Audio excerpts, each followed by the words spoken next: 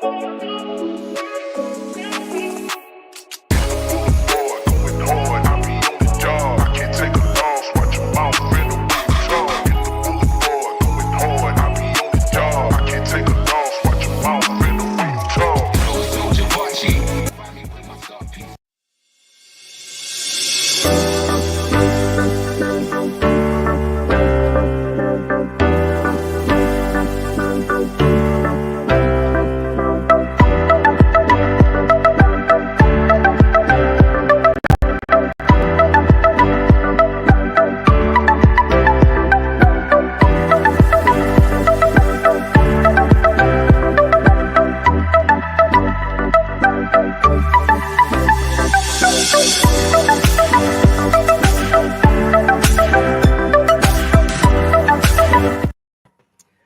hi out there. We're live. I'm so excited today. I have a good friend of mine. I've known him for years, Dr. Brian King, who wrote a book called The Laughing Cure. The Laughing Cure, right. Yes. Did I get it right? I just blanked out for a second. But yes, The Laughing Cure. What's funny about that is like seconds before the stream started, you were like, hey, we're going to talk about the Laughing Cure. Yeah. And then I'm like, okay, yeah. I blame it on my chemo brain. You know, I went through chemo like in 2021. So everything is chemo brain now. It's like, blame it on that. You know, that's like. It's your theme song, really. Your theme song is like so good. Like I started to jam out to it. I was just like, I want to listen to this. You know, you're probably still in your head, you know, like. I have chemo brain. Yeah. You know what I should do? Like one of those like TikTok sounds. I have chemo brain. That's my excuse. What's yours? Yeah. I don't have chemo brain. I don't know what my problem is. No, I don't know. You know, I think we have too much information now and too much stimuli, right? And so I think our brains are like, you know. It's true. So yes, I did write a book called The Laughing Cure. Look at that. I even got a copy of it on hand just so I can show it as a visual. It's a great book. Everybody should buy it. Absolutely. You can buy it on Amazon. Can they buy it directly from you? They can buy it directly from me. I will autograph them when people do. They got to hit me up via my website or social media or something like that. I always try to accommodate people.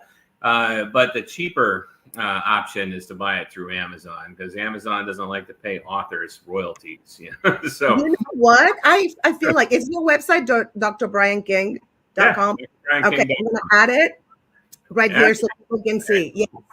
Perfect. Amazing. So what inspired you to explore the connection between like laughter and healing? What propelled that? Well, I'm a comedian, as we all are. And I also have a background in psychology. And so I actually, that's when, you know, call me Dr. Brian King. I got a legit doctorate. You know, I'm not, it's not just some stage name like Dr. Phil or Dr. Dre or, you know. Oh, wait. Dr. Phil is not a doctor of any kind? Oh, no, he technically is, but it's not a PhD, I think. I'm not sure. I haven't, I think he got like a PsyD or something like that. I'm not positive, but no, he's technically a doctor. But Dr. Dre, now that guy, I don't think that's a real doctor. You know. Yeah, I know. we know. So what inspired you to write this book? Why? And you know, I know you're a comedian and you're a psychologist. That's great. But did you want to just help other people? Did you want to help yourself by writing it? What was your motivation? I think the impetus of it came from doing open mics, you know, and that as a comic, you know, you probably notice this as well, but a lot of comedians, they got some problems, you know, they got some issues, and they will often they will often comment that like getting on stage is therapeutic for them, you know. Yes. That stage is therapy, you know. It's like, you know, a lot of them. It's a cliche open mic joke, but a lot of them would be like, you know, you guys are cheaper than my therapist or whatever, you know. So I started thinking about that, and if there was some real evidence to support, like the laughter and humor has some therapeutic benefit. And then Robin Williams died. I remember when Robin Williams passed, a lot of people were asking me, is like, if laughter is so good for you, then, why is it that Robin, why do comedians seem to be so tortured and so problematic, And of course, my immediate response to that was like, well, if you're cursed with, some demons, and in your head, there's many ways to develop coping mechanisms, and some maybe the people who develop the strongest coping mechanisms can become well-known professional comedians, and so anyway, so me thinking about that a lot sort of led me down this pathway, and then I was doing a series of lectures on the subject of the health benefits of humor. Right. There's been a lot of a lot of people say, hey, laughter is the best medicine. That's a common phrase that people throw out, and I was never convinced that laughter had any benefit whatsoever. But when I started to think about these lines, and it was, like I said, a combination of like the open micers, acting like this was something that was helping them, the loss of professional, famous comedians to things like depression-related suicide, or and I started to think about, is there some potential benefit, and that's when I started diving in and looking at existing research, and I was really pleased to find out that yes, laughter does have some qualities to it, some healthy qualities, and so I started doing these lectures. These seminars across the country. That led me actually to the book. The book came after that, but I had already started thinking about the ideas that came into the book, before that. Yeah. And I wasn't necessarily going to write them down for public consumption until I was approached in Los Angeles. I was doing a seminar somewhere in LA, I forget where, but an agent came to me, halfway through my talk, and he introduced himself as like, hey, I'm an agent, and living in LA, somebody says agent, you're not thinking, so like, oh, you're an agent? I need representation, I'm out here struggling, man, trying to carve out a piece of this pie, and he says to me, yeah, I represent this publisher, and then suddenly, oh, okay, that kind of agent, but he said that they had this publisher was actually thinking about publishing a book on humor and the health benefits of humor, and they had already approached Patch Adams. If you're familiar with Patch Adams, speaking of Robin Williams, Robin Williams played Patch Adams in the movie, and so they had already approached Patch Adams, and apparently Patch Adams had turned them down, and so he's like, so you're our second choice. And I was like, no. Second choice to Patch Adams? I'm okay with that. 100%. Oh my gosh, that's amazing. That's an honor. Like at that point in my career, like nobody had heard of me. Nobody knows who I am, And so I'm okay with that. And so I got Patch Adams' unwanted book deal. And next thing I knew, I'm at the Chateau Marmont, and we're signing some contracts. And then I took a time off that year to write a book, and that was actually the first of a series of books that had actually been produced out of my brain. So absolutely, and that's a very inspirational story. Thank you for sharing that.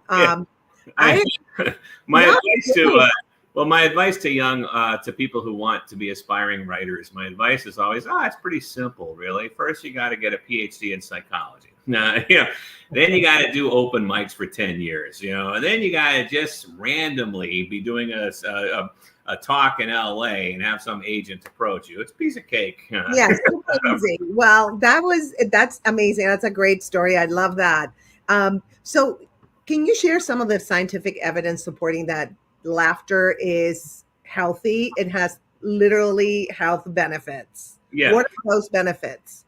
Well, there's a lot of them. I mean, I don't want to spoil the book. Give us a couple. Give us a couple of facts. From my knowledge, I will say that my favorite benefit of laughter is that it helps us manage stress. And Mhm. as we all know, like there's something stressful in our lives, we're angry or upset or we're worried about something. A good laugh just kind of helps us change the channel in our brain. That might be our experience, right? We might say, oh, well, I might go see a comedy show to distract me from, all the stuff that's bothering me in life. Or, I might, make a joke to make light of a situation that otherwise would make me very sad and depressed, But there's actually research that shows that laughter helps to suppress stress hormones. As soon as we start as soon as we start laughing, the presence of those stress hormones go down. Things like cortisol, for example. Cortisol, yeah. Primary stress hormone. And so, there is a lot of validity to the idea that laughter does help us manage stress. And stress, a lot of people don't realize, stress is the root cause of a lot of our emotions, whether we label it as stress or not, like anger, sadness, fear, etc. Those are all stress related. And so it helps us to deal with depression, helps us to deal with anxiety, helps us to deal with anger issues. It helps us to deal with quite a bit. And so that's probably my favorite benefit of laughter overall. I agree. When I went through my cancer healing journey, I was stage 3. I did surgery, chemo, radiation, the whole thing. I'm a triple threat. And so I am telling you that I wrote a whole cancer comedy special. Nice. Wrote a book, but I didn't write like the book directly or the jokes directly. I just wrote every day how I was feeling, and jokes would come up, and I just wrote them. And that helped me deal with it so much. Instead of going the miserable route, like, oh, poor me, why am I, I was like, I'm just going to make fun of my side effects from chemo, which I had 20. Yeah. Yeah. So there's plenty of jokes there. So yeah, it definitely, I'm telling you, it helps so much to deal with stressful situations and extreme situations like near death situations, because you can actually be unalived from the treatment or the disease. So yeah, it really helps. I'm very happy that you were able to kick that. But there's a lot of research out there that shows that cancer does relate quite a lot to our mental and emotional state. Agreed. Our immune system, and I'm no expert on that kind of work, but I've read it, put it in the book, and I'm not a medical doctor, but I do know that two types of cells in your immune system, gamma interferon cells and natural killer cells. These are cells that get a boost when we're laughing. When we're laughing, these cells increase in our immune system. And those cells specifically target cancer. Laughter. Wow. They really do. They have that specific function. Now, I don't know. I'm not going to make the claim that laughter is helping us to fight off cancer or even prevent cancer. But why not? Why not? Because I'm not that kind of doctor. But like I said, I know. But I think it's one of the things that can help you. Yeah. Exactly. And it has to do also with your attitude. Exactly. And so a positive attitude, it stems from, thinking a certain way. Laughter and having a sense of humor helps you think more positively. There's all these things relate to each other, but there literally is a biological mechanism behind it. It isn't just, you sit around feeling sorry for yourself all the time. You're not boosting your immune system. You laugh occasionally, you have positive thoughts, you are boosting your immune system. And so all that really helps. I always like to tell people that I think the purpose of laughter is to help us to deal with internal threats, internal threats like that come from our thoughts and so forth. And I would suggest that a lot of forms of cancer are related to those types of internal threats. Now, there's plenty of sources of cancer out there, and I'm definitely not a professional in that regard. But there is evidence that shows that laughter very specifically boosts those elements of your immune system that help you to counter the effects of cancer. And I think that's just wonderful. Yes, it's amazing.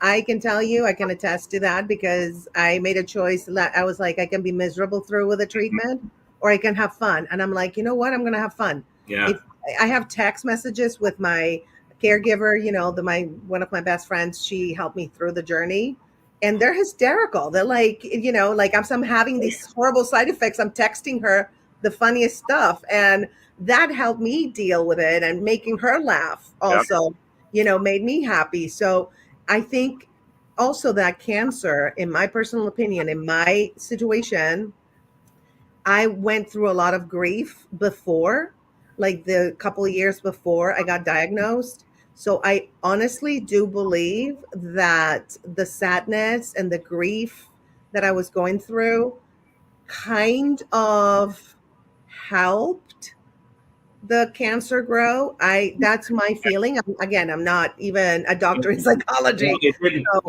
It didn't help your body to prevent it. exactly. Message. It maybe the cancer had some other origin, but it Yes. didn't have. Your emotional state was not doing anything to help your immune system.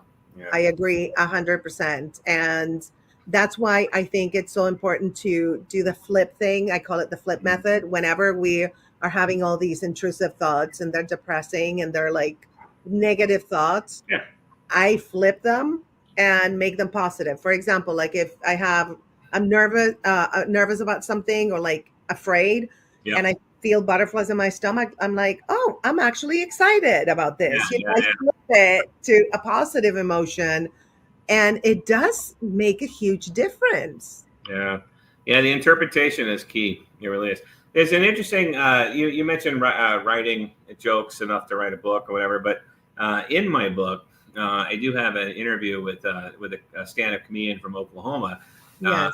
who had pretty severe cancer, and he wrote several books, and I interviewed him, and he fully attributed his survival to the fact that he was performing comedy. Now I wrote this book. It's going on maybe 8 years ago. He unfortunately has passed in that time. I'm sorry to hear. It was wonderful that just to get to know him and all that. And of course, his name's Stam Silliman, and if anybody does pick up the book, they'll hear his story in there. I also talked to somebody who worked for Cancer Treatment Centers of America. Mm-hmm. And one of the things I find fascinating about them, and I can't say that this is still true because, the book was written a while ago, but at the time I knew that they had a laughter therapist at every single one of their cancer centers. Laughter therapy being this field that's sort of, based on capitalizing on the benefits that laughter has. And so at every single one of their locations, they have a laughter therapist, and that person's job is essentially to help cancer patients survive by making them laugh, or by encouraging laughter. And quite frankly, I mean, as a comedian, as a humorist, I could never find a better use of laughter and humor than helping cancer patients recover. I really do think that that's a wonderful application. I don't know that they're still doing that. I hope they still are, but I hope so. There's a lot of that out there. And so if you attribute beating cancer in part to the fact that you were keeping your spirits up and by laughing and by using your sense of humor, that almost certainly was part of it. I think so. And I didn't have any, I had side effects from chemo, but I didn't have any like major things happening. It was all, normal things that happen when you go through the treatment. Some people have like really like life-threatening side effects, and I didn't. And I think it was because I was laughing at the 20 side effects constantly. Yeah. And I'm not going to say what it was, but it's a step. There's humor in everything. There's humor in all tragedy. They always say comedy is tragedy plus time. And yes, maybe sometimes it's too soon. Maybe we're not ready to laugh about it. But there's humor in everything. I find humor in all of the horrible things that I've suffered through or had to experience. There is. It's and the more you can look back on those kinds of experiences with humor instead of just dwelling in misery. Oh yeah, that was awful. Letting it fester. I think it's a much better situation. Oh, I agree. Were there any situations where laughter played a crucial role in overcoming a challenge, a personal challenge for you? Hmm. There's a lot. I laugh at everything, and Yeah. so pretty much everything I've ever experienced that was negative has led me to laugh about it. I don't know that no like significant tragedies, like nothing on the level of suffering from cancer popped to mind, but minor things. Like say I was robbed last year. In Mexico City on my birthday. Oh, I'm so sorry. That sucks. It does suck. It does suck. Being robbed generally does suck. But then I was robbed on my birthday, which added, extra level of, of pain, And I did a comedy show in Mexico City the next day, and that almost that entire set was making jokes about this guy that this robbery that had taken place, and the biggest the primary loss with the being robbed was that my camera was stolen. Like Wow. I'm a photographer. Yes. And I always carry a pretty decent camera with me, and so this camera is it's a pretty expensive little rig I had. It was stolen from me. Ugh. And that wouldn't be so bad if I didn't spend the entire day sightseeing and taking pictures and creating memories with my family. So this jerk, who stole my camera has all these pictures of my family, and what's he going to do? Is he going to throw them away or delete them or whatever? Oh, so Yeah.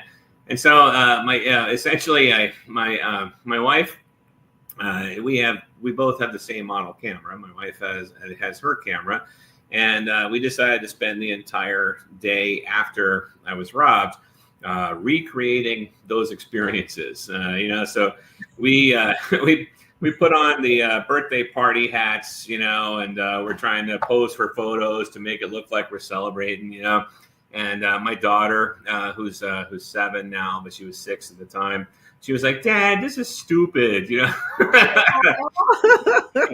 Like, oh, come on, just pretend, And we went to like a museum that I went to the previous day, and I'm going through quickly. Okay, I think I took a picture of that. I took a picture of that. Like just just spending the day trying to recreate, and then we ended the day actually with that camera getting stolen. So that was pretty cool. Create everything. No. But it was I did a whole set at this English speaking comedy show in Mexico City. I did this whole set about getting robbed and what this guy might be thinking if he does view the pictures, and I was regretting that I didn't take more dick pics that day. That would have been cool, maybe forcing this. Well, if you're gonna steal my camera, he's got to look at my junk. Exactly. Yes, a lot of it, right? Just exactly. with your junk. Yes. Just all dick pics all the time. Yes. I agree. That would be, yes. He might enjoy it. You never know. Yeah. There's a story I think that I recount in the book about when I cut off my tip of my thumb when I was a kid. Like I was doing an art project, and I took a knife and just sliced off the tip. Oh. Actually, yeah. Well, you can't see it on that camera, but one of my thumbs is longer than the other because I'm missing a tip. Anyways, just the tip, by the way. But I had I remember going to the hospital. Like my roommates were driving me into the hospital. The entire time I'm just in serious pain. It's like, it's bleeding. I can see my bone, and they're playing a CD in the car. I forget which comic it was, but it was a stand-up. It was Rodney Dangerfield. That's what it was. It was okay. And it wasn't a CD. It was a tape. Oh, wow. This is really long ago. Rodney Dangerfield tape playing in the car. And as I'm driving, I start to focus more and more on the tape, the jokes, and I started laughing along with my friends. And next thing I know, I'm like my sensation of the pain has gone down. I can actually tolerate it without just sitting there going, ah, you know. Oh, wow. There's also evidence to suggest that laughter helps us to it helps reduce pain. It has analgesic effects as well. So that's another aspect. So yeah, I mean, honestly, almost everything I've ever suffered through or experienced negatively in my life has been overcome by some form of laughter or another. That's amazing. So my last question to you, because we have 5 more minutes. We're like, I keep them 30 minutes, and you've been amazing and so eloquent.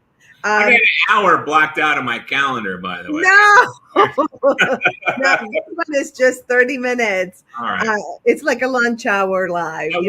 I wish I'd known, man. I'd be talking faster. You know, I'd had to prepare stories for you, man. Bullet points, you know? No, you're doing amazing. If you could give one piece of advice to someone struggling to find joy, what would it be? Don't take life so seriously. That is absolutely key. And unfortunately, that is part of the problem for a lot of people. Right. They not everything is going to matter tomorrow. Hardly anything is going to matter next week.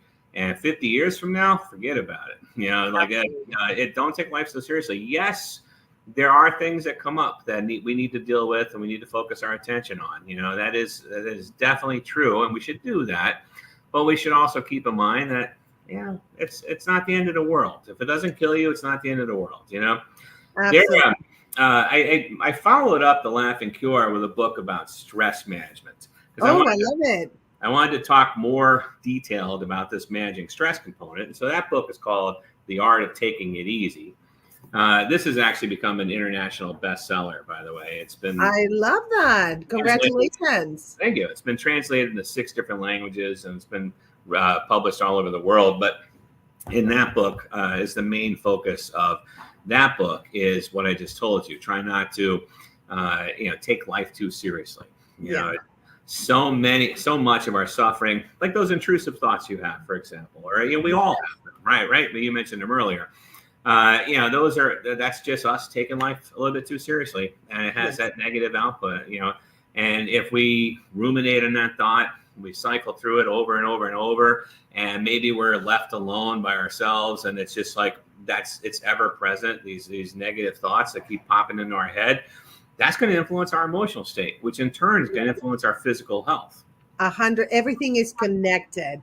And you know what? I would love to have you back, and we can talk about that book, How to Manage Stress. That would be amazing. Yeah. Awesome. Anytime, Grace, anytime. That's great. Yeah. I always got an hour in my calendar I can block for you, even if you're only going to use 30 minutes of it. Okay. But that's okay. That's okay, because, if you scheduled an hour with me, I'd probably only need like 30, 40 seconds. So that's all right. I get it. I don't know if the others is gonna get it, but I get it. That's so funny. I just helped you to be healthier just now. You did, and I felt that laugh. That was a very healthy laugh. Yes, thank you. More cancer cells are being, because we all have cancer cells going through our body, right? More were nuked. That's right. Yeah. That's my objective now. It's like, and alive all those cells. Absolutely. But let's have you back and talk about that book that is about stress management, because I think a lot of us can benefit from your knowledge and your experience. And but thank you so much for being on Relationship Coaching Live today.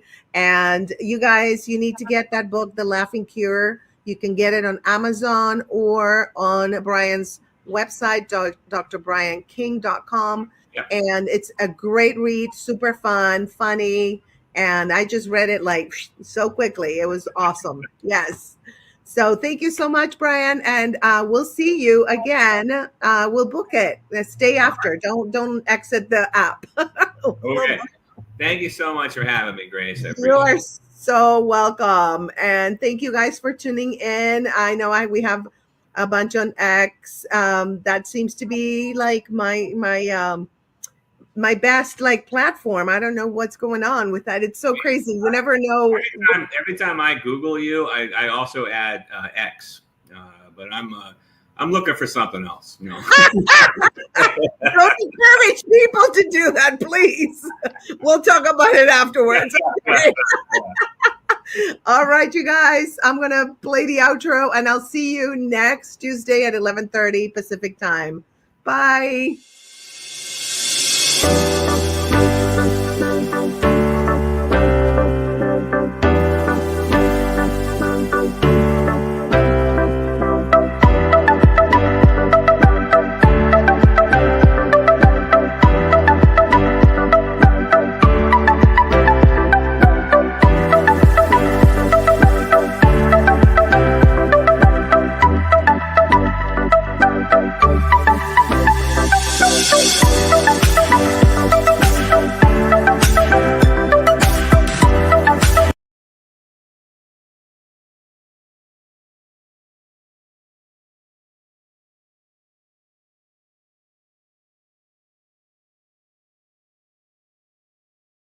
Life hit me with a storm I never saw coming. Stage 3 breast cancer. But let me tell you something. When the storm passes, something beautiful can emerge. I know because I lived it. Get This Off My Chest is my story of transformation. It's about finding peace, joy, and positivity in the middle of the hardest battle of my life. This book is for anyone who's ever felt overwhelmed by life's challenges, especially when it comes to your health. It's not just another cancer memoir. It's a guide to reclaiming your life, your joy, and your power. When I was going through cancer treatment, I made a choice to laugh through the chaos, to surround myself with love, and to embrace every single day with gratitude. I want to share that with you. Get This Off My Chest is about shifting your mindset, flipping the script, and learning to find light in the darkest moments. Because I believe that transformation is beautiful, and every challenge, no matter how hard, is an opportunity to rediscover yourself. So whether you're fighting your own battle or supporting someone you love, this book is for you. It's for the warriors, the survivors, and anyone ready to live life with joy, strength, and a whole lot of humor. Get your copy of Get This Off My Chest. It's available on my online shop, www.thestateofgraceshop.com. Your journey to healing starts now.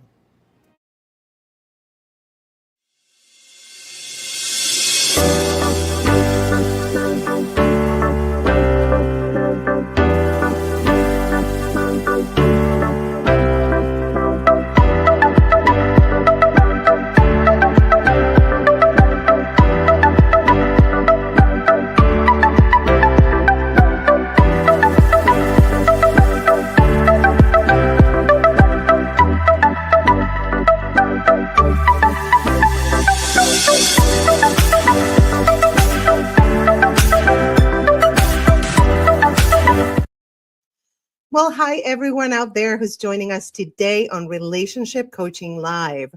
Today, the episode is going to be about how to heal from complex PTSD. It is going to be a very wonderful episode because I have a wonderful guest with me today. She is a writer, a content creator, and a trauma-informed advocate, and she will share her story of recovery from complex post-traumatic stress disorder today here on Relationship Coaching Live. She is dedicated to using her platform to raise awareness, provide hope, and build a supportive community for survivors. Please welcome to the virtual stage, Andy Roach. Hi, Andy. Hi, how are you? I am great. It is so good to have you here because PTSD is something that a lot of people don't talk about, and they don't teach us. that after certain events, we're going to have PTSD. And so we think sometimes we're going crazy, right? Oh, And yeah, totally. I know. So I am so happy to have you here because myself, I am a survivor of narcissistic abuse and stage 3 breast cancer. So I had plenty of trauma in my life, and nobody ever told me, you just keep going and don't deal with the trauma. So today here we are going to explore how we can heal from PTSD. Can you share a bit about your journey and what led you to explore the topic of complex PTSD? Yeah, first of all, just thank you so much for having me today. I'm so excited to be here. And like you said, I'm so passionate about raising awareness about CPTSD and really just the impact that trauma has on our brains and bodies. So, a little bit of background about my story. Growing up as a child, I was the fifth of six kids in a dysfunctional family with family members that suffered from substance abuse disorder as well as untreated mental illness. I lost two siblings growing up. So my oldest brother died unalived himself when I was 10 years old. He was 17. And then 18 months later, my oldest sister did the same thing. I am so Um, sorry. That is, oh my God, my heart breaks for you. I'm sorry you had to go through that. well, thank you. I sincerely appreciate that. It was really difficult. And I think, it's really easy to look at those big T traumatic experiences and say, hey, this had an impact on me growing up. Like, yes, of course it did. Um, but really, it was so layered. And it was kind of realizing later in life how layered that trauma was. Like, I never looked at, my upbringing as dysfunctional. I never thought, like, hey, I didn't have it that bad. People have it so much worse than me. I'm not some kind of victim here. And I didn't realize how damaging that mentality is, because, as I moved later and later into life, like you said, it's like, we take these things in stride. You just have to keep going. You find a way to keep moving forward. And you don't ever deal with any of these underlying issues. So, for me, I had been in and out of therapy, especially as like a teenager. But then for 10 years of my life, I didn't see a therapist. I was really white knuckling it through life. And Yeah. it wasn't until about 2014, 2015 when a lot of my symptoms started showing up. And, they showed up in the forms of flashbacks, of Yes. emotional sort of dysfunction and dysregulation. They showed up in my relationships Yeah. and my relationship with myself and in my body. I Mm. essentially had a lot of physical symptoms. And it took me a long time. I describe it as almost like waking up, of like this awakening of Ah, realizing I had been stuck in survival mode, and then really trying to find a way. Hey, I've never dealt with these things. I've never dealt with my past trauma. I never really looked at these things as being so instrumental in how my brain and body developed. And it took some really good therapists that kind of said, sat me down and was like, this is affecting you. You need to deal with this. Which absolutely. led me forward. Yeah. And in my experience, my mom was my narcissistic abuser physically and emotionally. And I never saw that. Like, I just thought that all parents were like that. And when I started going to other kids' houses, I'd be like, wait, why isn't the mom yelling? And, he just did that or she just did that. They should be yelling at them. And I did not realize that I had been narcissistically abused until much later in life when I dated somebody who was a Scorpio like my mom, with the same ascendant, like exactly the same. He was my mom, but times 1,000. Yeah. So because of the suffering, like first of all, you think you're crazy, right? Yeah. You're going 100%. crazy. Absolutely. And then, I escaped that situation because I really escaped. And when I got to my new apartment, I felt like, oh, I am so relieved, like 1,000 houses had been lived, like I had like a city on my shoulders. But then that's when the problem started because Yeah. That's so. How does complex PTSD typically develop? Like how does it develop? What are the symptoms that appear that we just kind of go, oh, maybe this is just, I'm stressed or whatever. What symptoms should people look for?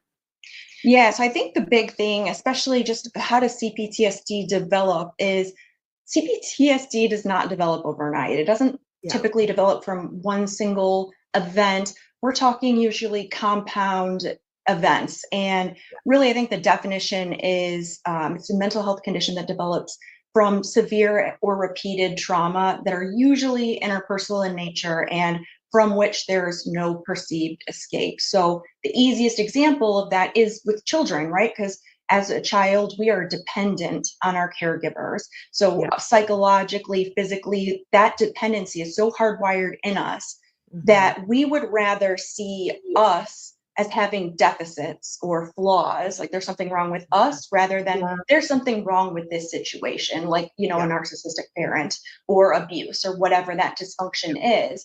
And so that is kind of step one. And it's not just with children, is you do see it with like victims of sex trafficking, as well as, prisoners of war, or, even just people in domestic violence situations where it's ongoing. And this can kind of develop over time. And so I would say that's kind of the first thing. And also there is this element when you talk to other survivors where there was this trying to get help. So either you're trying to voice, what is going on and, say, hey, there's a problem with this. I think there's something wrong with me, or there's wrong with this situation. And there's this gaslighting effect that happens, whether it's by society or others, where it's like, no, you're wrong. That's your parent. Don't say anything bad about your parent, or, everybody goes through hard stuff. And what happens then is that happens enough time, and then we just start to gaslight ourselves because now we know how to do it, right? So we're great at it. We know how to do that. Yes. And this is kind of like the foundation, I guess, of that CPTSD is, we didn't have those modeling healthy relationship behaviors for us. Then on top of it, you've got these maladaptive coping mechanisms that we did to survive living in these conditions. And that is not a person that's going to lead a happy, healthy life that is capable of going out and having these healthy relationships. 100%. So, I mean, that sort of, I would say hopefully that describes what kind of CPTSD is. I would say in terms of symptoms, like what sets it apart from PTSD is, post-traumatic stress disorder that can develop after like a single event, right? And I think it's something like around 20% of people that experience a traumatic event could, go on to develop PTSD. And there's three big elements of PTSD. It's, reliving the event, so flashbacks of the event, that re-experiencing, avoidance of people, places, things that remind us of that traumatic event. And again, that's like a very visceral survival reaction. And then this heightened state of, arousal or hyper sort of awareness of your surroundings, like on edge. So those are PTSD. So CPTSD has all of those symptoms plus some additional symptoms. And that really comes into play of like the emotional dysregulation, which really is emotional flashbacks. It's the same mechanism taking place in your brain, but instead of seeing the event, you're feeling it. So you don't always know that you're having a flashback. But I would say that emotional dysregulation is one. Two is, we have a very negative self-view. So for all the reasons that we kind of talked about, these issues growing up where we didn't really develop that sense of self, and we don't have those healthy coping mechanisms. We don't have an identity of our own. And so we really internalize all that negative experiences that we have, and we really aim that internal. So there's this very negative self-perception. And then on top of it, you see like relationship difficulties. So self-isolation usually. So avoiding people, avoiding relationships altogether because we don't trust them. Absolutely. Trusting is so hard, I think. Like for me, it's really, really hard. If somebody earns my trust, it's because they've been proven. And even then, I still have a little bit. It's, and I'm always thinking the worst. Like if I'm alone with someone, then I'm like, they're capable of hurting me. That's PTSD, the complex PTSD, right?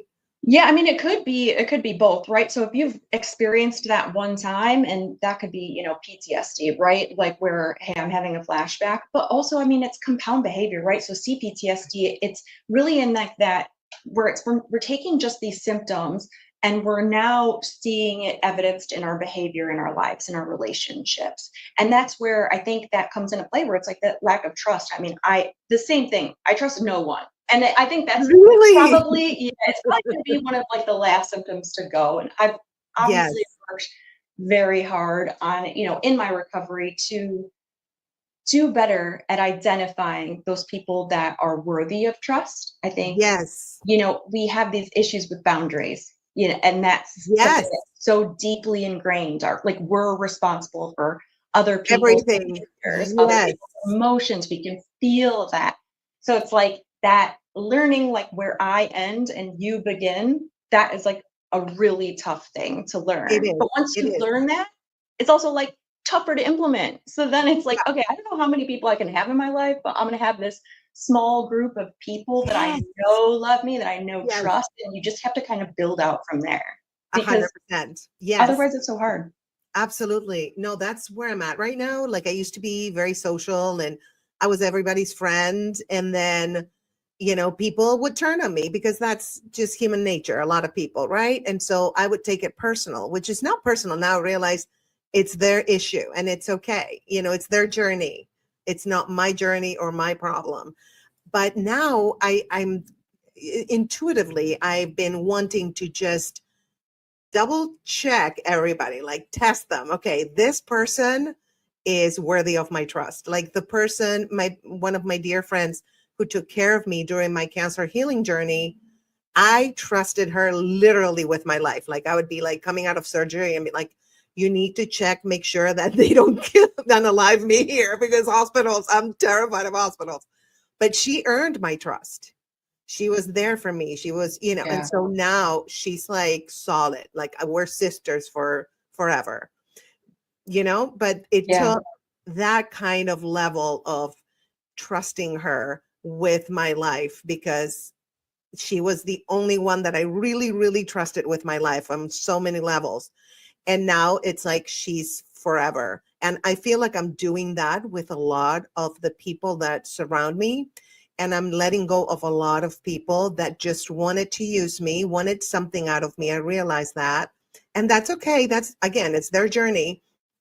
Or people that don't want the best of me, but fake it. Very common in LA in the entertainment business.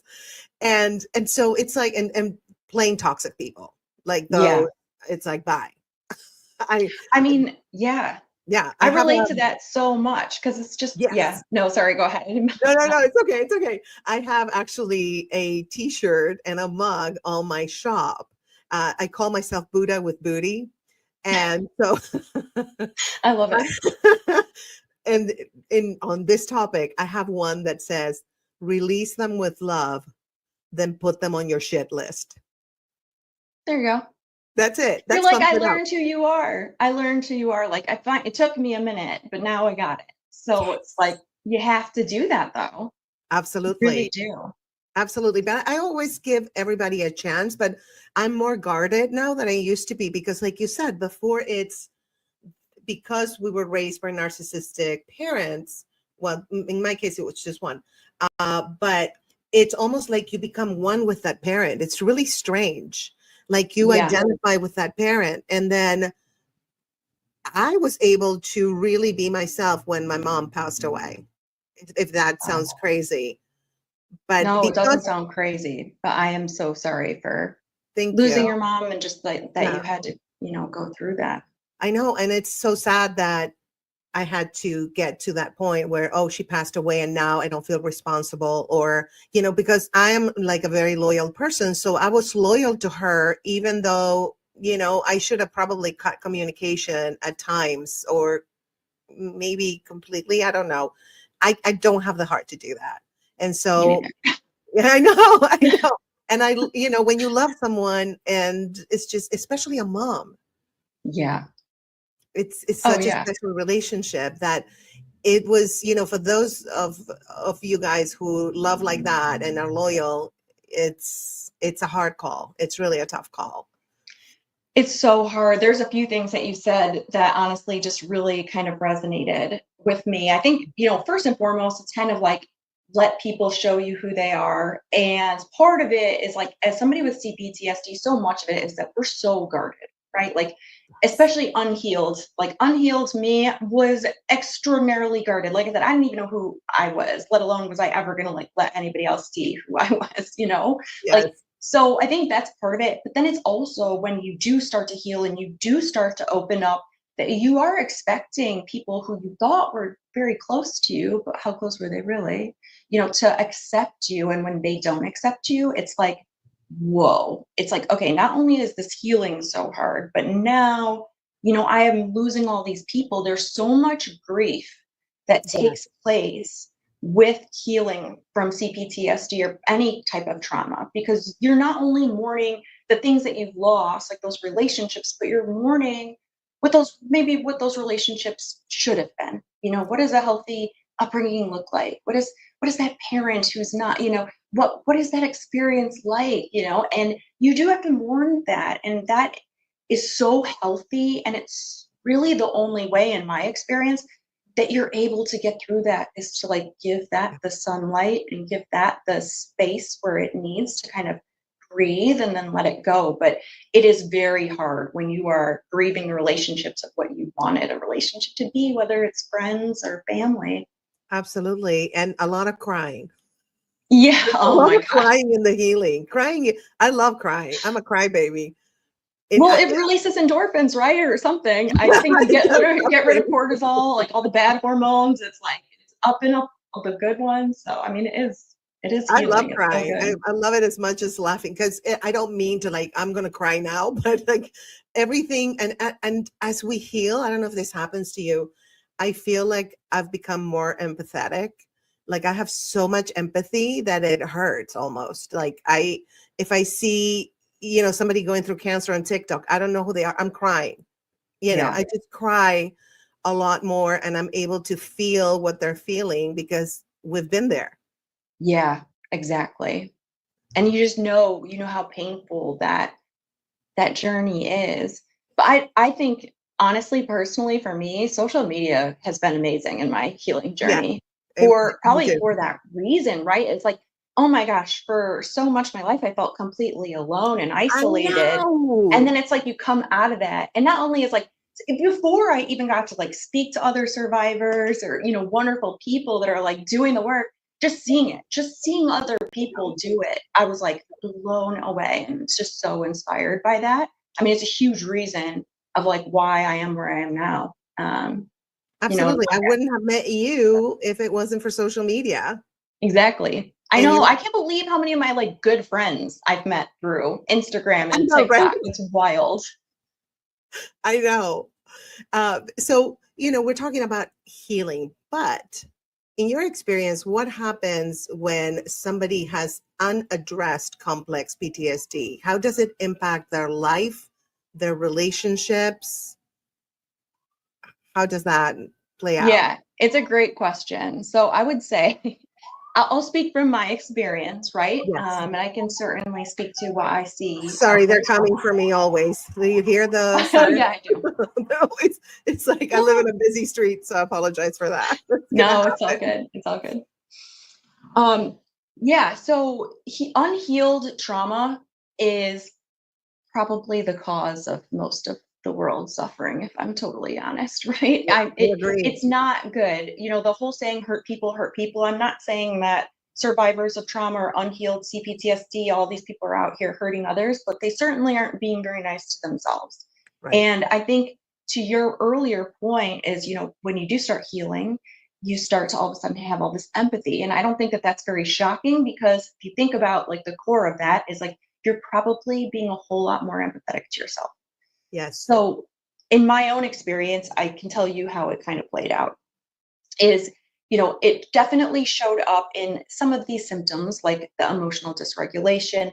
So almost feeling like this hypersensitivity, where I was so impacted. It's almost, people describe it as almost having like a nerve ending loose or nerve ending exposed, where it's like you could go into a situation where most people might not be triggered or react so big, but because of our past trauma and because it's unhealed, our reactions can be very big to something very small.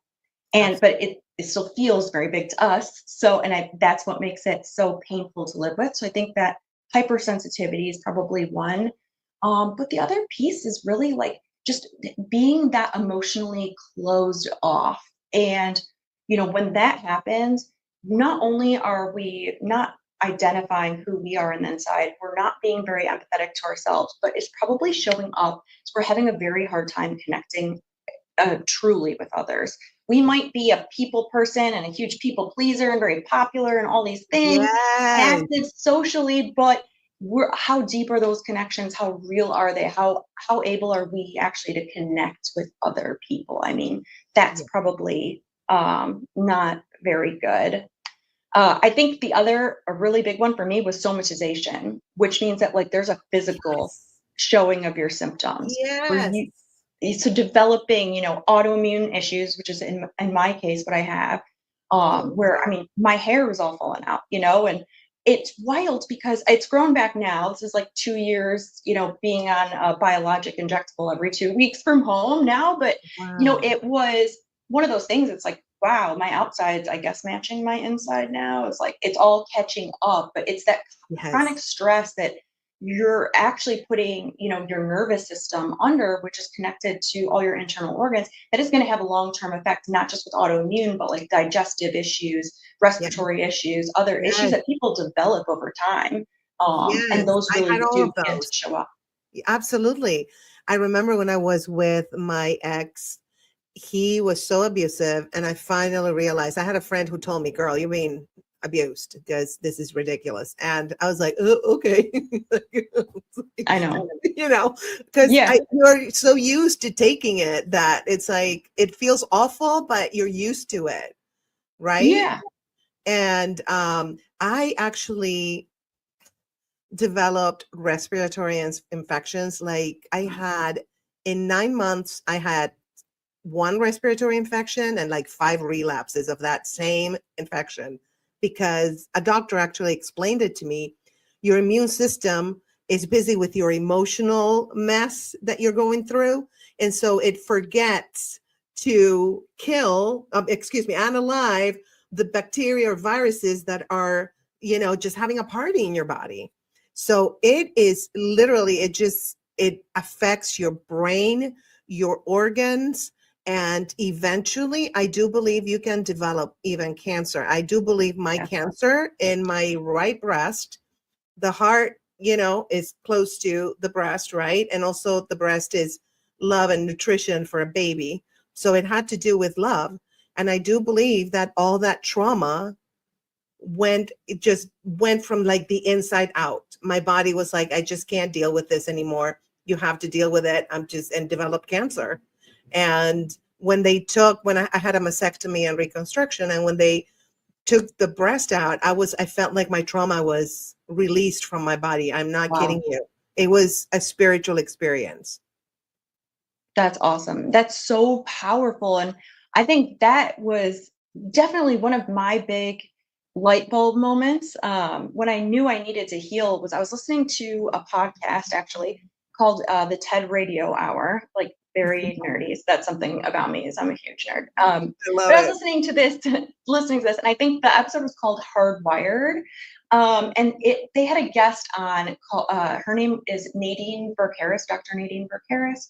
She was the first Surgeon General of California, of the state of California. Nice. And she got up there and she was talking like about, her whole TED talk was, this is one of the leading causes of death and, all these major illnesses. And it can, if you have repeated exposure, it can reduce your life expectancy up to 20 years. And what she was talking about was adverse childhood experiences. So adverse childhood experiences, they're trauma. that people experience under the age of 18, and there's certain definitions of, loss of a loved one, separation or divorce of parents, but there's a list of them. And if you have a score of 4 or more, what they did is they tracked all these people into adulthood, and those people that had that repeated exposure of 4 or more had reduced life expectancy up to 20 years. Because it's not just about your mental health. It's not even just about, your mental health outcomes. Like you said, trauma doesn't really live in the brain. Yes, you might experience some cognitive effects from trauma, but it's the part of our brain, it's actually called the limbic nervous system. It's like your most primitive part of your brain that connects to your nervous system, your autonomic nervous system. It lives in your body, basically. That's a very 100%. fancy way of saying that trauma lives in your body. It is putting your body under constant stress. You are literally stuck in fight or flight mode. Yes. That stress, it all comes down to the internal organs, and over time, I mean, it is a very real physical health, effects. 100%. I think it's from the inside out, and also when I do a massage, like I remember when I had an accident, there were some muscles that would not let go. Like they were so tight. And so the therapist was like, muscles have memory. Well, I'm an athlete. I used to be a competitive swimmer, and yes, muscles have memory. I can stop swimming for 10 years. I'll be as good as I was, not as fast, probably. I'm more out of shape, but you don't forget it. Your muscles remember. I don't even think about swimming. I just do it. So I think it's the same, with trauma. It stays in your body. It doesn't leave you. Even if you deal with it mentally, you have to deal with it physically. I think where I think being in nature is very healing, connecting with nature. And I'm not kidding you, but the electromagnetic energy of the earth, like grounding is very important, like barefoot on the beach or on the grass. I know this sounds crazy, but hugging a tree, the trees bring the electromagnetic energy of the earth. So you hug and you get the energy. Yeah. So I think things like that, doing that, eating healthy, exercising, because exercising, you can also release a lot of that stress. I think I probably would have gotten cancer earlier in my life if I was not that active. And just, I always release and go to the beach to just, the beach is amazing. The water, there's something about the water that just takes away. And I even give it to the water. I'm like, I'm giving you this issue. It's so real. It's so real. And what they're actually discovering, by the way, it's like scientific, Google this afterwards, but that our cells have memories. So it's like, yes, your muscles have memory, but our cells literally have memory. Yes. And nothing codes or hardwires our bodies more than trauma does, because it's survival. Like that is what all living beings do on Earth. Like the sole goal is to survive. So it is like literally at the cellular level, you are remembering things. Your body is remembering things. So it is, to your point, it's like, how do you heal from it, right? Like if this isn't living in my brain necessarily, if this is living in my cells, how the heck do I get this out of me? Like, what do I do? I know. But like a lot of it is somatic therapy. It is like movement therapy. How do I activate? So I brought up the autonomic nervous system, right? Yes. So that consists of your vagus nerve. It runs from your brain stem all the way down your spinal cord, and it connects your brain to your internal organs. So it's responsible for all your automatic functions. So thinking of like your heart beating, breathing, digesting, things that you don't think about, right? These are because they're automatic, right? Yes. But those are all what is considered survival functions from like our brain's perspective. We need those things to survive. But that is why trauma affects that so much, is because when that's triggered, when you're triggered into fight, flight, freeze, fawn, that is your brain sending a message to your organs saying, you need to go run like hell. You need to fight this guy. And that is what is causing that repeated stress and exposure. So a lot of times what happens when you have CPTSD is it's the result of complex or, chronic ongoing trauma where it's activated over and over again. You're literally, what's happening from a nervous system perspective is you never learned how to recover. Your nervous system hasn't recovered. So those are two states. It's called your parasympathetic state, which is like our socializing at rest state. and then our sympathetic nervous system and dorsal, which is all like that fight, flight, freeze, fawn, which is like, and so because of that, having those somatic therapy, so movement, like you said, moving your body, there's certain exercises you can do to activate that nerve, but also like that's so real, like having like a salt bath, like, going in nature, those things also activate your parasympathetic nervous system, which is that resting nervous system. So like there's real scientific reasons why those things would be healing to us. 100%. A good massage helps too. Yeah. Oh, 100%. It releases so much. I always have like sinus pressure after I'm sore, and I feel like, there's like probably lactic acid and stuff in your muscles that's being like released. Yeah. That's why you have to drink water, but massages are really good. And hugs, I think, are really good too. Yes, hugs are great. Exercise is also great because all of that, again, it's activating that nervous system, the parasympathetic nervous system, which is like the hugging. When you're running, a lot of times it actually is activating the other way, so if you're doing something like very cardio, it's actually activating the fight or flight. But what you're getting though is you're actually releasing all the hormones. So like you're releasing the stress hormone, which you're getting rid of it. So then your nervous system will recover after a hard workout because it's actually expressed those hormones rather than like we're just living in it now and we're not doing anything, but our nervous system is activated. Yes. And you know what? I'm a swimming instructor, like during the months that you can teach swimming, but I teach all year round basically. And because I was a competitive swimmer, so it all ties.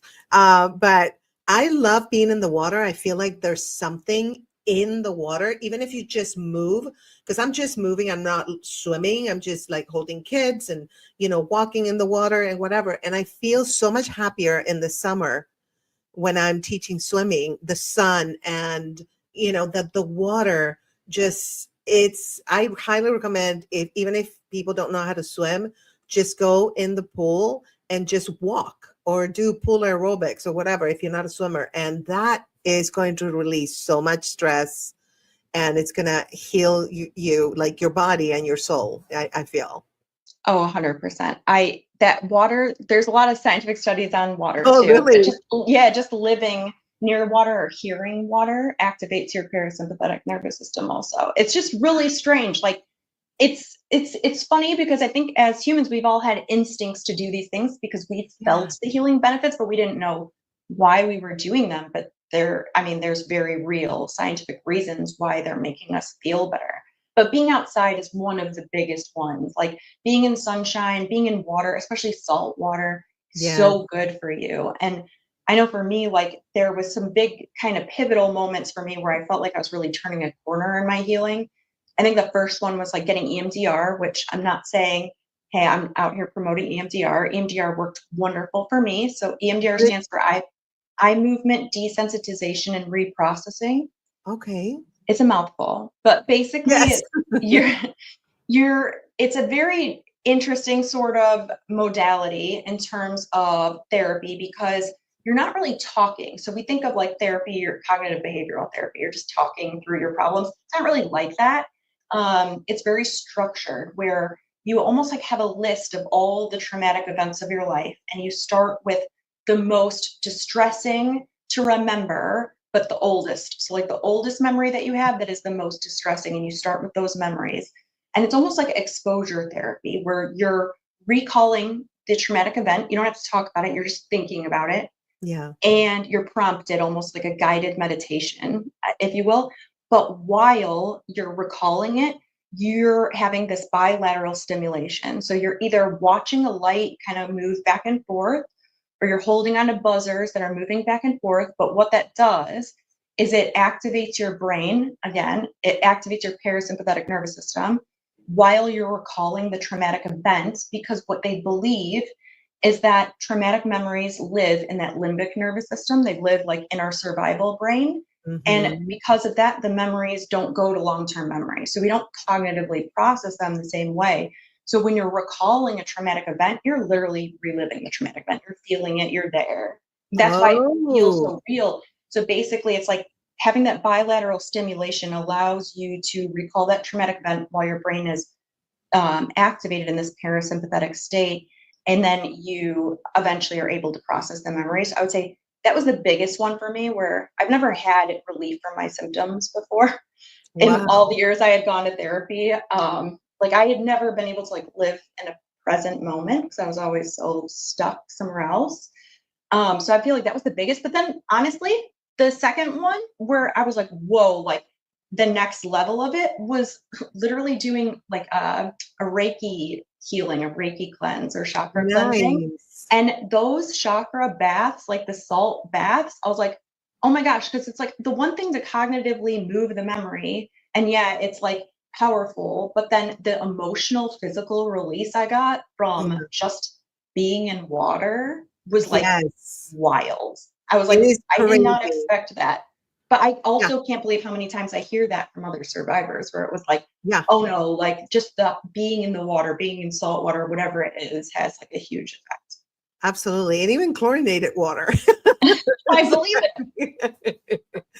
It is amazing. I love teaching swimming because it's healing for me Yeah. personally. And, you know, of course, I'm teaching kids how to be water safe, which is amazing. I love doing that.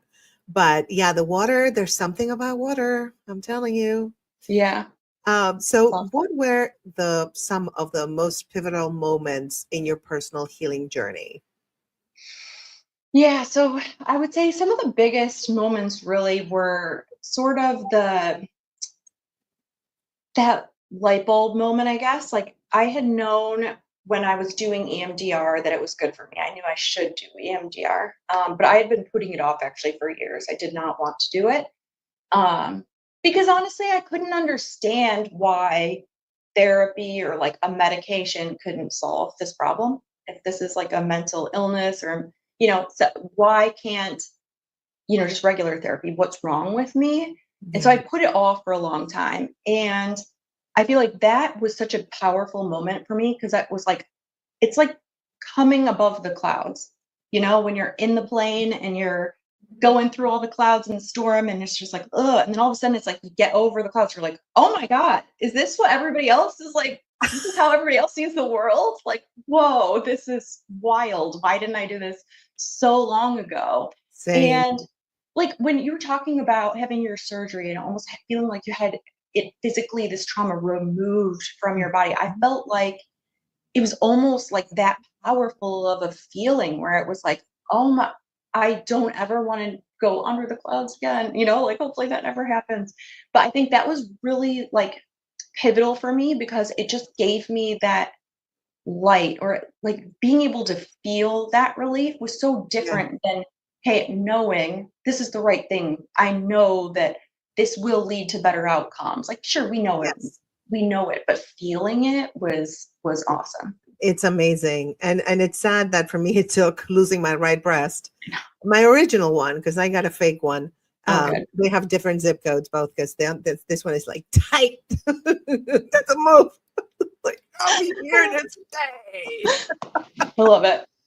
Yeah. And so, I remember that after I had it was a spiritual experience and there's more to it, but we're not going to get into it. But after that, I was like, things that triggered me before didn't trigger me anymore. So that's how I knew that, yes, there was something that was taking out of my body, that all that trauma just was there. And I had several tumors. I didn't have one. I had like a lot, like a party. And yeah, there was like a Diddy party in there. I'm telling you, it was like it was a freak off of my right boob. I'm telling you, it was ooh. And just getting it out just proved to me that, I mean, what I felt afterwards, that I didn't have the triggers, proved that getting that physical manifestation of the trauma was real. I wasn't just Yeah. dreaming it. I wasn't just like imagining it or being hopeful. It was real. Yeah. No, I feel that. I think first of all, I think it's beautiful. I think it's Thank an you. awesome, awesome story. And I'm happy that that was the case for you. I mean, genuinely though, it's like, it's that feeling like where when you've had trauma all your life, you feel like because you don't have that true sense of self, think that was something else that was very pivotal for me, was like, Oh. just at first, honestly, I'll be totally real with you. I was like, do I have multiple personalities? Like, do I have Oh my gosh. like where, Yes. because I felt like there really was this child inside. You hear it all the time from CPTSD trauma survivors, that it's like, oh, my inner child this, and everyone thinks it's like a term. It's not a term. It's like so It's real. real. It is real as can be. It scared Yes. the living crap out of me. And there was a lot of moments like that, I would say, in my healing journey, which has been years, right? I would say very active, starting passively 2015, 2016, actively trying to heal in 2020 and afterwards. And where it was almost traumatizing coming to terms with some of the realities of the situation, not just of like, hey, accepting what I went through was not okay. Hey, it was abuse. Like, hey, this, I was scapegoated, like that wasn't right. Like, learning about that part was really sad and it was really hard. But ultimately, and like also feeling like, oh, I've got this other person inside of me. But like, then from there is like pouring love, on that person. A lot of people talk about becoming their own loving parent. And I really tried to do that. Like, where, I do have 2 kids. I try to pour the absolute love on them. But I think about how I treat myself as like, would I treat myself with that same love, and really learning to do that. And I think that Great. had such a huge impact on just me, but like getting to meet who I am and show that real person to the world, and not just like the wall that had a lot of, friends, whatever. It's just like, no, the Yes. real, the Yes. real. Absolutely. But I think that as we heal, our circle of friends gets smaller, but so much better. Oh yeah. Oh my gosh, the best. Yes. Yes. It's like Yeah. solid people that are there for you and you're there for them. So yeah, no, the journey, we all have our different journeys and different traumas and different types of healings. And some people actually, I think, never heal. And yeah, unfortunately, we were lucky to be able to heal, and we're still healing. I feel like the healing never ends. And actually all the experiences that we've been through, I think, motivate us to help other people that are going through the same thing, which is part of the empathy thing too, right? And so I feel like our lives are better for us and for others because of who we became and how we healed. 100%. Like, healing, I believe that so deeply. Like, that if you Oh, heal yourself, you're healing the world. And that yeah. is just, like I said at the very top of the podcast, is like, the whole idea of like hurt people, or maybe unhealed people, maybe aren't, at least of all, are not nice to themselves. I promise you that spills over, right? Like, it does. It just, there's no way around that in one way or the other. And it's just by healing and taking, that step, it is ultimately like, it's going to change the world, right? Like, you really are helping others. And Absolutely. I think a huge part too, like for me, is obviously losing my brother and sister the way I did. It's so highly stigmatized, and just mental health in general, mental illness, especially back in, when I was growing up, it was so stigmatized. And I went to all Catholic school, and just like that judgment, and even just like religion in general scares me. But, like just that whole mentality of like, people are very understanding to a point, Yeah. like Yeah. you go through something hard, it's like, you got a couple weeks, maybe a month, and then you got to kind of like, people are ready for you to be moving on. And I think that has also like taught me, is that in healing is like, when we can provide that space to others and be like, no, you can show up exactly how you are. It's not right or wrong. It's just how you are. And holding space for other people to do that, because we know how important it was for us when other people did it. Like, Yes. that is so important to me, because I want people 100%. to feel like there should not be this judgment on other people that we do place on other people, where we judge their situations while never having lived them, and think that we know the best thing that they should be doing for their lives in the world and whatever. And don't feel sorry for yourself type of mentality. But like none of that tells the full story. And when we can kind of hold space for others, no matter like what they've been through, I think that that is so important. And I think Yes. that's meant so much to me when other people have done that for me. And I just want to be able to do that for others. 100%. I think it's part of the self-compassion that we are able to have more compassion for other people. And I know sometimes my ego is like, nah, nah, nah, nah, nah, judgy, right? And then my higher self is like, no, honey, we're Yeah. beyond that right now. Okay, that's a funny joke. Write it down for your stand-up, but It's so true. It's so yeah, true though. Honestly, it's funny because sometimes, okay, like I kids, they're 15 and 17. And whenever you get somebody that's like really Karen or whatever, it'll always be like, okay, boomer, you know? And sometimes I'm just like, you hear people talk like that, and you're just like, oh man, I feel bad. Because I'm like, that's how they talk to themselves. I know, right? And it's Absolutely. like, how did I all this? Yeah, they're after you. I'm sorry. No, you're good. It's a busy morning. I think a lot of people are committing crimes today. I don't know what's happening. Or there's fires in Malibu. Oh no. Yeah. Well, but I'm not near Malibu, so I don't know. It is crimes. Trust me. Hopefully. Oh my gosh, should be so bad. Hopefully the fires are not I too bad. know. I hope they contain them. Ugh. Whew. Not good. Yeah. No. The fires are no fun. Definitely. And we get them almost every year. This summer we didn't get anything, but we Touch spoke too wood. soon. Yeah. Yeah. Oops. Oh, So going back to our complex PTSD. So can you share some of the tools or methods that have been most effective for you in managing triggers and symptoms? yeah, definitely. I would say, I think taking that approach that you're like the master, you're the owner of your recovery and you're the owner of your healing process. And also to, especially if you're on this journey of CPTSD or healing from PTSD, it's being open to multiple modalities. Like I never would have been able to heal if I would have just really stuck my guns and been like, nope, it's just cognitive behavioral therapy for me. Like I never would have, I would never be here today, to be perfectly honest. So being open to other modalities like somatic therapy, like EMDR, and there's so many others out there. Internal family systems is another one that's been very helpful for me. But don't expect it to be, a single kind of throat to choke or like one size fits all, because all of us are very different. But also, like, we didn't develop this, disorder, complex post-traumatic stress disorder overnight and from one single event. It took a lot of things to get us here. So it's also Yes. like take that same approach with healing. And also something else that you said I think is so important is that like it's going to be an ongoing process. It is something that takes time. It is a journey, and learning to embrace that and really feel what that feels like. It's almost like healing's a lifestyle. Like it Yes. really and truly is. Yes. And even myself, like my own journey, being into the healing a couple of years, it's like I'm still expecting it to be like done, and it's never going to be totally It's done never, I don't think it's ever. ever done.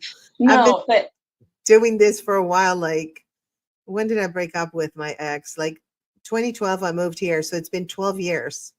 wow. And I am much better, but there might be, but I think the difference for me is that when I see something is triggering me and I'm taking it personal, I'm able to step back and be like, oh no, honey, this is your old self. You're okay. You're safe. I love you, meaning me. And it's okay. It's something that they are dealing with and it's their journey. Let it go. Release them if it hurts you, because sometimes, even though we're healing, some stuff that people do might hurt us, and we're just human beings, right? It might, even if you don't have complex PTSD, it might just, somebody does hurt your feelings. So just let them go. But before I would be like mad and be like, oh, they're like da na na na na, and now I'm like, you know what? I get it. That's where you're right now, but doesn't work for me right now. So again, Yeah. boundaries, right? And just let them then go, with release them with love, then put them on your shit list. Exactly. Yes. That, and truly, I would say that like emotional flashbacks, the emotion, that was something that was so very real for me. And I just will never forget the first time I could, one, learned what an emotional flashback was, but like could identify when I was having one. Because to Right. your point, it's like, am I reacting to this situation, or am I actually having this physical horrible reaction to something that happened in the past? Because even though I Yes. didn't know like exactly the memory, I could certainly feel, Yes. I was reacting to something totally different. So like, because once you can kind of take, if we, once you can kind of ask yourself that question and take yourself like removed a little bit, it doesn't Hmm. stop that physical reaction from coming. But to your point, it's like we can manage it better. We can manage our emotions better. We can Yes. manage that. And really learning to do that. And then ultimately, too, like taking accountability. So, like, Yes. hey, I am sorry, my reaction was not towards you. Or, hey, if this person really was like in the wrong, right? It's like, Yeah. cool, I'm having this reaction. You don't deserve to see me this upset. You're not important enough to see me this upset. I'm Yes. removing you from my life. Thank you. But, whatever that is, but being able to feel confident in, I guess, asserting yourself or Yes. standing up for yourself in a healthy Yes. way and not just in a reaction way where it's like, I think for so many people, survivors, it's like we really rely on our survival reactions. And sometimes we Yes. manifest situations where it's like, well, I know that, badass Andy is going to like be kicked into gear if I like get myself down enough. Or it's like, no, no, no. Like we can actually like take healthy steps and assert ourselves in a healthy way. We don't have Yeah. to wait till things get this bad to like assert ourselves. Yes, exactly. Absolutely. Or remove ourselves from the situation Yeah. because it's not healthy for us and not healthy for the other person because we're enabling probably a behavior that should not be enabled. Yep. I have a friend, Huge. yeah, like that. And so I'm enabling a behavior, a substance abuse that should not be enabled. And so I have to remove myself from her life until she hits rock bottom. I already offered her, I said I went with her to an AA meeting with a really good friend of mine who tried to help her. She hasn't hit rock bottom yet. So, but I do have to remove myself because I feel like I'm almost like ignore. I know that I'm like, girl, you're an alcoholic. Like I just let's go to another, just do something. But I can't do that because it doesn't work that way. And so by ignoring it, I feel like I'm being fake. Yeah. Yeah. And Right. yeah. And being able to voice your concerns like in a healthy way is a huge thing, right? It's like, Yeah. I care about you. This is, something that I don't want to see you struggle like this. Yeah. And we can get help. There's so many options, but ultimately that's the hardest part. It's like, Yeah. oh, is that people are going to be responsible. There's a reason so many people with CPTSD have like codependency issues because, Yeah. we were responsible at one time for somebody's behavior or thought we were responsible for their behavior and Yes. emotions. So, Yes. it's very difficult. And, being able to actually let go is something Mhm. that's so easy to see from the outside, but doing it is something totally different. It feels 100%. horrible and unnatural. Yes, I know completely.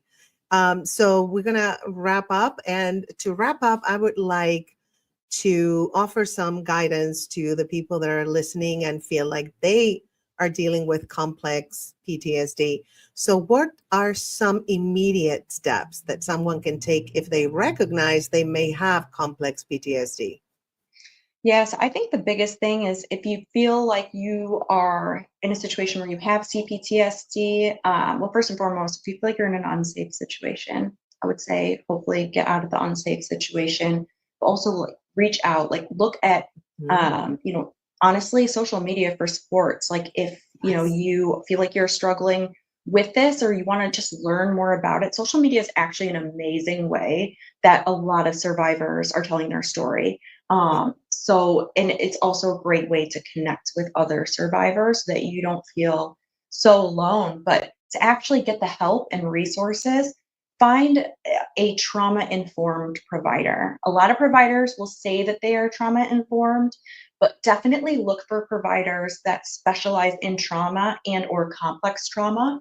That would be the biggest thing because there are a lot of providers in the space, unfortunately, that aren't maybe the most trauma informed, and it can be sometimes almost like a damaging effects to get with the wrong provider. So certainly making sure that you do your research and find somebody that specializes in that. That's great advice. And for someone listening today who feels overwhelmed by their trauma, what words of encouragement would you offer to them?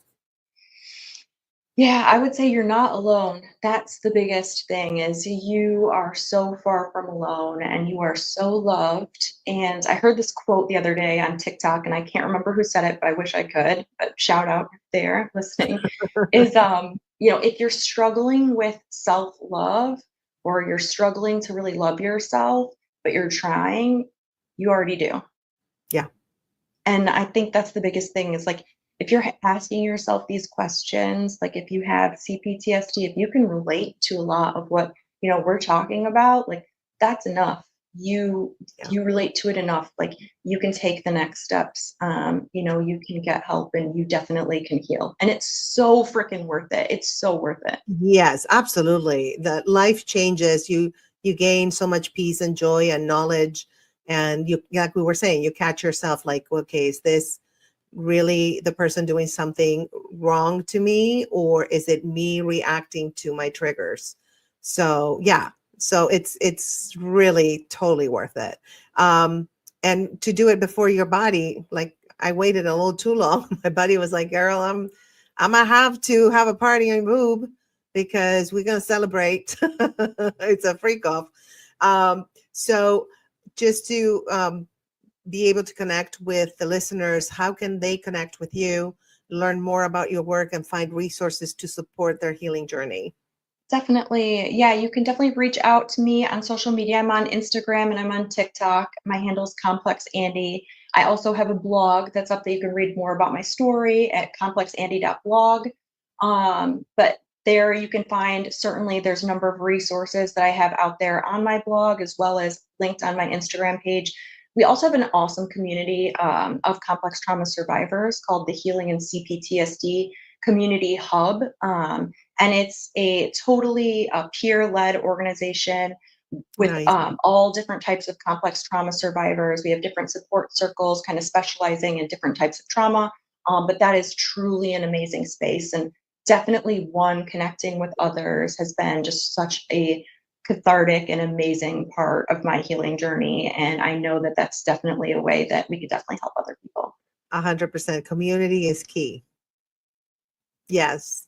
Well, thank you so much, Andy, for being here and for being so amazing and just giving us incredible information, backing everything you're saying with science. I love that.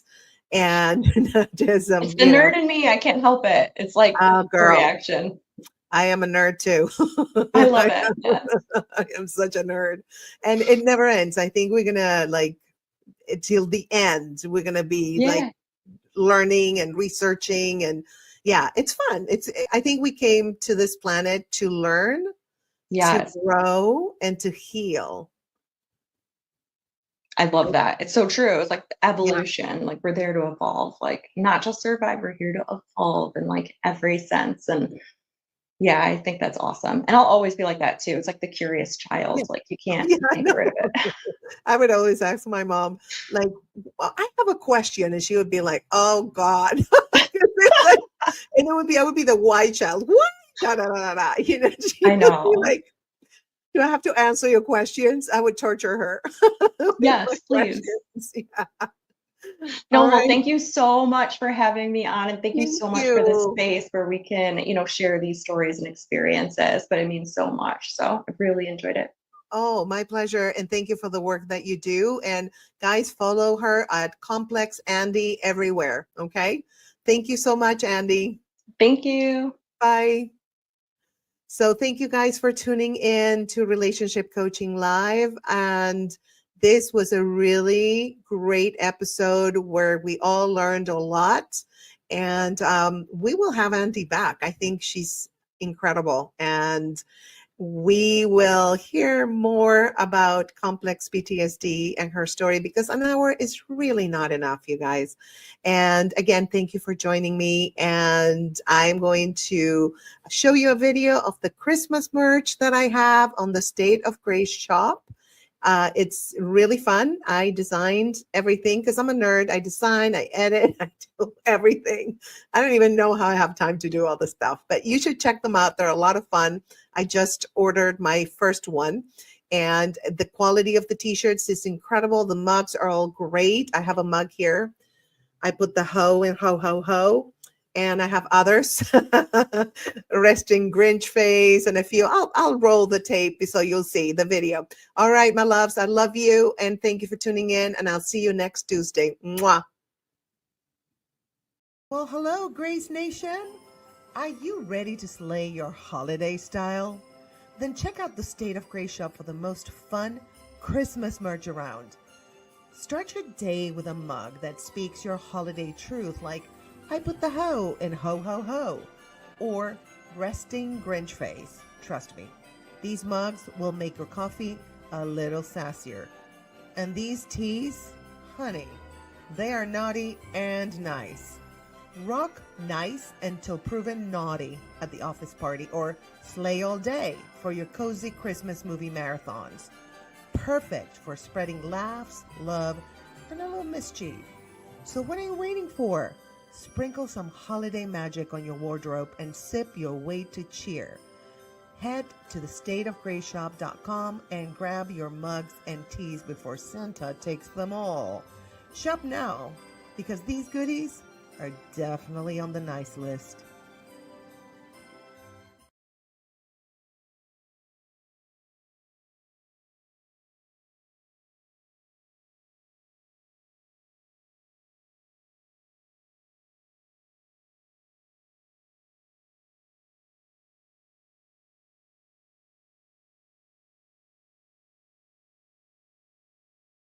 Are you ready to release the weight of the past and step into a brighter future? In Unlocking Trauma, you'll discover powerful tools to understand, process, and heal from life's deepest wounds. Whether you're just beginning your journey or seeking the next steps, this book guides you with compassion, insight, and proven strategies.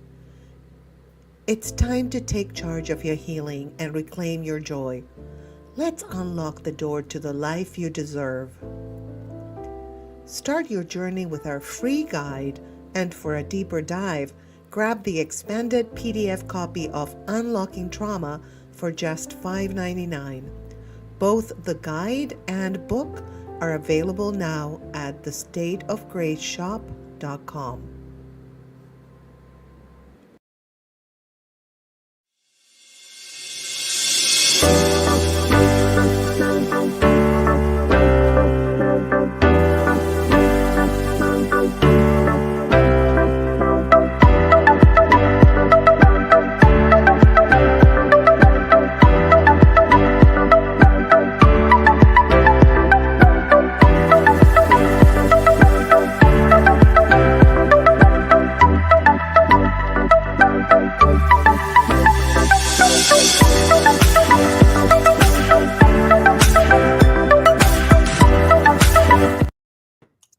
Well, hi, everyone. Thank you so much for being here. I already see people are tuning in. I appreciate you guys so much. Thank you for tuning in to Relationship Coaching Live. And, I'm always thrilled to have guests here that are amazing because I only book amazing guests. And this lady is a best-selling author. She wrote the books Percolate, the Change Guidebook, and the Success Guidebook. Please welcome to the virtual stage, best-selling author, Elizabeth Hamilton Guarino. Yay! Thank you. Hi. You're welcome. My middle name in Spanish is Isabel, which means Elizabeth. I love that name. That's my grandmother's name. I'm sorry, my great-grandmother's name. Wow. But we flipped middle names and first names through generations. So yeah, my middle name's Marie. So Yeah, my mom's name is Elizabeth with an S, which is so crazy. I don't know why they put an S in there, but I'm from Argentina, so maybe there's something to it. So that's my middle name. So we did the same thing. We switched with generations. Yeah. I didn't know other people did that. Yeah, and actually, my close family will call me Lisa, instead of the whole Elizabeth, despite there being no S in my name. Oh, So wow. instead of Liz or whatever they're going to shorten it to, they call me Lise. So wonderful, wonderful. Well, I'm so happy to have you here. You have 3 books, and I want to focus today on the Success Guidebook because we do have a relationship with success, right? We're either scared of it or we want it, but still are scared of it, right? So your book is filled with actionable advice for achieving success. It's action, it's like, this is what you got to do. And I love that because I'm a task person. So what inspired you to write this book, and how did you define success for yourself throughout the process? So here it is, just so you can kind of see what it looks like. Yes. Yeah, I love it because I want to hold it up because it matches your background so well. I love it. There it is. So, my books are intended to meet you in that moment and give you a hug. Everything I write, so just go on and give the book a big hug, and it's there for you. These books are little cheerleaders, and that's the way I want you to feel when you're reading the book, as though you have like a personal cheerleader right with you through whatever you're going through. And I go so far as to say I'm right here. So if you want me in real life as your cheerleader, just give me a call and I'll hang out with you on the phone. And, I wrote these books just for that, those moments in my own life where I needed a cheerleader, and people have shown up for me. And I'm like, okay, how do we put that in motion so people actually have cheerleaders when they need one? Maybe outside your family or your friends or whatever, you need an outside pair of eyes in the situation to kind of help you out. So I wrote the Success Guidebook, namely to redefine success and help us redefine success for ourselves personally and professionally, because I'm 55, I'm a mother of 4 sons, and success is all over the place. And it's not the dollars in your pocket and the analytics and what you do and all these things. Sometimes it's as simple as a feeling you have, or a smile on your face, or a smile on somebody else's face because you've helped them, or whatever it is. So we have these little successful moments, and I like to call them success stacking. Ooh, success stacking. I love that. You can grab onto these little moments and feel the success instead of looking at your bank account and going, I am awful, or whatever it is, right? I mean, I've had so many moments in my life like that where I'm like, I'm not making enough money. My title isn't right. The book isn't selling enough, on and on and on, all these negative things. And I like to help people flip them around in a gratitude-like way and give yourself a giant hug, give the book a hug, give whatever it is you need to give a hug, and just say, I'm enough. I am, I have value, I have worth, I have love, I have all these things in life, and I am successful. And absolutely. I think that if our thoughts align with our emotions, then our life is so much better. If we, emotion. like positive emotions, what's defined as positive emotions, right?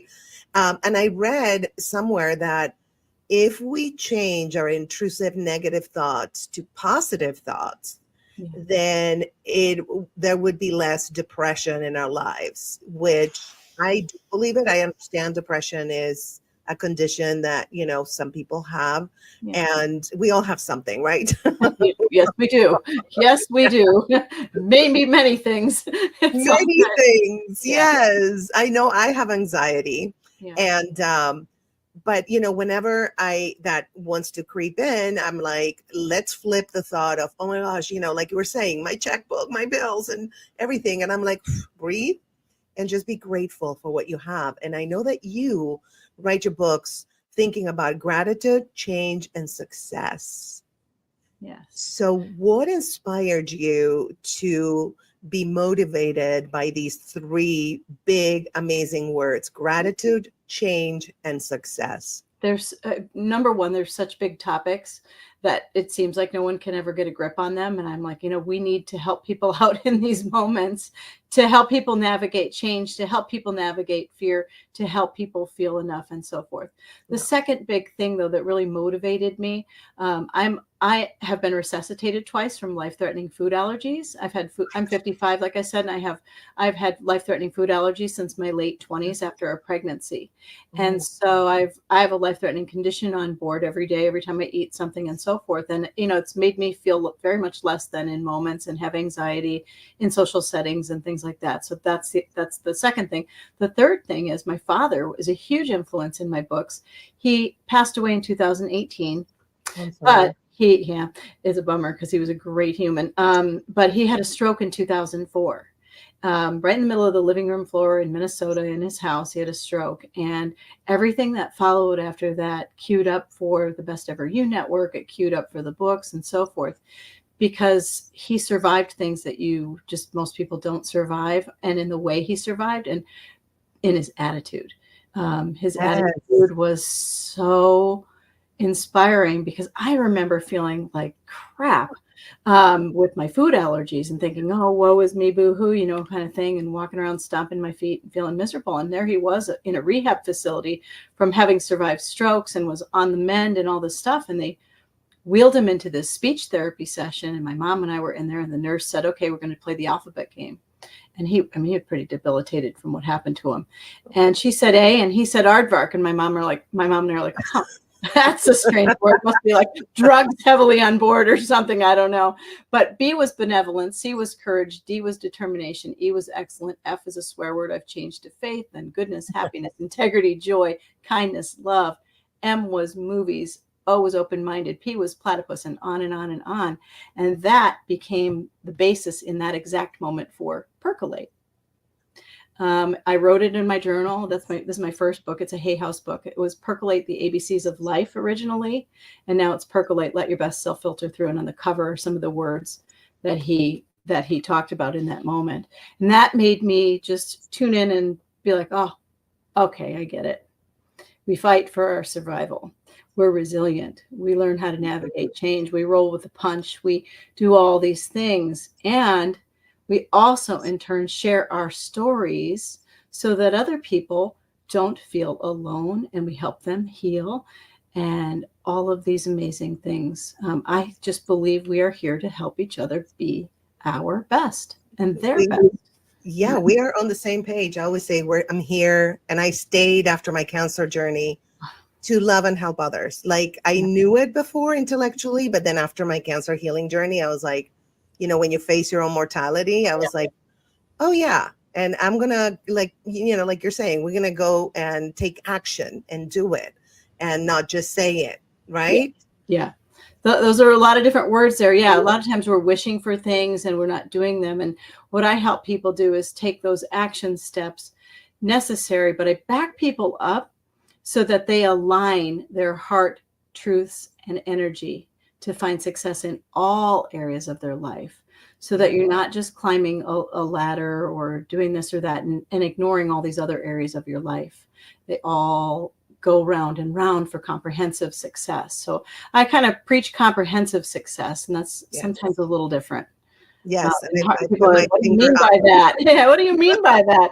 And I also been on podcasts where I've been like, that answer about comprehensive success might have been different if you had me on and I was like, like 19, 20, 21 yes. to around there. I might be, knocking over people in my path to get, the job promotion or the money or the car or the house or the, that kind of stuff. So I know that feeling, and I get it as well, especially as a mom of 4 boys who just all finished college. They've been all in college since 2013, all in college at once, doing various degrees and things like that. This is our first moment where we don't have kids in college, and now they're getting jobs. Yeah, it's really cool. But it's big changes here in the Garino household because, there's a lot less laundry. We've got some empty rooms. We're trying to figure out what, we're supposed to do. As parents, we've been married a really long time. Nice. It's super fun because your relationships change. Yes.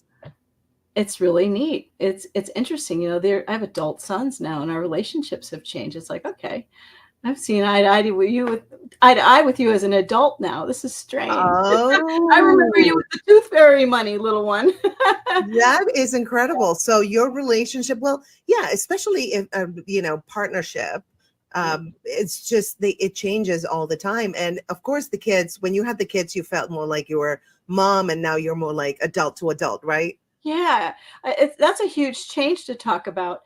With that's one of the reasons why I wrote this one, the Change Guidebook. I'll hold this one up too. I talk about change there.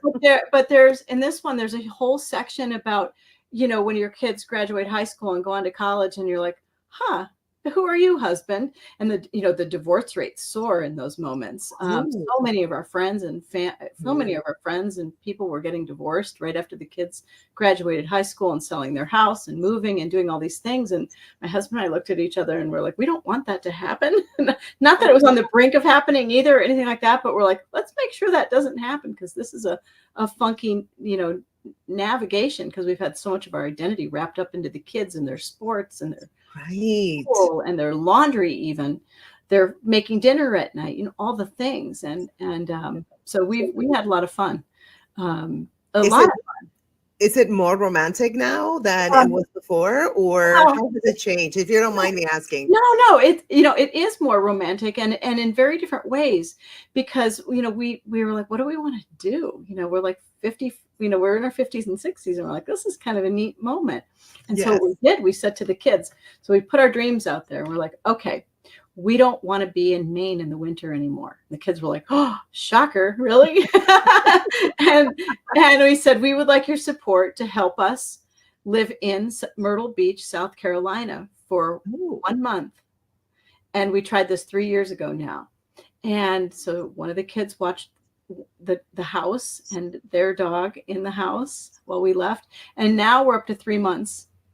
We leave for 3 months. That's amazing. So yeah, we're able to do things that we have always wanted to do. Exactly. So you're kind of reconnecting in a different way, and it's fun in a different way, because I'm sure having kids, it's a lot of work. I don't have kids, but yeah, but it is fun. It has, I'm sure, its moments. I work with kids, so I know that there are moments when you're like, oh, they're so cute. And I'm glad that they go back to their parents. I always say I'd be a great kindergarten teacher for like a few hours, and then I want to go home. I don't know how teachers do it. To me, they should be the highest paid individuals on the planet. They really put up with, other people's children for all day long and things like that. And not only put up with it, they embrace them. They change their lives. They meet them in their own moments and make them better. And think that a great teacher is the most amazing thing. I can go back and think about some really great teachers that I've had who inspire me to this day. And they're kindergarten, second grade, and fourth grade teachers. And then another one in high school that really said to me along the way, and the word stuck, you're going to be a writer one day. And I'm like, I am I? And they're like, oh yeah, for sure. Make sure you write books. And I wish Mrs. Shear, I wish Mrs. Shear was alive today to hand her the books. She would have really loved them. Really, that is so cool. That is so cool. I teach swimming, and I tutor kids mostly online, sometimes in person. I help them a lot. And you have to be careful, because you're kind of like a role model to them. They look up to you. So I have to really be careful what I say, and how to inspire them. I do my best to inspire them and always be positive, instead of like, you did this wrong. And I'm like, that was great. We can do it even better. You can be even faster swimming if you do this, And so it's very important to really be a good role model in whatever capacity you work with children. Yeah, it really, and you can expand that out even for that matter, because, everybody's looking for a role model, a mentor. How'd you do that? All those things that people ask. And I think one of the most important things that I remember in the back of my mind is that people will always remember how you made them feel. They might not remember the name of my book. They might not remember my name or even how to say it or whatever, but they're definitely going to remember how I made them feel. So I really try, and when I encounter anyone, meet them with compassion, elegance, grace, a sense of collaboration, perhaps, kindness, benevolence, a random act of kindness, even whatever it is. I really like to pause and slow down around people to make sure that I'm not trampling over someone accidentally, not in a rush. And so I've really learned to almost like back off and observe instead of be in my own rush and so forth. And I, like whenever people get really mad at people who honk, and I'm like, well, they could be on the way to the hospital with their wife, something like that. Other times it's rightfully so to get mad at people that honk because they're just grumpy. But I love to try and give people the benefit of the doubt. I'm like, you're honking and speeding for a reason. We have an emergency or something like that. So my point is, you absolutely never know what another human being is going on, what is going on in their life. There's so much stress and background noise in all of our lives that plays out. For example, you try and go to work, and your personal life doesn't stop the second you're at work. Right. You might have, like, I've got to do this. You might have a sick parent. You might be sick, whatever it is. So try and really pause for humanity. And I just like to implement the pause when I'm around people. Yes, I love that. I do that, but I never called it the pause. Yeah. I'm like, I call it my zen moment. Like, okay, Grace, shh. Well, you've got the perfect name for it. It's like grace in that moment. If somebody needs to, shove their way in front of you in line, I say, let them. It's like, you go for it. I'll back off and be mellow over here. Yes. You must be in a rush for some reason. After my battle with cancer, I'm like, I will literally pick my battles because it's like, this is nothing compared to the big picture. And we're here on Earth for a relatively short period of time. So I feel like I have to have fun and make sure other people have fun when they're around me, and just, they're at peace and joy and all of those good things. And it has to start with us. If we want to help others, we have to start with us and I point to my heart. Yes. Yeah. And my new breast, by the way, I have a reconstructed breast. Oh, nice. Well, then you're really going like this. Like they are. It's like, I feel you, girl. Okay. It's for here. And you're alive and you're well. And there you go. Absolutely. Yeah. But like you're saying, it's like stopping and just like take a pause, take a moment, and be like, what would be the kind way to respond to that, rather than what I want to do, which is not kind at all. Right. So I love that. And I wanted to talk about self-doubt and fear of failure. And, many people struggle with that for sure. Right. And so what advice do you have for someone who feels paralyzed by these emotions? Yeah. Well, so I think I'm going to use the word oscillate. I think we oscillate between what's known and what's unknown. And what's known might be scary too, but what's unknown generally tends to be scarier. People fear those changes, fear their success, fear those what ifs. If I do this, what's going to happen? If I do that, what's going to happen? And we're in those moments of things that some of it we can control and some of it we can't. So we can control the controllables, and we may or may not take those leaps of faith. And that's where this book comes into play, right then and there. When you've got fear of change, fear of what's going to happen, fear of whatever it is, both of these books, actually, the Change Guidebook and the Success Guidebook, meet you right in that moment and help you navigate forward. We're moving through things like imagining, we're moving through with believing in ourselves, focusing. We might need to sustain our success. We might need to celebrate those little successes. All of those things that take you through the process. The more you know about how to navigate change, how to navigate success, and how to navigate with gratitude and that pause, those are tools for your best ever you toolbox. And so the more you know how to do those things, the less fear you have. Absolutely. We still might have fear, but we're going to tackle it. Absolutely. This is what I do whenever the fear comes in and the intrusive, negative, fearful thought comes in, which we all have that. Yeah. Whether we, know that gratitude and everything is blah, blah, blah. We know it may not work, right? Yeah. And so I do what I call it the flip method, where I'm like, okay, I hear you, intrusive thought. you know what? I am not going to take you in. I reject you right now. And I'm going to switch it to a positive thought. Like, oh, you're not doing the right things. Oh, I am doing all the right things right now. And oh, you're a failure. I'm successful. Like I counteract what those intrusive thoughts say. And we sound like crazy people, right? That's intrusive. No, it's interesting how I'm so glad that's catching on, because that comes from the book.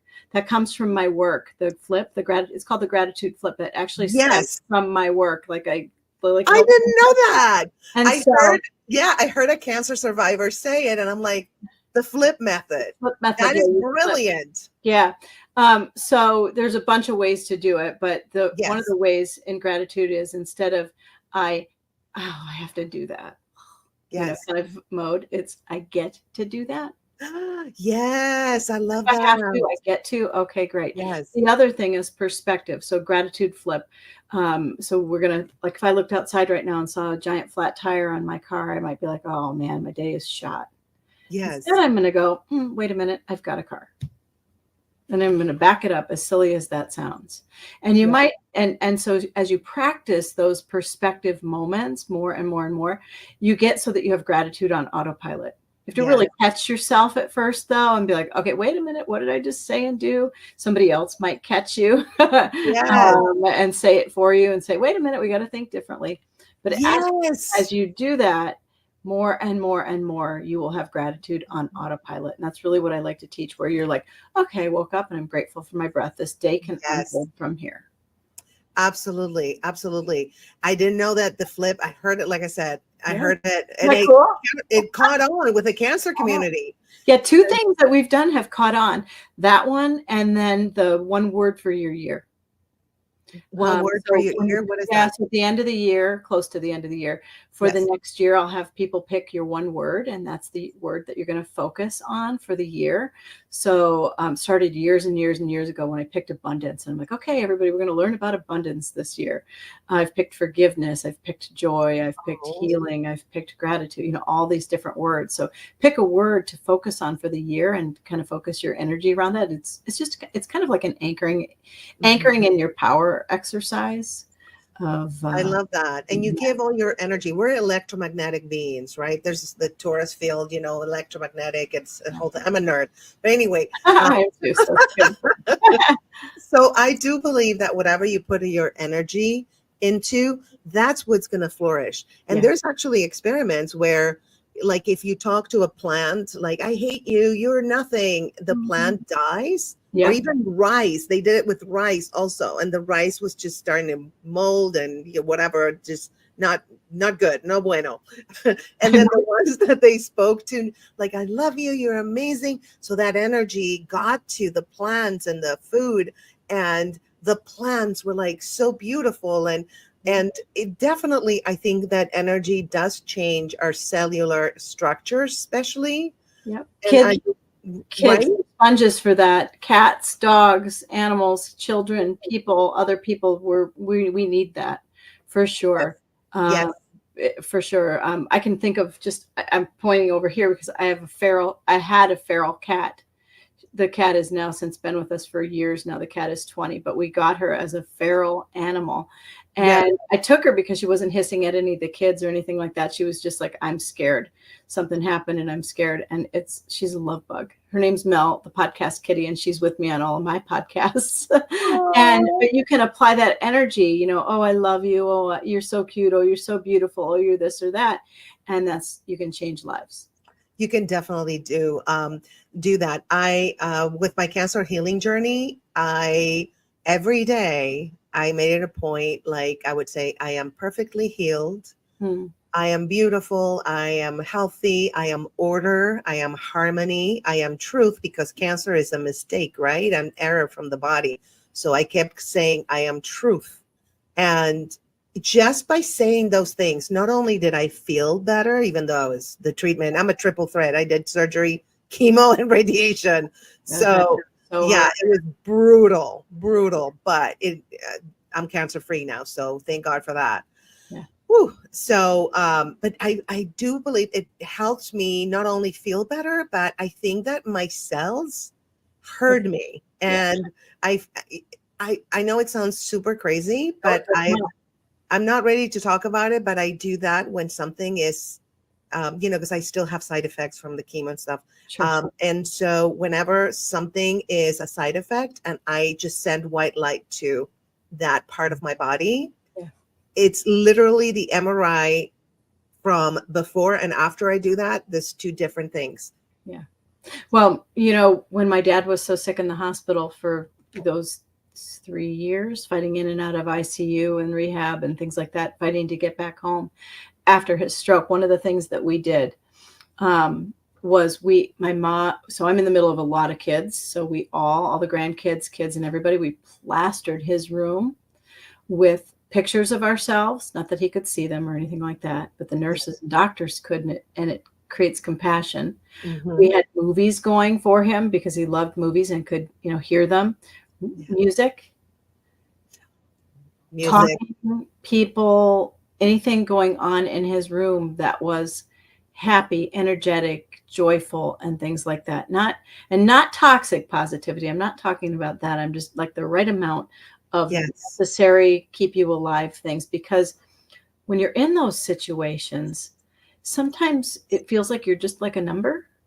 Yes. And we applied humanity to the situation. You couldn't come into his room as a doctor or nurse and not see that wall and not feel and care about him.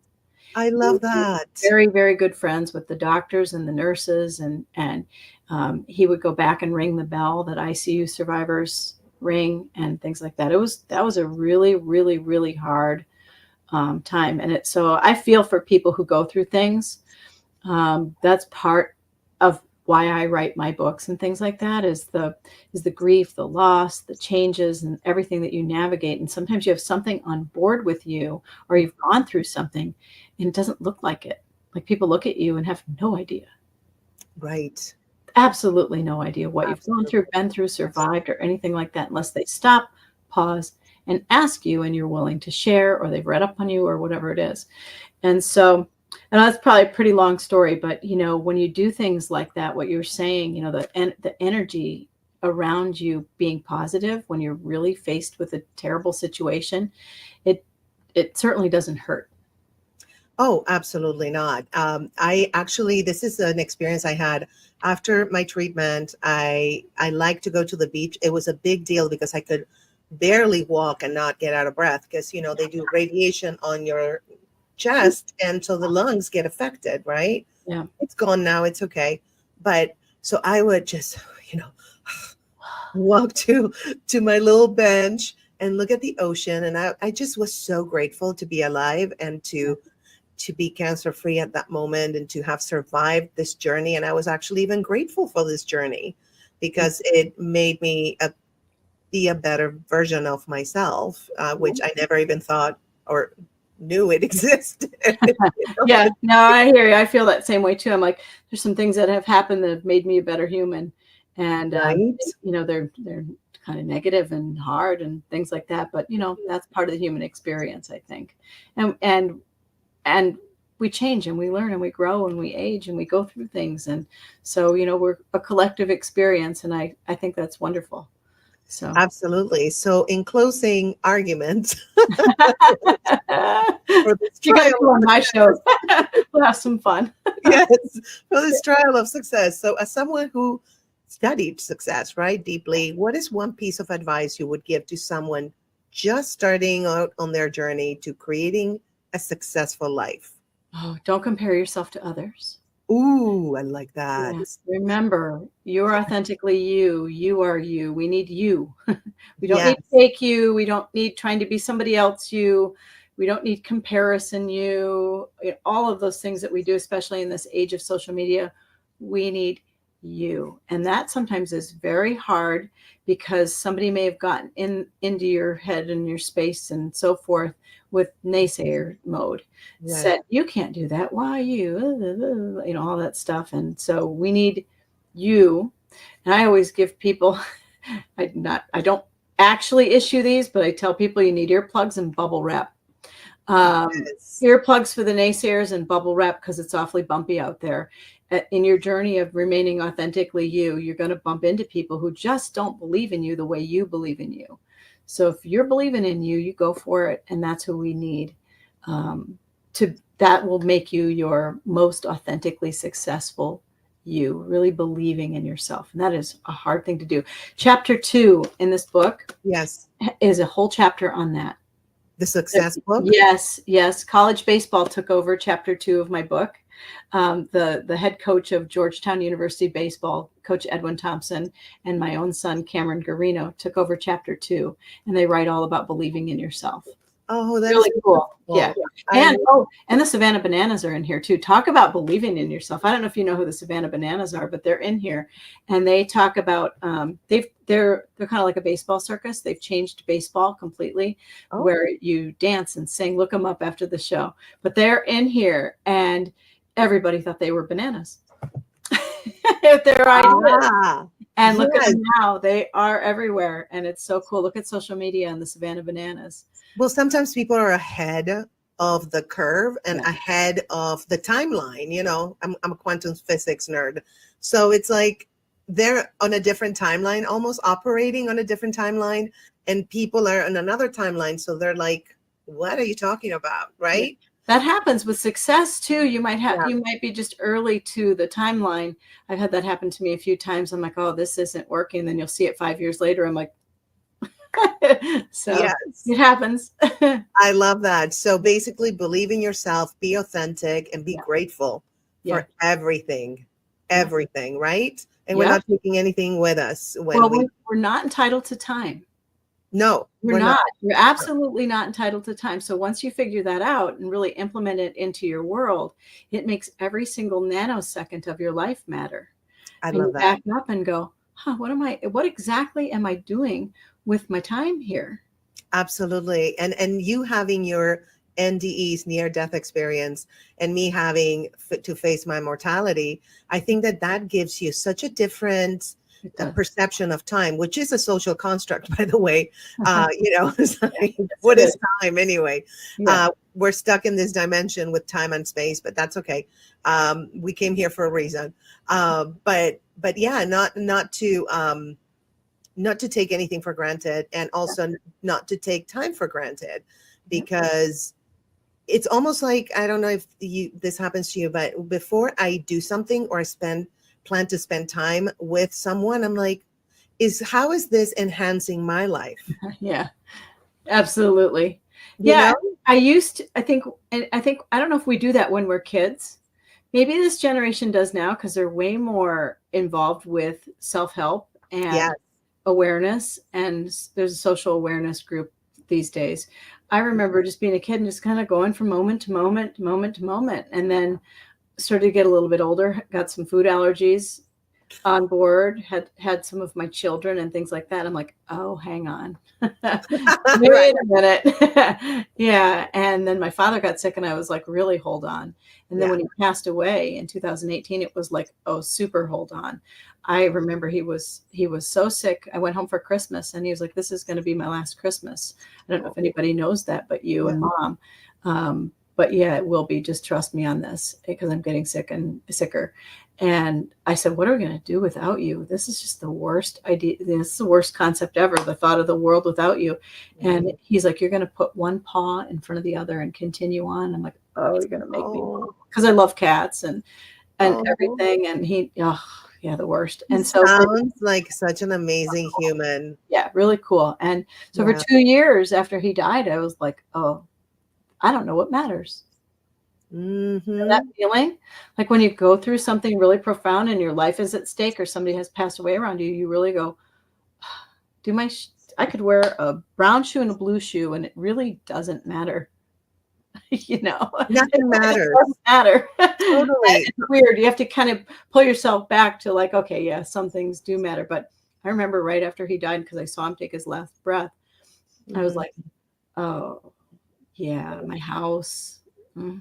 It made things not matter, and it was really fun for a while. And I still kind of I still am very sensitive to that, like very material things. I'm like, oh, I don't need so much anymore. Yeah, we don't need anything. I'm always happy for like a roof over my head and food. Yeah, foodie and having medical care. I mean, how much more? And Yeah. great friends. Yeah. Yeah. That's it.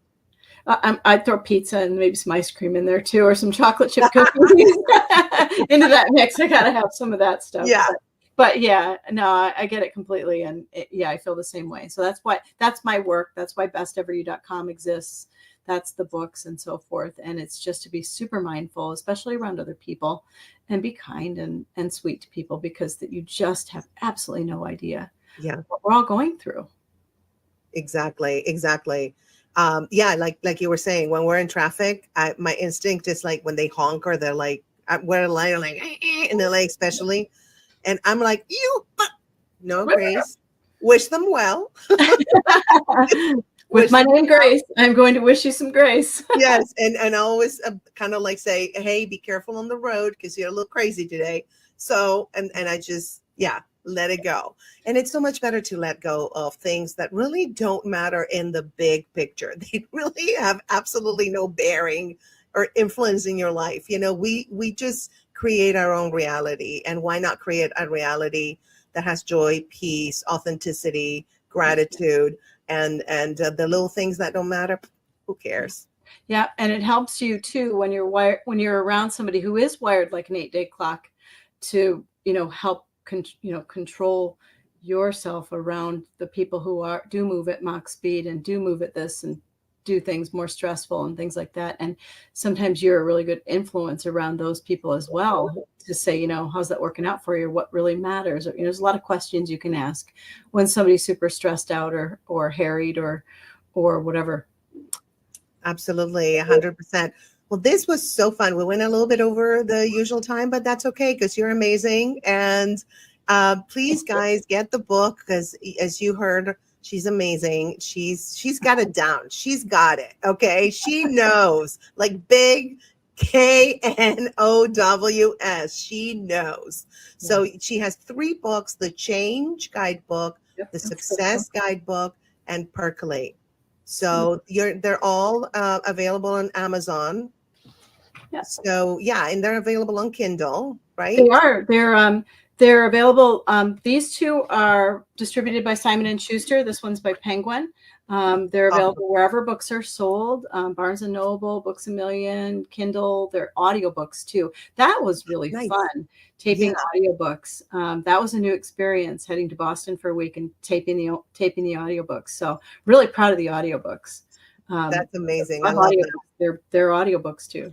Yes, audiobooks are great because you can listen to them when you're driving. It's just so good. I love audiobooks. Yeah. So anyway, thank you guys for tuning in. We had like constant people. They haven't moved. It's the same people. I can tell by my, they showed me. You know how it is, right? Yeah. So we had people, so they really enjoyed you and loved you. So get her books, you guys. And also you have a podcast. What is the name of the podcast? I do. So everything I do is called Best Ever You. So it's the Best Ever You show. And Grace, you got to come on to my show. We will have so much fun. We'll do a StreamYard live from my platform and have you on and talk about whatever you want to talk about. Your book. I know you have a new book coming out tomorrow too. So yes. Thank you. Thank you so much. Yeah, I would love to. Absolutely. So it's a date. Yeah, absolutely. Yeah, everything I do is at besteveryou.com. Okay, let me put that here. besteveryou.com. Besteveryou. Yep. .com. Okay, so you guys, everything, I'm going to put the banner up. Did I spell? That's it. Best Ever You. Okay, I spelled it correctly. Yes, you did. That was pretty good on the fly. Yeah, because I have a podcast where like that's my flagship show, and I have an engineer, but the other lives I engineer them myself. So I'm trying to keep my eyes there while typing. That was pretty good. We'll have to practice that when you're on my show because I do my show on StreamYard too live, and I will type in some things while you're talking. Yes. This is really funny. I know, but you have to be like, sure. And I also have another computer here showing me the image, how it's looking on YouTube. So I'm like, oh yeah, sure. Okay, what? It's that ability to multitask, right? Yep. That's amazing. All right, you guys, thank you again for tuning in. And thank you, Elizabeth, for being so amazing and for making a difference in the world, one paw at a time. Yes. Yay. All right, my loves. Mwah. I love you so much. Thank you so much for always tuning in and being supportive. And I will see you in an hour and a half for the Cancer Joy Club. All right, so stay tuned. Adios.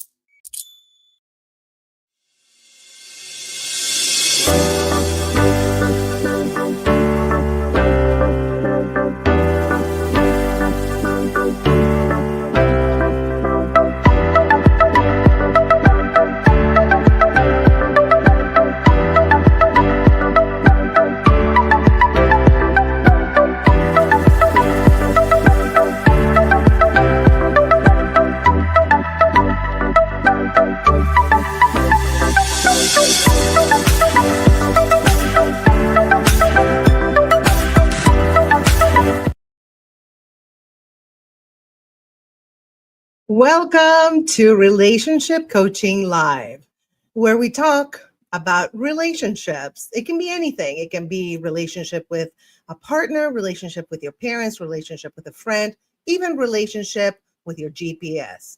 So today we are going to talk about the top 10 signs of a male narcissist. Have you ever felt like you're caught in a whirlwind relationship that leaves you drained instead of fulfilled? Well, today we're exposing the top 10 signs of a male narcissist so you can spot the red flags before you're in too deep.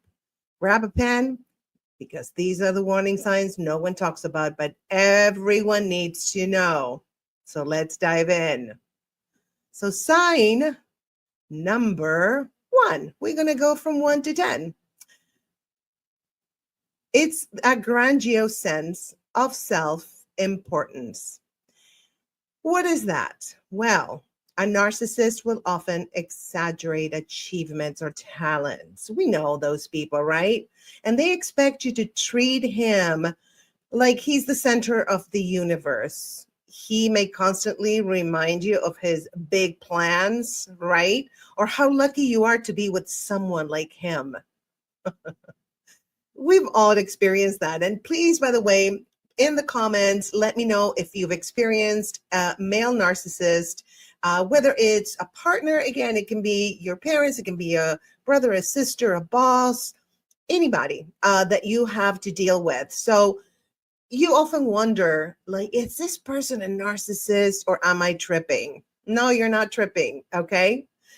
So like we said, the grandiose sense of self-importance is a very, very obvious sign, okay?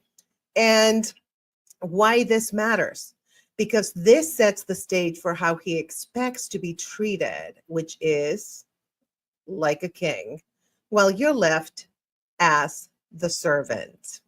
Yes, I dated a celebrity who was an older celebrity who was a narcissist, and yeah, I was like the not so important person when we were in public, and he was the important one, which whatever, I really didn't care. I kind of got used to it at some point, but you don't have to get used to it. If you can cut ties with a narcissist, definitely do it. Block them. Just if they're toxic for you. Now, if you can handle the narcissist, then, and you have to, because that's another thing.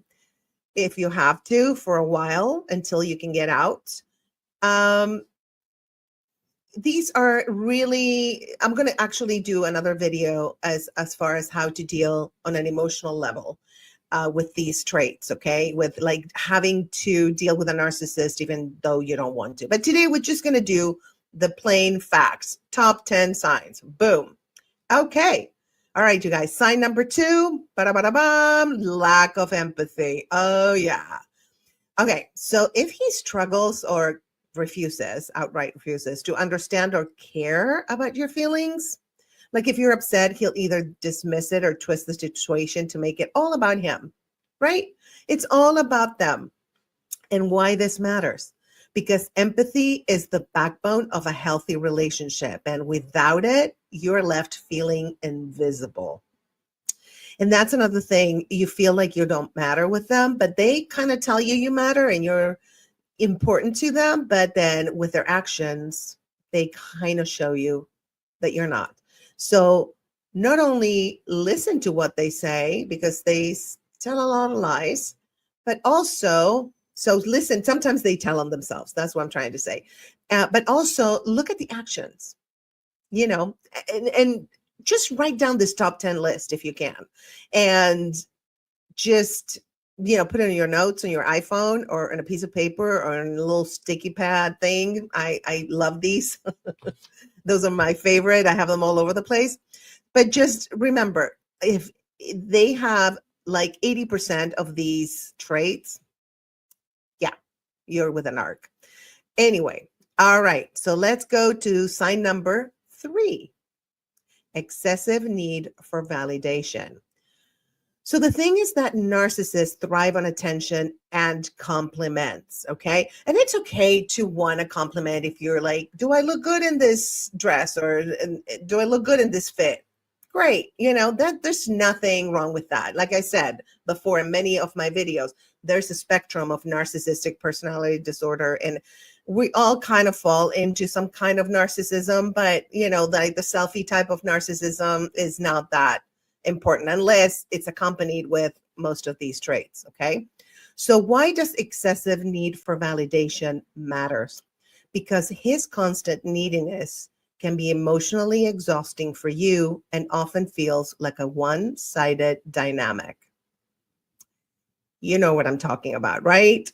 It's tell me how I look and how cool I am, but I'm not going to tell you how cool you are. Even if you ask me, maybe I'll just throw you a little bone. Oh, they're good at throwing bones. Like, yeah, all right, and sometimes also they're good at, we're going to talk about that, about just bombing you with compliments. So that's another one, but we'll talk about it a little bit further down this video. Okay. Number 4, sign that he's a narcissist.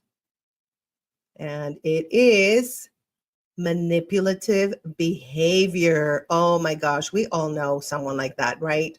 He uses guilt, charm, or even threats to get what he wants.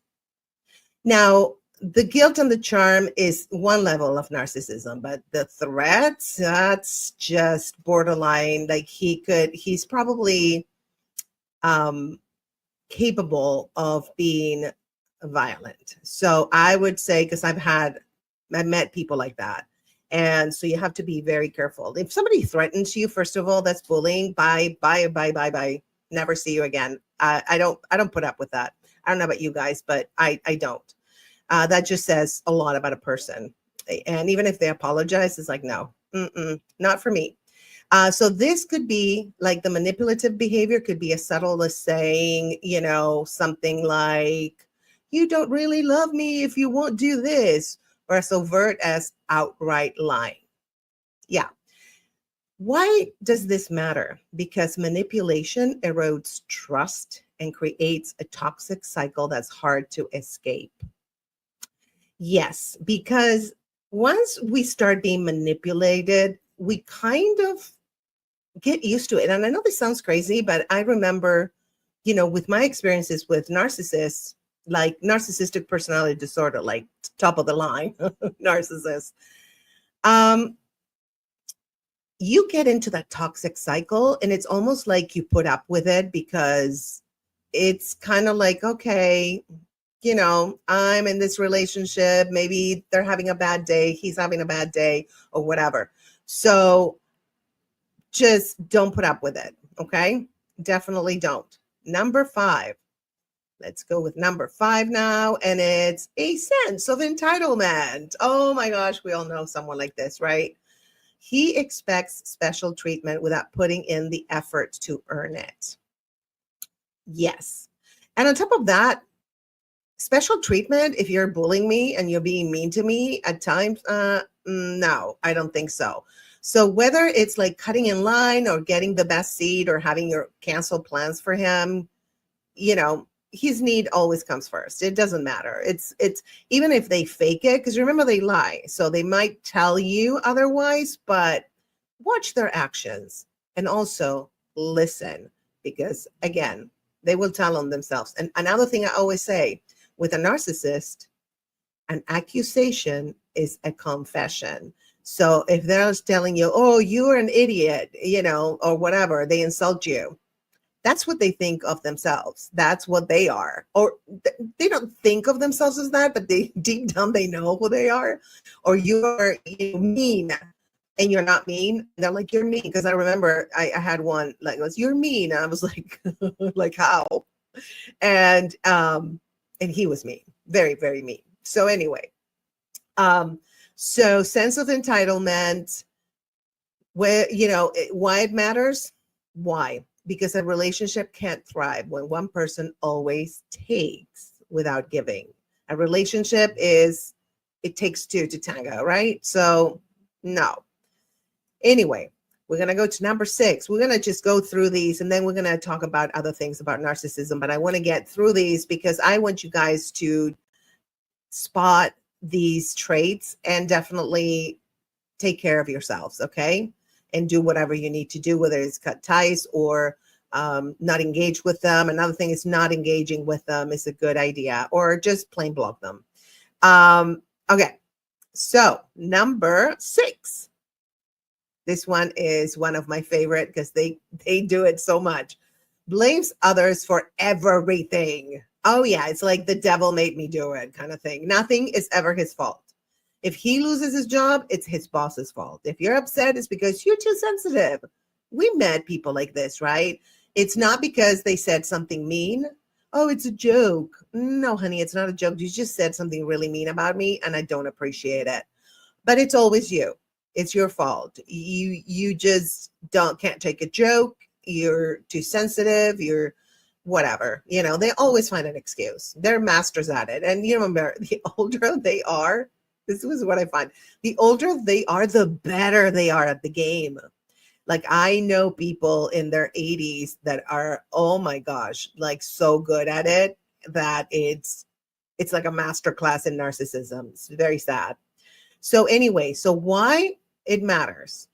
Because this refusal to take accountability forces you into the role of the problem solver, which is emotionally exhausting. You know, they might come up with a story and it's always the other people. It's him or her, you know, it's her fault, his fault. And it's not like they never go into themselves and it's like, well, was it me that I did something to provoke this person and have that reaction? Or is it truly this person said something mean and I reacted a certain way? No, it's all about, they don't even question themselves. Remember that. Narcissists don't even question themselves. So just don't take it. Just don't take it, please, ever. You don't have to take their sheesh. All right. Number 7, charm with a hidden agenda. Because at first, oh, honey, they're like Prince Charming, attentive, sweet, magnetic. I love you. You're the love of my life. You're amazing. You're incredible. But this charm often fades when he feels like he's secured your trust or commitment. They feel or they think that they secured it. That doesn't mean that they have. Okay. And why this matters, okay, this charm, it's also called love bombing. Okay. It's a phase where they hook you in and they make it really hard to see his true colors later, because you're always going back to, oh my gosh, but you know, he was so nice to me and so sweet. And he told me he loved me and he was crazy in love with me. And what? No, it's all a plan to hook you into their game so they can get emotional supply from you. We're going to dive deeper into all of that. And there's some videos actually that if you scroll to, if you go to the playlist that says Healing from Narcissistic Abuse, you'll have tons of videos there. They're all compact, some relationship coaching live and some are not. And there's a lot of things that I talk about with narcissism because it's an endless topic. Trust me, it's ridiculous. So charm with a hidden agenda. So why it matters? Because the love bombing phase hooks you in. And like we said, then you're hooked in. And once you're hooked in, very hard to get out. But you can. It's possible. Okay. By the way, I provide relationship coaching sessions. And if you want to book a 30-minute free session, please just message me on Instagram. Follow me first, okay? Because you have to follow me first. It's at the State of Grace Fraga. So I can get it in the inbox. That's the one where I can see the messages, okay? All right, you guys. So we are going to reveal sign number 2. Wait. Did I say 2? You know what I'm doing? When I do the top 10 with Grace, I go from 10 to 1. So I'm like, sounds about right. We're about a 2 now. But no, we're not. Okay. So now it's going to be, let me see, sign number. Here it is. 8. There it is. I just had to look at the banners. Gaslighting. He makes you question your reality by denying things he said or done, making you doubt your own memory or feelings. Okay. Please remember, you are not the one with the bad memory. And what I recommend, once you start noticing this behavior in him, keep receipts, screenshot your text messages. Even, I know this is, I'm not going to say tape him, but I don't know. It's up to you. I would say just keep receipts. Yeah, I wish I would have done that because I'd be like, wait, what? Am I losing my memory? Do I need some ginkgo biloba? What is happening? He's the older guy, not me. What? Okay.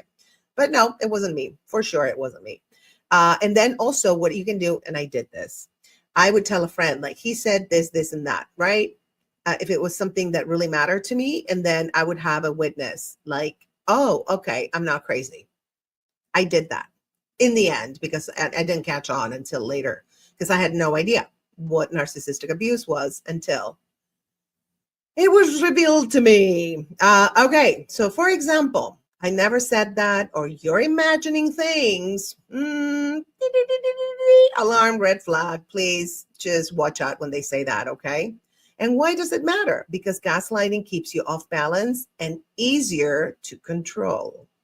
Because when you start doubting yourself, then you start doubting, are they a narcissist? Are they being mean to me? Are they, you start asking questions because you're not a narcissist. And so you are able to, you have a conscience, right? And so you're able to ask yourself questions about yourself and look in the mirror and be like, is it me? That whenever something happens, I'm always like, is it me? I'm always like, did I do anything wrong or anything that I shouldn't have done or that upset this person? So that people who are not in the spectrum, usually that's where they go. Okay. Gaslighting is a huge one. Huge. So this one, I would say the love bombing and the gaslighting, those two are a telltale all. Just if you see those, sense those, feel those, start taking notes, honey, because you might be with a narcissist. Okay. So like I was saying, relationship coaching, if you need, I'm certified IAP, whether it's narcissistic abuse or anything else, it's a relationship, even your relationship with your food, the food, whatever, anything, and your GPS, because I do have a relationship with my GPS. I have arguments with it, and I always thank it. Thank you for bringing me here. Or it could be Siri, it could be Alexa, I don't know, anything. So there, I offered 30-minute free, like I said, message me on Instagram.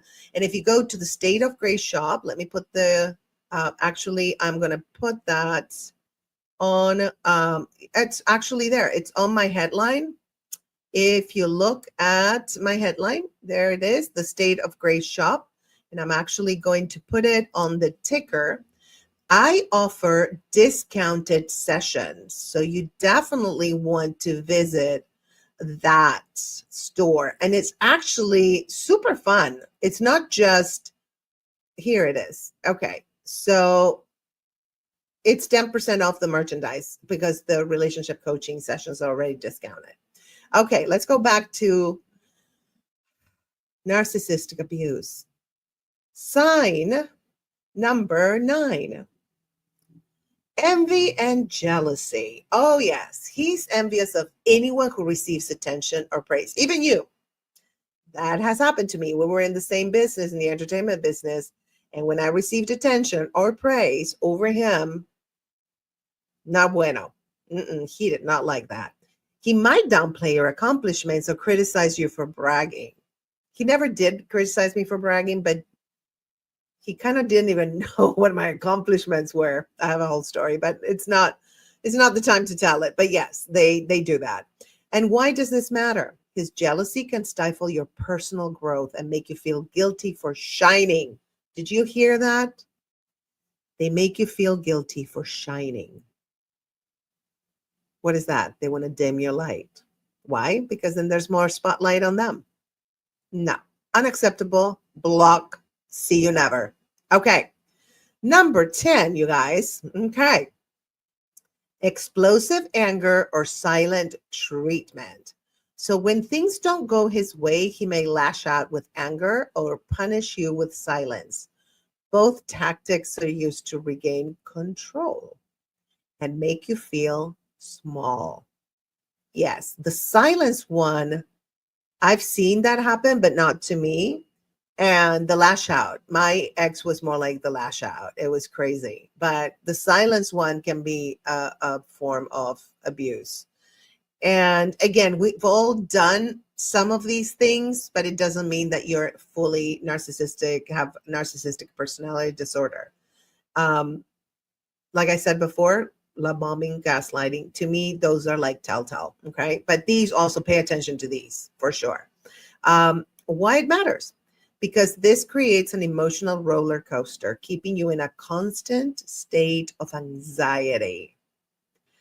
The anxiety levels when you're with a narcissist are insane.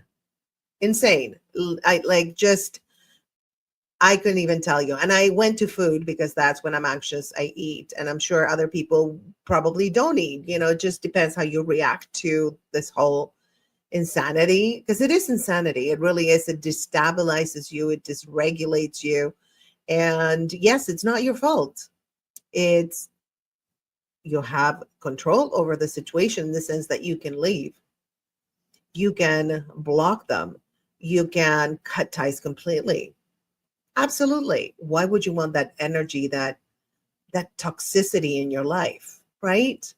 And when you go back, this is my advice. Whenever you go back to, oh, but he was so nice to me, and he told me he loved me, and that I was beautiful, and he's never met anyone like me. Oh, honey, no.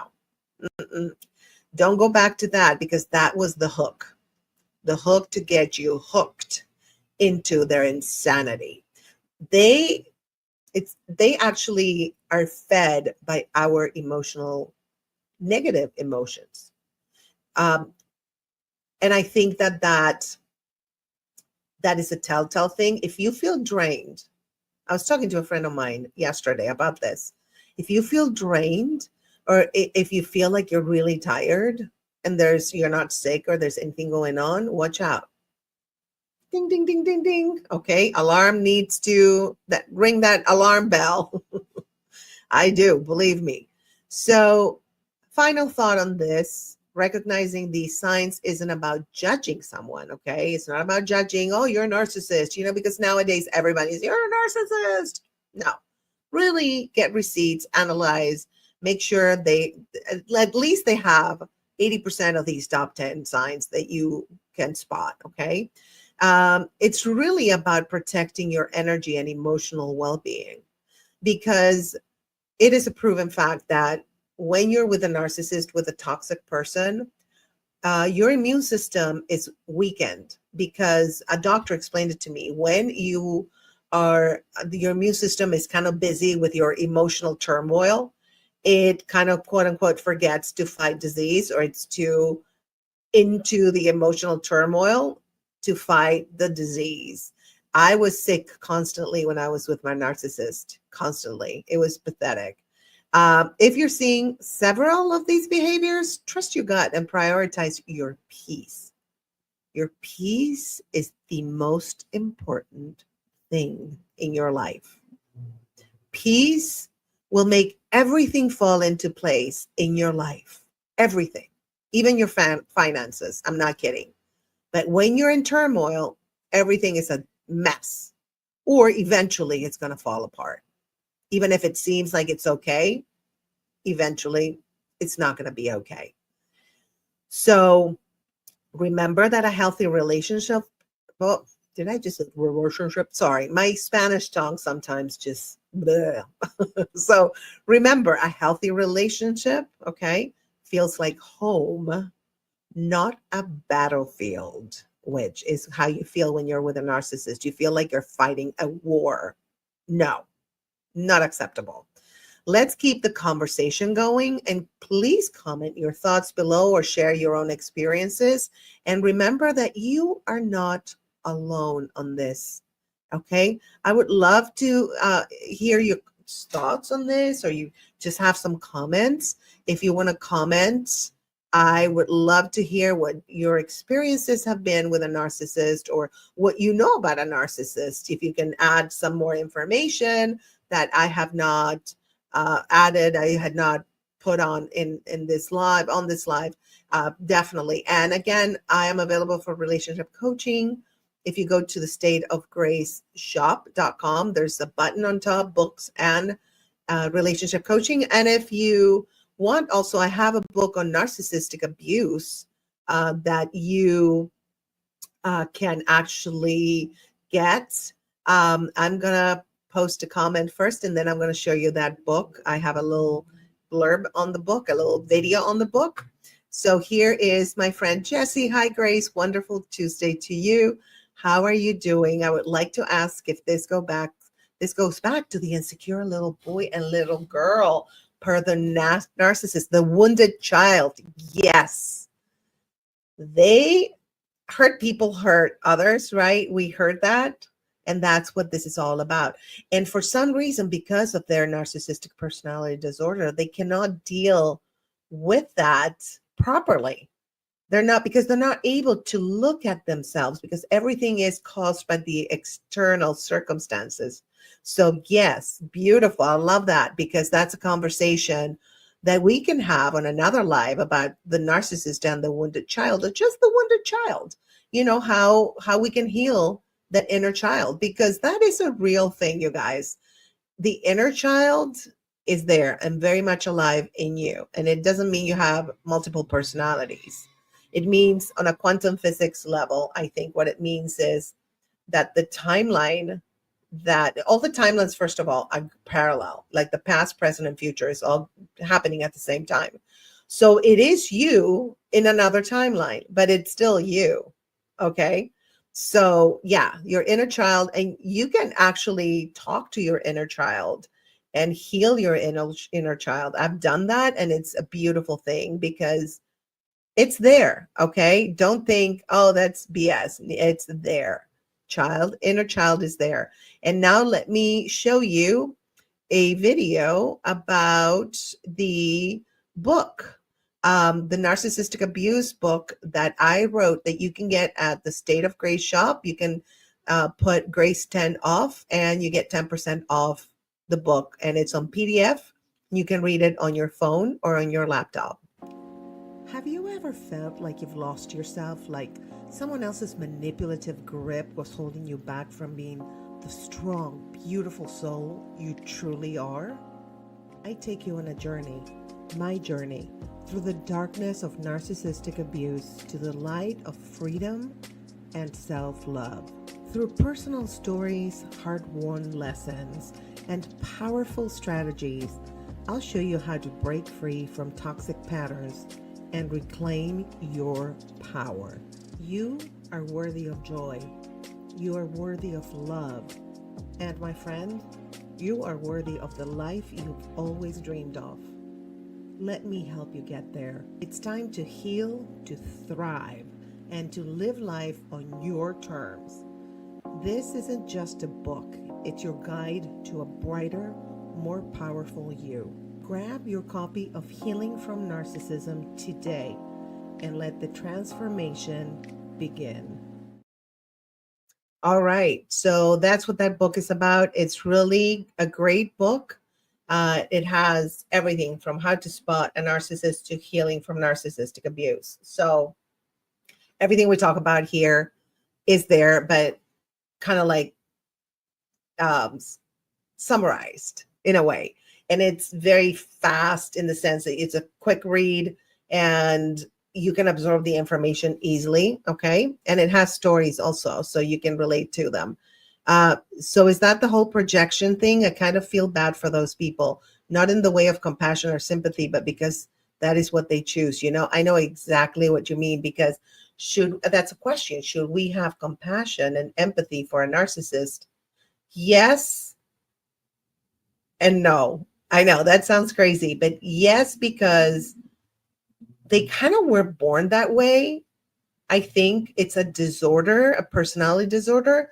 But at the same time, I feel like you said, maybe they're choosing to continue that dysfunction.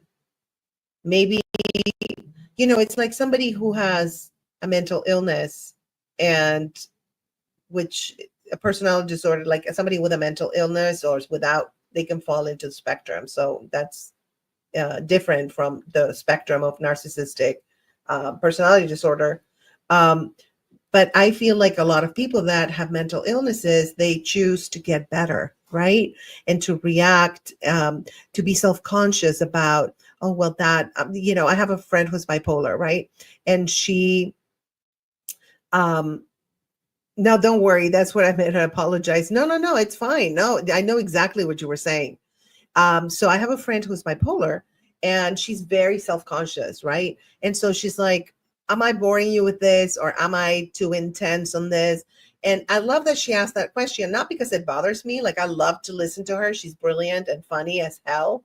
But it's like, I love that she's self-conscious. So that tells me she's not a narcissist, right? She's very self-conscious. So, but narcissists, I think, lack the power to be able to look at themselves and be like, oh, it's me am I the drama? Like, right? Like Kim Kardashian. Am I the drama? Oh, it was a Kim Kardashian, or it's a TikTok sound. I can't remember. But am I the drama? Yes, you are the drama. But they don't. It's like, am I the drama? No, they never ask that question. It's like, they're the drama. They made me do it, right? So I think that that's the difference.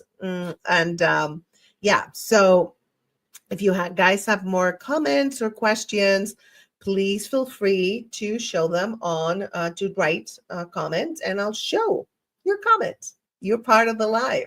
And by the way, let me show you. Let me take the comment out so I can show you. I have my t-shirt for my Christmas collection, Slay All Day.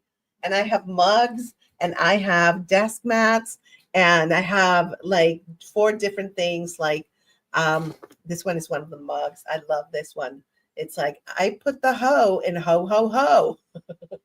That's my favorite. And then another one is resting Grinch face. And the other one, naughty or nice, but I can't remember. So let me roll. Actually, I'm going to roll it at the end, which I'm probably going to go, because I want to keep this short and sweet. And again, if you have any questions or comments, please make sure you comment and help me grow the channel so we can help more people with narcissistic abuse, and help us grow the channel by subscribing on YouTube, The State of Grace, Fraga. And if you see, I have a playlist, like I said before, called Healing from Narcissistic Abuse. and you'll see everything about it. And we're now, we have another podcast called Strength and Recovery about getting sober. And we also have, I'm going to continue one that I started, and during my cancer journey, I had to stop it. It's called Living Well, and it's about clean living. My whole channel is about making your life better, giving you more joy, more peace, more health. So let me see. We could literally spend a week on this subject. Fascinating. Oh, a week, totally, like 24/7 a week. So yeah, that's why I love to put this up, to go back to the subject, because it is so prevalent. Like narcissistic abuse is so common.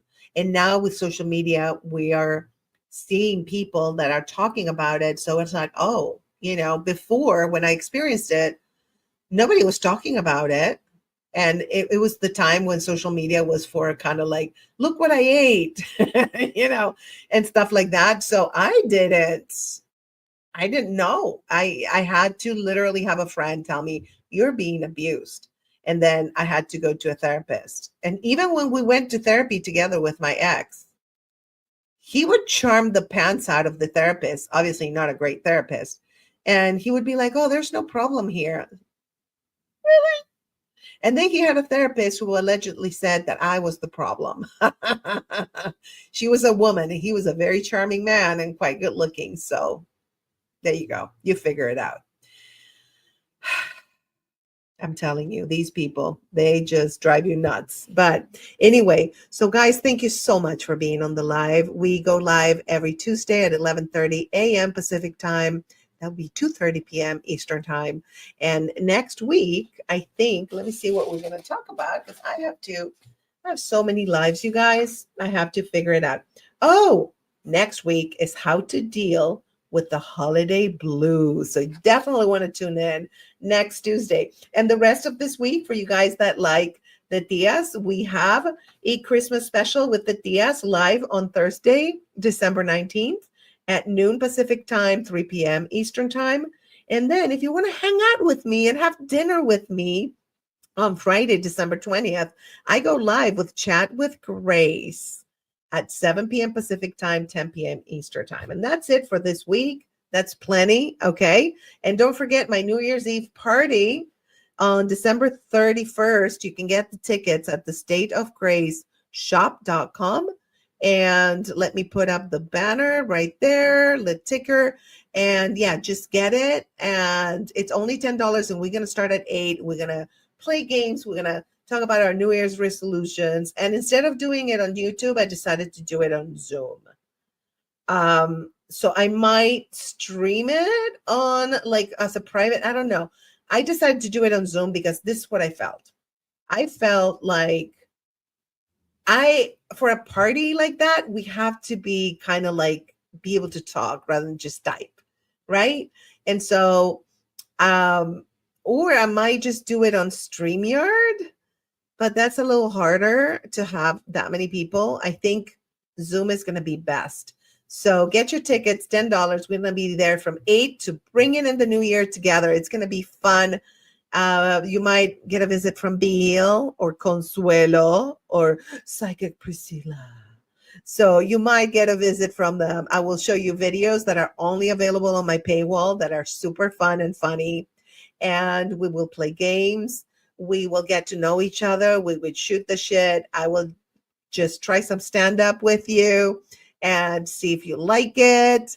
And you can give me the thumbs up or thumbs down. That's what we've been doing on our private parties. And I always have people on the private parties and we have a blast.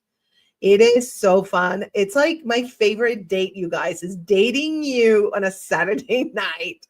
You guys are like the best. And I have so much fun. And so yeah, it's going to be a blast. So get your tickets at the State of Grace shop. And it's like the first thing on the website. You will see that there's a party flyer and then you can get your ticket. Okay. And remember to check out my merchandise while you're there, which is right after the ticket poster. My Christmas sleigh all day. Ho, ho, ho. All the fun. And by the way, I buy these t-shirts. The quality is amazing. They're wonderful. And the mugs are great too. The desk mats, I buy everything because I want to make sure that I like the product. So they have been tested by Grace.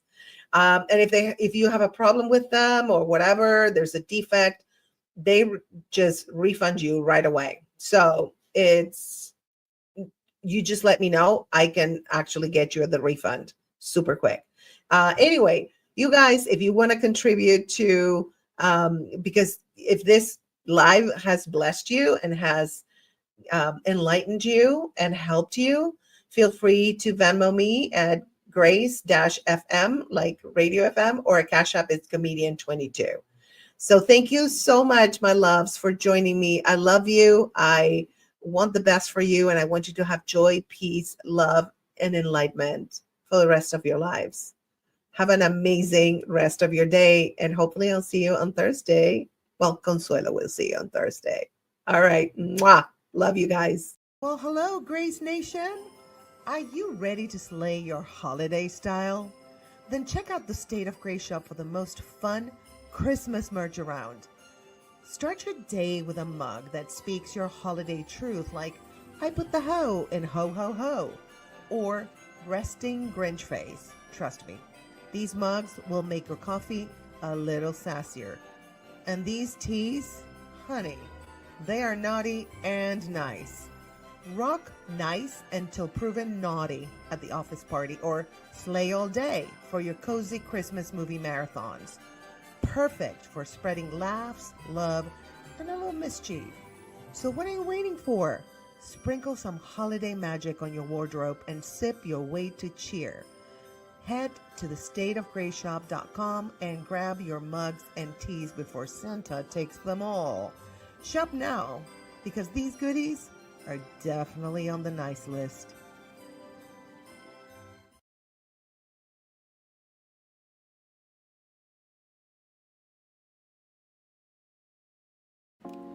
Have you ever felt like you've lost yourself, like someone else's manipulative grip was holding you back from being the strong, beautiful soul you truly are? I take you on a journey, my journey, through the darkness of narcissistic abuse to the light of freedom and self-love.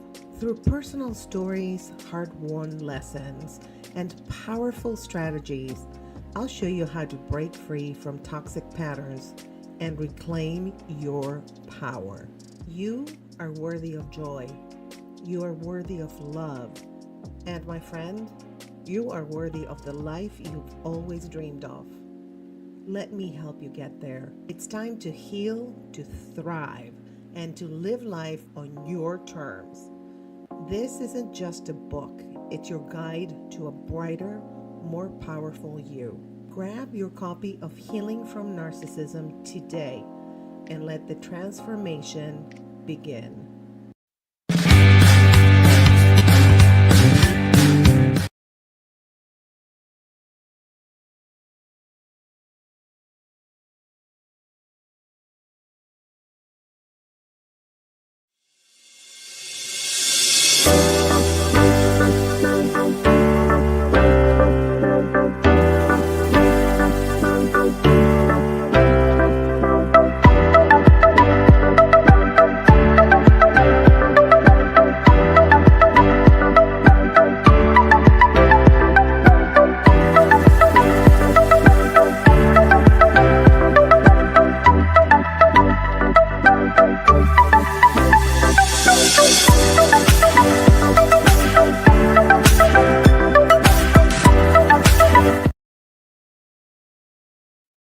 Well, hi, everyone out there. Thank you for joining me on Relationship Coaching Live. Today, we're going to talk about top 10 signs that she's a narcissist. So we always talk about narcissists as like men. And so I wanted to bring the female narcissist into the whole conversation because we met so many of them, right? There's as many female narcissists as there are male narcissists. So You think you've met someone who's always had to be the center of attention, turns everything into like their problem, or manipulates you like a pro? Well, then hold on tight, because in this video, we're diving into the top 10 signs of a female narcissist. By the end, you'll have the tools to spot one from a mile away. So let's get started. And trust me, you don't want to miss number one. It's a game changer. Hi, I'm Grace, a certified relationship coach through IAP, author of several books on relationships, and also a comedian. Here on The State of Grace, we get real about relationships, personal growth, and of course, we keep it lighthearted.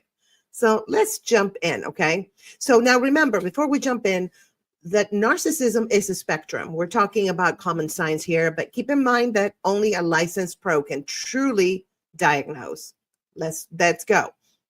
Okay, sign. Let me get the banners up. Sign, top 10 signs she's a narcissist is constant need for admiration. Oh my gosh. Okay. So a female narcissist, which I've encountered several, can't get enough admiration. She needs it like I need morning coffee. I don't know about y'all, but I love my coffee in the morning. Did you ever have a friend who somehow manages to like make every conversation about her last achievement or how incredible she is? Okay, so I have a friend. I'm going to give you personal stories, and I want you to comment also. Put it in the comments if you had an encounter with a female narcissist, with a woman narcissist who had this particular trait, constant need for admiration. So my story is, I had a friend who, during my birthday party, all right, she kept steering the conversations back to her new promotion. It's like, girl, I'd love to celebrate you, but can we just have one day? So that's when it's not about you, it's all about her, okay? When you get together with those girlfriends that just, it's a one-sided conversation. And I have a few that I don't deal with anymore, but I've had a few, and I'm a good listener, so I would listen, and I'd be like trying to relate to what they're saying, but they were like, and then they go back to them. Put it in the comments, do you guys have that kind of friend? Because I think we all have it. Okay, so sign number 2 of top signs she's a narcissist: envy and jealousy. Ooh, this one's a big one. Jealousy is definitely a big one. Female narcissists don't celebrate others' wins. Do you have that friend that it's like, oh, I'm so happy for you? Like you told, oh, they don't say anything, right? Instead, like they're threatened by them. They'll throw shade in like subtly, and sometimes not very subtle ways, to be honest. Female narcissist friend might downplay your achievements, oh my God, or worse, bring up her own similar win or try to top you. There's a game in improv that's top this. I feel like my ex-female narcissist friends, they would be all about like, oh, well, you jumped from a mountain. Well, I jumped from a spaceship. Yeah. So it's like they don't necessarily like put you down, but just that they're trying to top you, right? And it's just so annoying. But yeah, we all have that friend. All right, you guys, let's dive into, we're going to keep it short, but I want you to put in the comments, okay, how you found out, for example, like somebody was a narcissist, what were the signs, if any of these resonate with you, okay? Sign number 3, you guys. Superiority complex. Oh my God. Okay. So this is my take on it. A female narcissist believes she's the queen bee. Oh yeah. Well, I mean, I believe I'm a queen, but I also believe everybody is a queen, right? That's just the kind of girl I am. Everybody is a queen. I encourage everybody, and I want my friends to do the same with me, right? So it's kind of like an even queendom. We all have our little queendom, and we all respect it and admire it. But the female narcissist will believe that she's the queen bee. and she expects everyone else to bow down to her, right? Whether it's like at work, you have a boss like that, right? With friends or even family, she has to be the star. Nothing wrong with being the star, but when it's just all about topping you and I am the star and you're kind of like a starlet, it's a sign. And I'm not saying that like if one person has one sign, they're a narcissist. Okay, so be careful. Don't diagnose people. You want to go to your therapist and be like, okay, I have this friend, she does this and that, and they will tell you, she might be in the narcissistic personality disorder spectrum, right? And remember, narcissism is a spectrum. One person might have one of these and not the others, okay? She might be like, oh, I am the best, I'm amazing, and she might not do the other things that we're going to get into, okay? All right. I'm going to go into a personal story because that's what I'm doing on this live. And please, personal stories, I love to hear from you guys. Put it in the comments when I'm done or in the middle of the live. I will post the comment and comment on it and chat with you. So anyway, so this is my personal story on superiority complex. So there was a woman that I was friends with, and like, those people, they know everything. And I'm not saying like informed people, which is fine, right? I'm all for people that are informed and know stuff. Like if I mentioned a book, for example, like, oh, I read a better one, you should read this one, it's better than that one. It dives deeper into the topic or whatever BS. And if I suggested like a restaurant, she would be like, oh no, this one is so much better. It's like, hey, can we all just have our moments? Like you can have your moments, I'll have my moments. It's all shared, okay? Nobody is better than anybody else. That's one thing. That's one of my philosophies. Nobody is better than anybody else. We're all the same. Okay. It's just, if you think you're better than somebody else, it's judgment. And judgment, I'm not into judgment. It's kind of fun sometimes as a comedian, I judge for fun, but in real life, I don't like to judge. And that's just me. That's a personal choice. But anyway, she wanted to be superior in everything. I'm telling you, like it was really exhausting. Okay. Do you guys have a friend like that? It's always, they have a better one. And you see like the little like topic here, the little through line is they want to be better than you. I know a better place. I read a better book. So they always have this complex that everything they do and everything they experience is better than yours, and they top you. And I feel personally that comes from a place of insecurity. So they just want to get validation by being narcissistic. And that's one level of narcissism. Or you have the other, like the extreme, the malignant narcissist, which, well, that's a whole different live. Okay. This is just like lighthearted top 10 signs. Okay. All right, you guys. Sign number 4 of top 10 signs. She's a narcissist. Drum roll. I don't do a very good drum roll, but anyway, there we go. Manipulative tactics. Oh my God. Yes. Narcissists are pros at manipulation, you guys. And with female narcissists, it's often more subtle than with guys, okay? They'll twist situations around, making you feel like the bad guy or guilty for nothing. They're a little bit more subtle than men.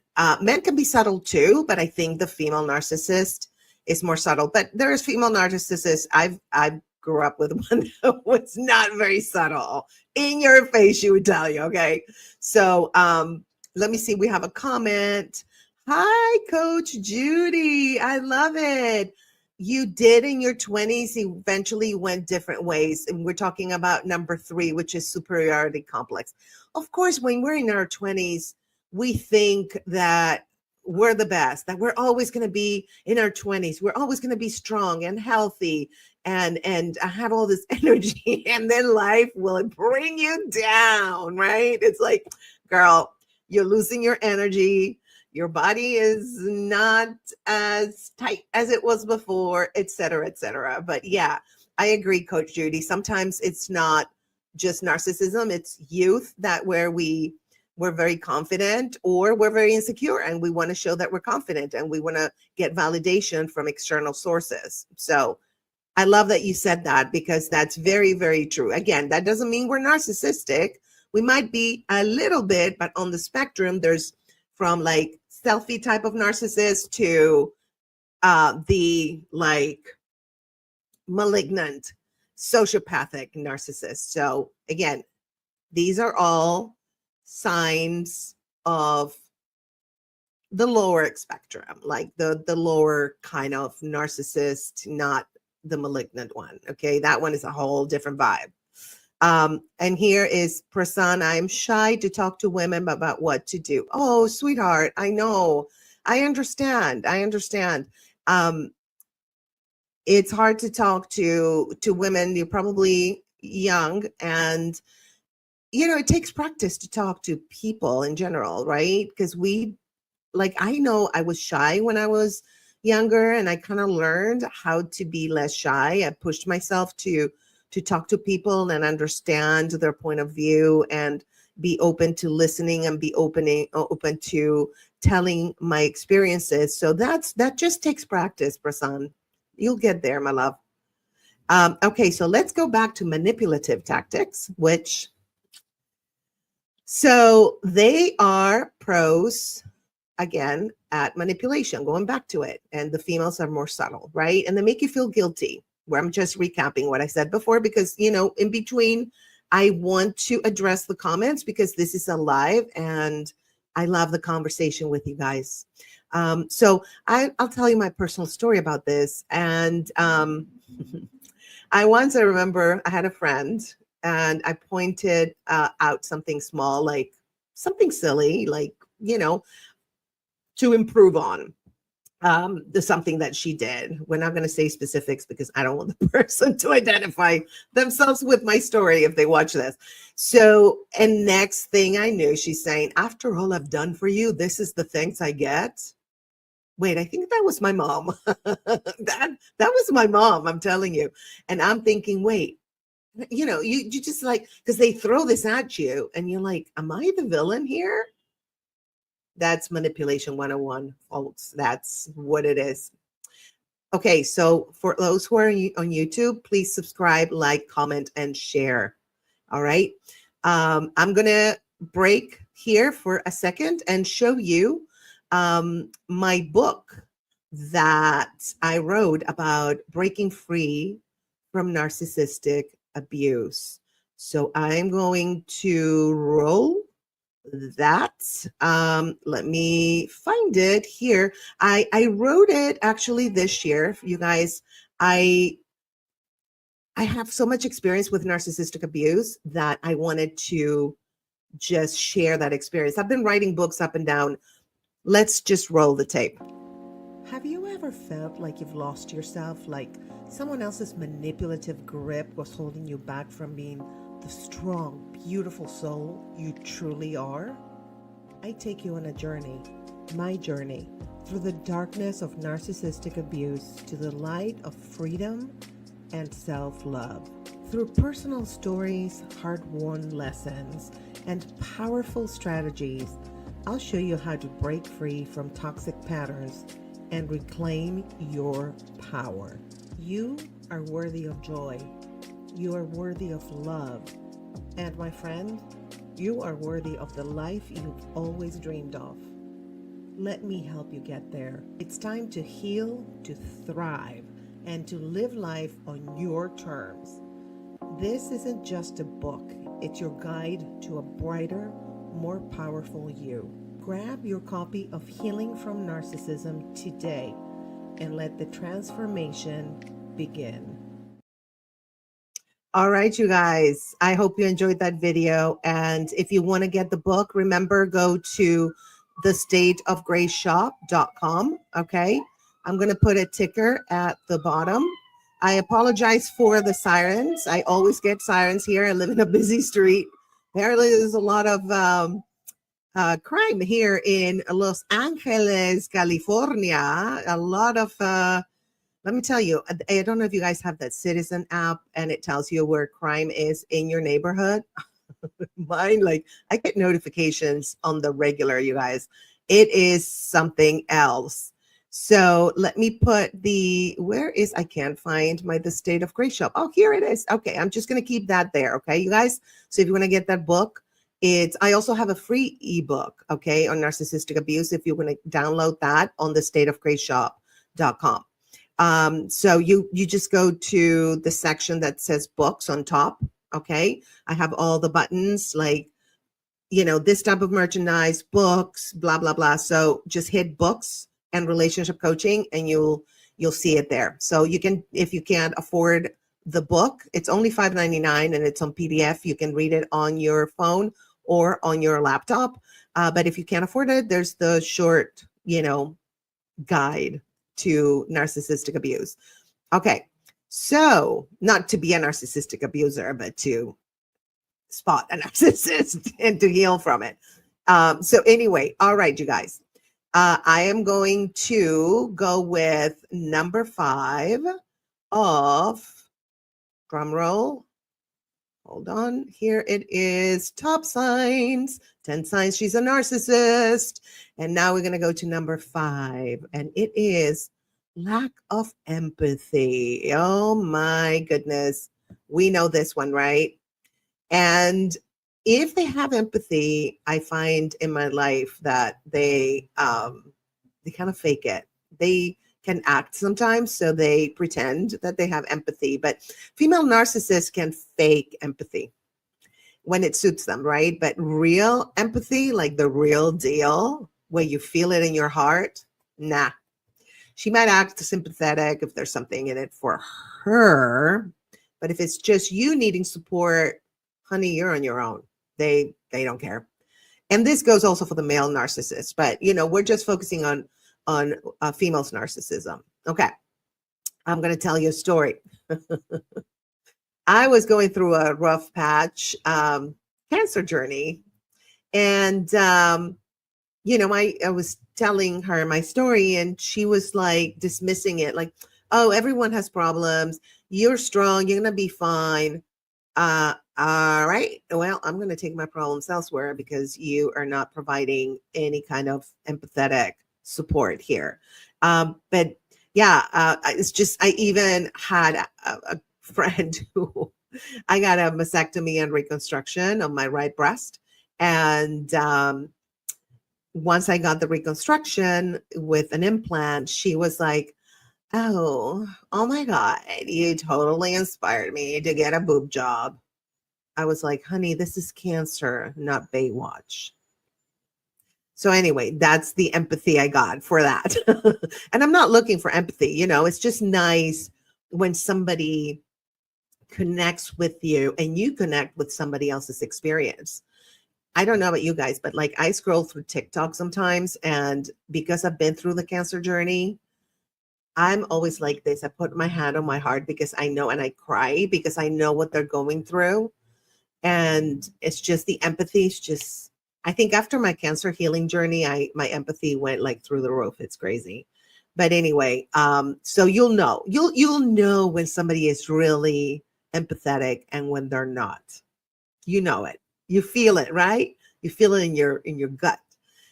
Okay, so again, we are going to move on to, again, number 6 of top 10 signs she's a narcissist. Drum roll and play the victim. Oh my God, this one's a classic, you guys. Whatever they mess up, they'll twist things to make themselves the victim. Oh my God. I know one of my exes married somebody who is like that. They will attack you and then be like, what? Are you attacking me now? It's like, I'm just responding to your attack, dude. What? That's the game they play, right? So the best thing, I think, is not to engage in their in their aggressions. I usually 99% of the time, I'm human. Sometimes I do get a little bit upset, but I try not to engage because they love that. They will twist it around and even though you're the victim of their abuse, they will twist it so they make it look like they are the victim of your alleged abuse. Okay, sorry, roll my eyes. It's not on the script, but I just have to roll my eyes because it's like, see, I've experienced so many narcissists in my life, and the more you live, the more narcissistic personality disorder humans you're going to experience. It's almost like it's laughable at this point. Some of the tactics to me become so obvious that I'm just laughing. It's like, you're a clown, dude. It's like, I know what you're doing. So just no, I'm not falling for it. And female narcissists rarely take accountability, but they're pros at acting like everyone's out to get them. Yeah, everybody is out to get them. That's the mentality of a victim. And I'm not saying, if you feel like life, you have experiences like illness or abuse and you feel like life is hitting you hard. That's not what I'm talking about, because you're not playing the victim. You feel like a victim. That's a whole different ball game. Playing the victim is, you're not the victim, but you switch the game onto the person you abused. I hope that makes sense to you guys. So I remember I had a friend, no names. She once threw a whole event into chaos, but still managed to say, people just don't understand me. It's like, honey, we understand. We just don't like the drama. We don't agree with it. Yeah, that's what's happening here. So anyway, let's move on, you guys, because we're going to keep it fresh and fast and fun.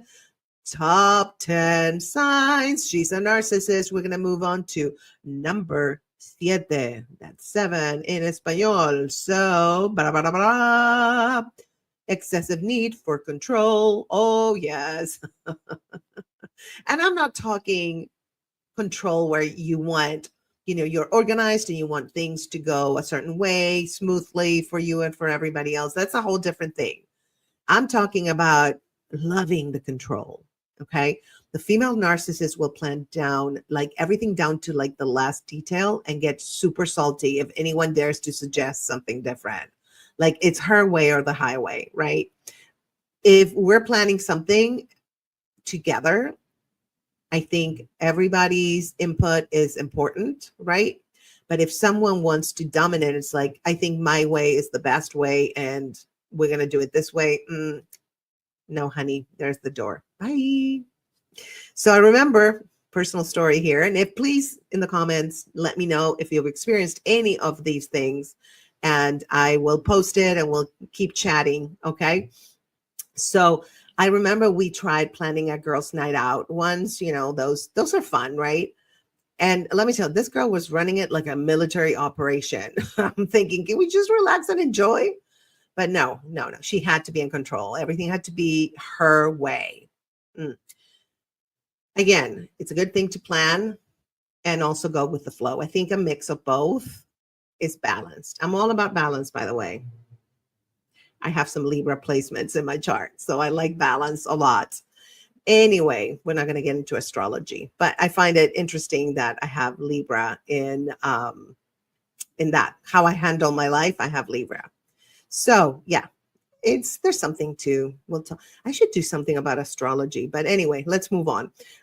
So top 10 signs she's a narcissist. And we're going to move on to number 8, obsessive focus on appearance or status. Yes. I mean, one thing is it's good to look good. And some people are like fashion or fashionistas, they call it, right? But this is different. Female narcissists like often have a thing for status and appearance. One thing is to do it because you love playing with fashion. That I think is artistic. It's a beautiful thing.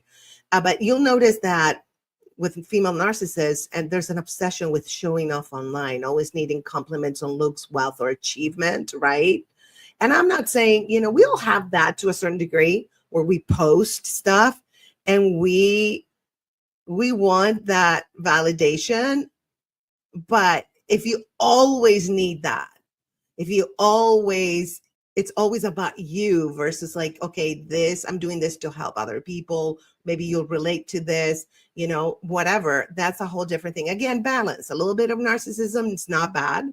Selfie, posting, something about you. We all want to celebrate your achievements and celebrate, you dyed your hair another color, whatever it is. But the constant need for compliments, I think, is definitely a narcissistic trait. I remember this one friend posted a casual selfie every day, like it was like a Vogue shoot or something. And if I didn't hit like within 5 minutes, I'd hear about it. Like she would like, did you see? And then they send you, like she used to send via DM, like, did you see my post? It's like, girl, I've seen like 25,000 pictures of you. Yes, you look good. Moving on. All right. What do you have to offer the world besides the selfies? That's what I'm talking about. You know what I'm saying? And some of them will fake caring about others. Don't get me wrong. They will fake it. But, we want to look for those signs, these signs that are very constant. Okay. All these signs that we're talking about, they're not just one time, because we all, we're human. We all have a degree of ego. We have to, because ego is the one that has the fight or flight kind of thing, where if we're in danger, we're going to either fight or flight. So that's good. Ego is not bad. But when you cultivate the ego to the point where it's all about your ego, that's not healthy for you or for others, really. That's my take on it. All right, you guys, are you ready to go to number 9 of the top 10 signs she's a narcissist? Well, I know I am, because this one is a very strong one that it took me years to learn and to identify, and it's gaslighting. Now, gaslighting is a biggie. Okay, female narcissists will make you question your reality, everything, denying things they said or did. That's one thing that drives me insane. No, I didn't say that. Oh, you said that. And I'm like, I had a friend, she was like, well, you said something that was not feminist. I was like, can you give me the example? Because I don't recall saying something that wasn't feminist or went against women. And she couldn't quote it. So what the hell, right? She was definitely gaslighting me, because if you reach that conclusion that something one time I said was against women, or was not girly, girl to girl, girl's girl, that's what I'm trying to say. It wasn't that, then if you don't come with receipts, dude, you're full of shit. Sorry, I had to say it. But anyway, so that was like, come with receipts. If you're going to accuse me of something, I'm totally okay with that. But just come with receipts. Show me. Let me know. And I'll look at it. I'll be like, oh, that was not cool. I reset myself. Like, that was not cool. There's something in me that I need to work on. That's what things like that, are for. If you say something and your friends call you out on it, we just look at it and we're like, oh yeah, that was not cool, man. That was really not who I want to be and what I want to cultivate in myself. So that's a different story. But if you come and tell me I did something or I said something and you don't even remember what I said, dude, no, that's bye. Anyway, you guys, let's go to number 10 of the top 10 signs she's a narcissist. Sorry, I'm killing you with my singing, but I just feel very singy today. I don't know why. I don't know. I think because I went to the beach yesterday and I absorbed all that peace, and I got, the beach, the water is like, it takes away all my negativity or things that are not aligned with my higher self, or stuff that I want to get rid of, and I feel rejuvenated, and that's why I'm singing today. Okay, long story short. Anyway, so gaslighting, like I said, it's a big one. You definitely need to pay attention to that one. Huge. And that one takes, like I said, a minute to notice. All right, top 10, she's a narcissist. And now number 10, frequent drama and conflict. All right, we know what that is, right? I mean, a little bit of drama never hurt anyone, but if every other day or every week there's some new drama, a female narcissist is usually right at the center of that drama. Now, if things are peaceful, they'll stir the pot just to keep things spicy because they like it like that. Not me. I don't like it like that. I mean, if there's drama, we'll sit down and communicate and figure out what's happening. But yeah, too much. No, every other day, I had actually a boyfriend who was like that. So men do have these traits too. Again, but these are particular to females and how they express those traits. That's what I wanted to do on this live. Okay. All right. So personal story. Okay. I had a girlfriend that, we communicated a lot. This was when I was younger, right? And she would create conflict out of thin air, then act like she was the one who could fix it. Make herself the heroine or the hero. I pronounce heroine like it's the D-R-U-G. I don't know. My little Spanish accent. But it's exhausting, you guys. Exhausting. I just can't deal with it. I don't know about you guys, but I can't deal with it. So please feel free to comment. I love your comments, you guys, and I will address them. So anyway, all right, Grace Nation. That's what I call the people that tune in. It's the Grace Nation. We're all about healing, laughter, and shining our souls, right? I think that's what Grace Nation is about. So these are all the top 10 signs to look out for on a female narcissist. If this video, if this live helped you spot some red flags or just gave you a good laugh, please give it a thumbs up, subscribe to the channel, share it with your friends, and drop a comment below, okay?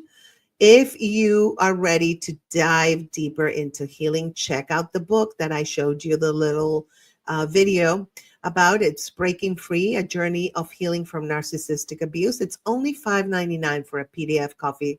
Did I say coffee? A PDF copy. You can read it while you're having coffee. So it's a PDF copy. Oh my God, I want to say coffee again. I probably am craving coffee. So you can read it on your computer or phone. And it's available at the State of Grace shop.com. Okay, it's down there. It's on the ticker so you can see it. And if you offer, if you're looking, I offer one-on-one support. If you're looking for one-on-one support, I offer relationship coaching services with discount packages available again at the stateofgraceshop.com. I'd love to connect with you. Email me at thestateofgracefraga@gmail.com for a free 30-minute session to get started. Subscribe, like, and comment and share. Okay. And we have one more comment. Let's see. Coach Judy. I love Coach Judy. I just moved away from such women and can spot them even at events. Isn't it crazy how we learn how to spot women and men that are narcissistic? And we just know. We just smell them. We just see their energy and we're like, I see you, girl. I see you. So yeah, I totally agree, Coach Judy. Thank you for the comment. And here you're saying also that I have seen so many narcissistic women and move away. Yeah, absolutely. Yeah, that's what we do.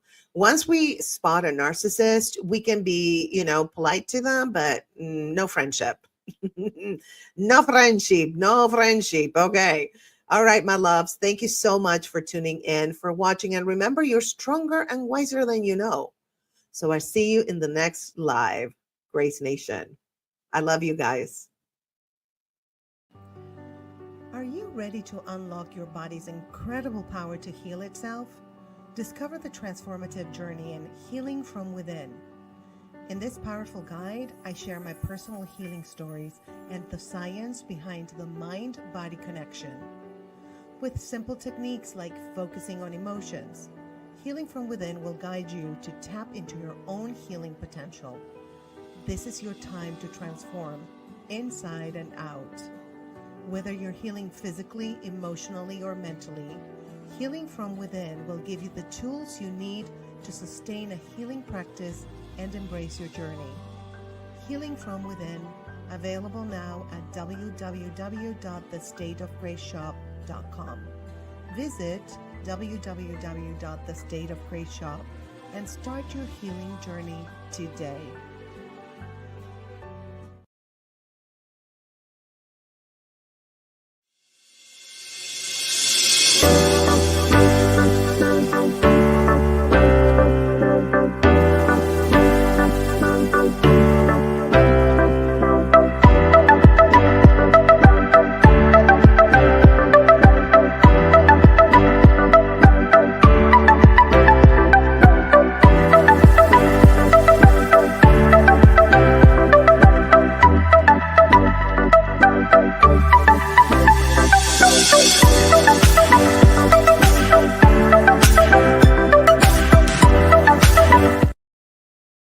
Hello, welcome to Relationship Coaching Live. Today, I'm going to do the Healing from Narcissistic Abuse series. And specifically, we're going to talk about, or we're going to learn about, and I'm learning with you because I'm always open to learn. Sometimes some experts think they know everything, but I am not one of those. I'm a relationship coach, and I'm always open to learn and to hear your stories more than anything. I would love to hear your stories. If you have any stories of narcissistic abuse and you relate to what I'm saying or the stories I'm telling or the types of narcissists, because today we're going to do types of narcissists. Whew. And what has this anything to do with healing from narcissistic abuse? Well, it has everything to do with we can spot them much easier if we have the information. Remember, knowledge is definitely power. So anyway, so let's start today. Let's get to the meat of this presentation. It's not a presentation, it's a chat. We're talking, but I'm just being silly. Okay, so let's share screen. I'm going to share screen of, here is, okay, you guys can see it. I see you can see it. And let me go to the photo. Okay, so here we have different types of narcissists, okay? Like we have the overt and grandiose. Let's start with that guy, okay, or girl. AKA classic, agentic, I don't know what that means, or extroverted. I know what that means. So they're like very charming, exploitative, and controlling. Has an inflated ego and expects special treatment. Ooh, well, I can relate to that. I know many people like that. But sometimes people have like a little bit of a big ego. That doesn't mean they're narcissistic, okay? And also there's a spectrum of narcissistic personality disorder where, it's like the autism spectrum. It's all different kinds of levels and different types. So we can't just say, oh, she took a selfie, she's a narcissist. No, okay, that's not what it's about. Again, we all have to a certain level of ego, which is actually healthy, right? It's very healthy. So the overt grandiose, and you know what, you guys, I also have a website that I found that is very good. Okay, so here it's more information about this type of narc, okay? So let me stop screen and I'm going to show you, we're going to study together what this grandiose kind of narc looks like. So grandiose, this is also known as the classic, yes. And we've all met somebody like that, right? Especially here where I am in LA. you meet those people like, hey, I'm doing this and I'm doing that. And it's like, who cares? Tell me about like who you are. I don't care what you're doing right now, okay? Unless it's something that I'm interested in. But, and I'll listen, of course, you'll listen. I know we all listen. But yeah, it's the type of person that talks about themselves all the time and pretends to be interested in you. Let's keep it real, okay? So this is also known as the classic or stereotypical narcissist, and what many think of when they use this term, right? We all think about, oh, yes, I am fantastic, I am awesome. Yeah, we all think that when we hear narcissist. These individuals are typically described as arrogant, entitled, charming. Oh, so charming, honey. grandiose, superficial, and vain. That's a lot of adjectives, guys. Arrogant, entitled, charming, grandiose, superficial, and vain. That is intense. Dr. Duvarsula, I don't know who this person is, describes these individuals as show-offs or overly confident and frequently not accompanied with an accurate assessment of their abilities. Yeah, I'm not going to say who I'm thinking about, that everything is the best and he has the best everything.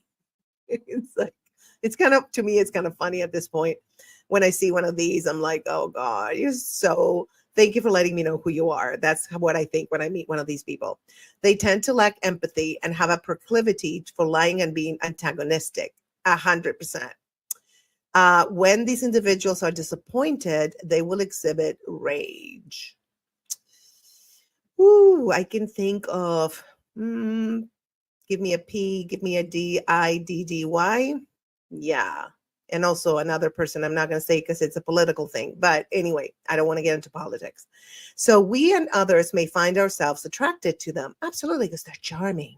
Well, they charm, literally. They charm you. I know this phrase is so not woke, but they charm. My ex literally charmed my pants off. I know, this is very sad to say, but we stayed together for 3 years until I realized I gotta go. Yeah, this is not working. But they do charm you. They're very charming until, they switch on you and then they go, blah, crazy. And then they charm you again. It's like a roller coaster of insanity.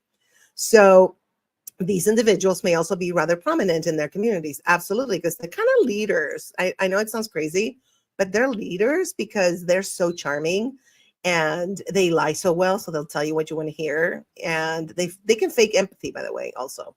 When interacting, okay, so this is the advice. When interacting with these individuals, one-on-one conversations tend to be one-sided. So if you see all these, traits, if you start seeing these, your alarm needs to go beep, beep, beep, beep, beep, beep, beep. Okay. The narc-dar. Is that an or narc-dar? Okay. Well, we just made a word, you guys. They will often be very talkative, but it is about themselves. When you attempt to talk, they may seem uninterested and act busy. Oh my God, yes.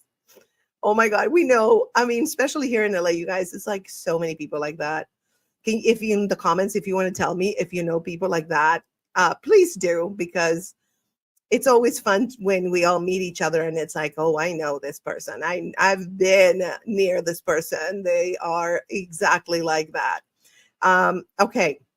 So let's stop sharing screen and let's go to the picture that I have that I love, that those narcs descriptions. Let's go here and let me go see it. Okay.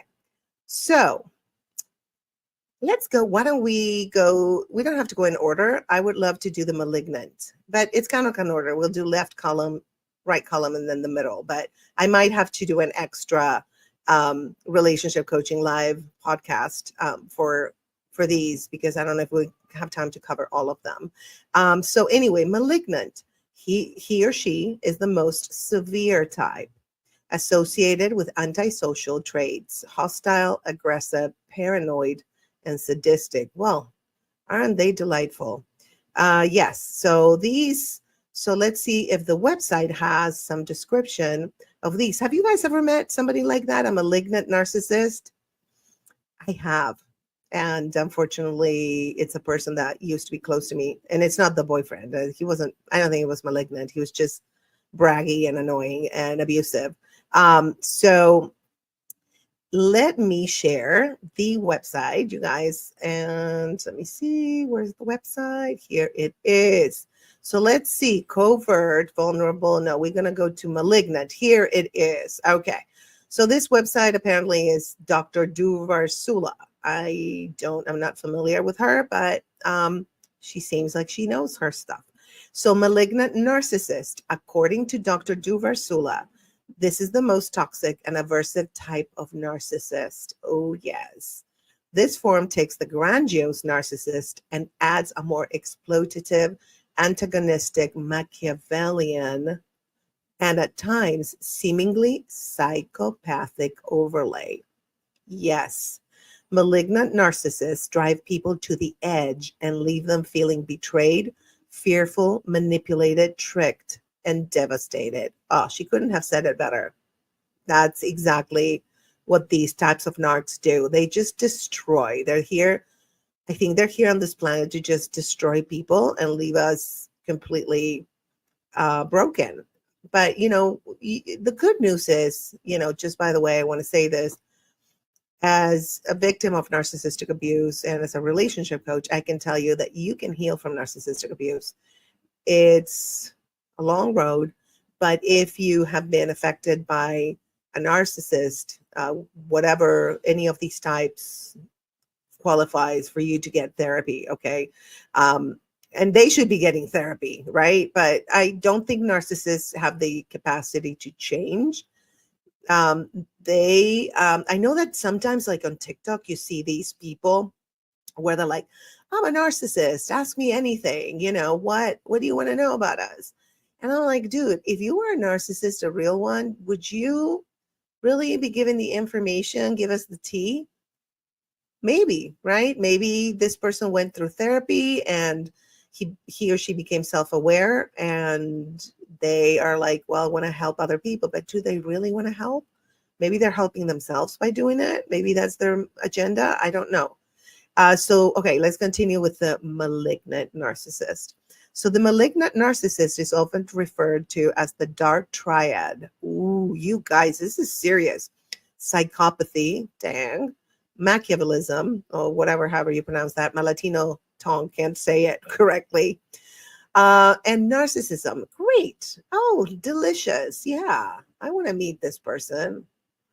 Or dark tree tetrad. Okay, so it's 4. I'm not probably mispronouncing it, but bear with me. From Argentina, so what do I know? So the 4 dark traits are psychopathy, Machiavellism, sadism, and narcissism. Oh my gosh. I have a question. Do you guys think that people who practice S&M are this type of narcissist if they're dominant? I don't think so, though. I think that's a whole different thing. But just a question I'm throwing out there. These individuals are quite charming, yet political, manipulative, and often lack remorse. Due to their exploitative nature, they can truly cause a lot of devastation and damage to others. Yes, these are individuals who may not only bend or break the rules, but also abuse their power. These individuals often see others as disposable and a means to an end. Wow. Leaving a relationship with a malignant narcissist can be very difficult due to fear of the narcissist and what they may do. Yes, 100%.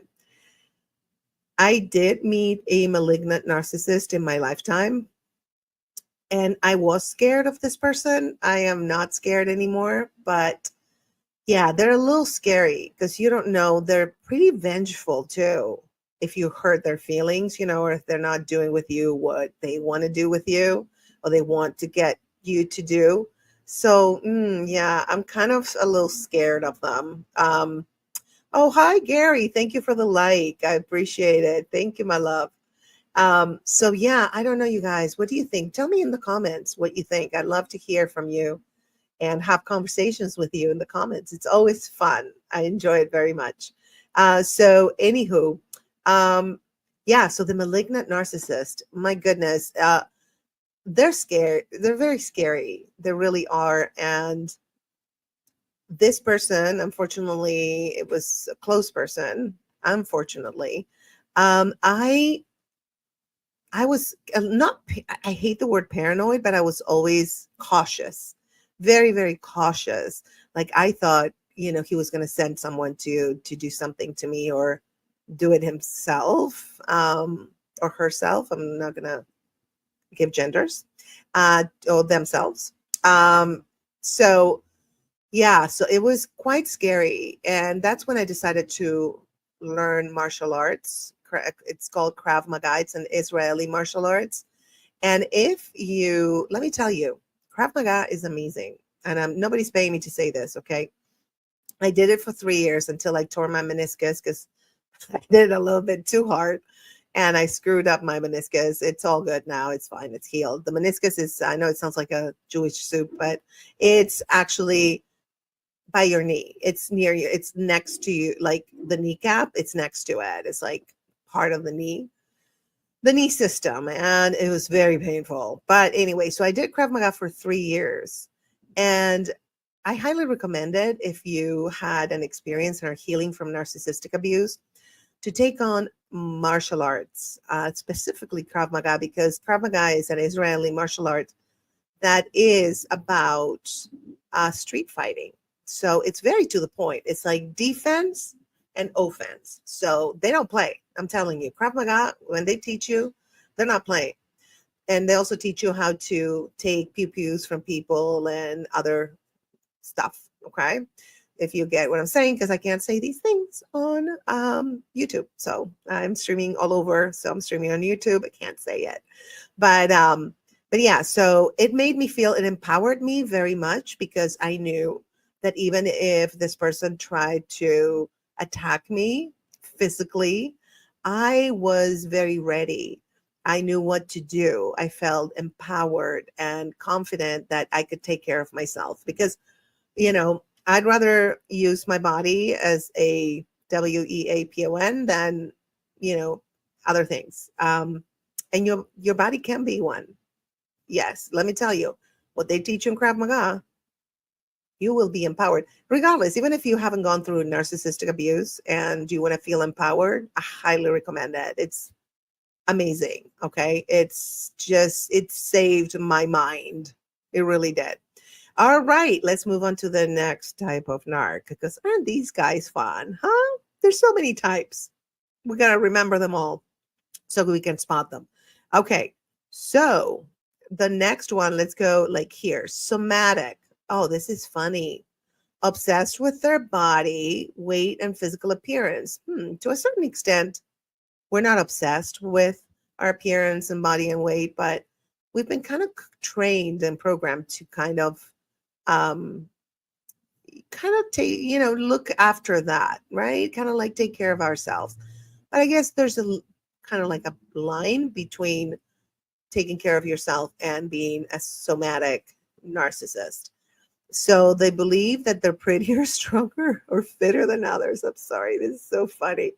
Their perception, it's all, this life is all about perception, you guys, but the perceptions of the narcs, just like so screwed up, you guys. I'm sorry I'm laughing at you, narcissists, if you're like watching this, but it tickles me. Anyway, so we did the somatic. Let's see if this lady has this doctor. She's amazing. Okay, she doesn't have the somatic, but the somatic is kind of fun, I think, to spot, because, and it kind of hard sometimes too, because like if you go to the gym, everybody's obsessed with their body, right? So how can you tell? I guess if you start talking and they just talk about themselves only and they don't care, they don't listen to you, or they fake listening to you, then I guess it's a good bet, right? So yeah, they would be that. Okay. So I'm going to stop sharing this, and I'm going to share. I love going from one thing to the other. It keeps it a little bit more fun. All right. So let's do, the seductive narcissist. What is up? Okay, you guys. Shower targets with compliments and flattery for admiration. Will drop people if not praised enough. Sounds like a Leo. I'm a Leo, so no shade, but we love to be praised, but not to this level. Like I won't drop people if they don't praise me, but we like compliments. Leos, we love, who doesn't love compliments, right? But I guess if they're just all about the compliments, then yeah, right? I like this list. It's very specific, and I like how they're basically saying like different aspects of the narcissist and dividing it in like, overt, malignant, somatic, seductive. But I think that sometimes they can cross over. So you can have an overt, grandiose narcissist that's also seductive. And, he has all these traits of an overt, grandiose narcissist. And then he will drop you if you don't praise him, because I think they all kind of intertwine a little bit. So yeah, that's my personal opinion. Okay. I don't think the website has seductive narcissist, which just makes me laugh. I'm sorry, seductive narcissist. Seduce me and compliment me, or else I'm dropping you. Okay. Wow. Okay. There's so much work, you guys, aren't they? There's just so much work. I remember when I was with my narc. Yeah, like my narc, like my dog, my pet, my cat, whatever. I was with my narc BF boyfriend. Yeah, he praised me though a lot, which it was weird because I did praise him too. And he would like that, but he wasn't like a seductive one. He was more of an overt, grandiose narcissist. But he would praise me a lot. So be careful, because they do praise you a lot and they give you a lot of compliments. But something in my gut, when he was giving me those compliments, I was like, oh, I'm not buying it. I don't know why. It was so weird. And I'm not skeptic about compliments. I just say thank you and move on. I don't take them to heart. I think that's my philosophy, because if we take to heart the good things people say about us, then we also are going to take to heart the bad things people say about us. And I'm working towards improving that aspect of myself, where we all love to hear compliments, right? But now I'm like, I trained myself to say thank you and let it go. So when people say something bad about me, it really doesn't affect me as much as it used to. I'm like, apparently they have an issue. Yeah, okay. Who cares? I don't care what they think. It's, unless it affects my career, then yes. I had a video taken down because the comments were hideous. They were so mean for no reason. And I was like, okay, I'm just going to take this down because it's not helping my career. So something like that, yes.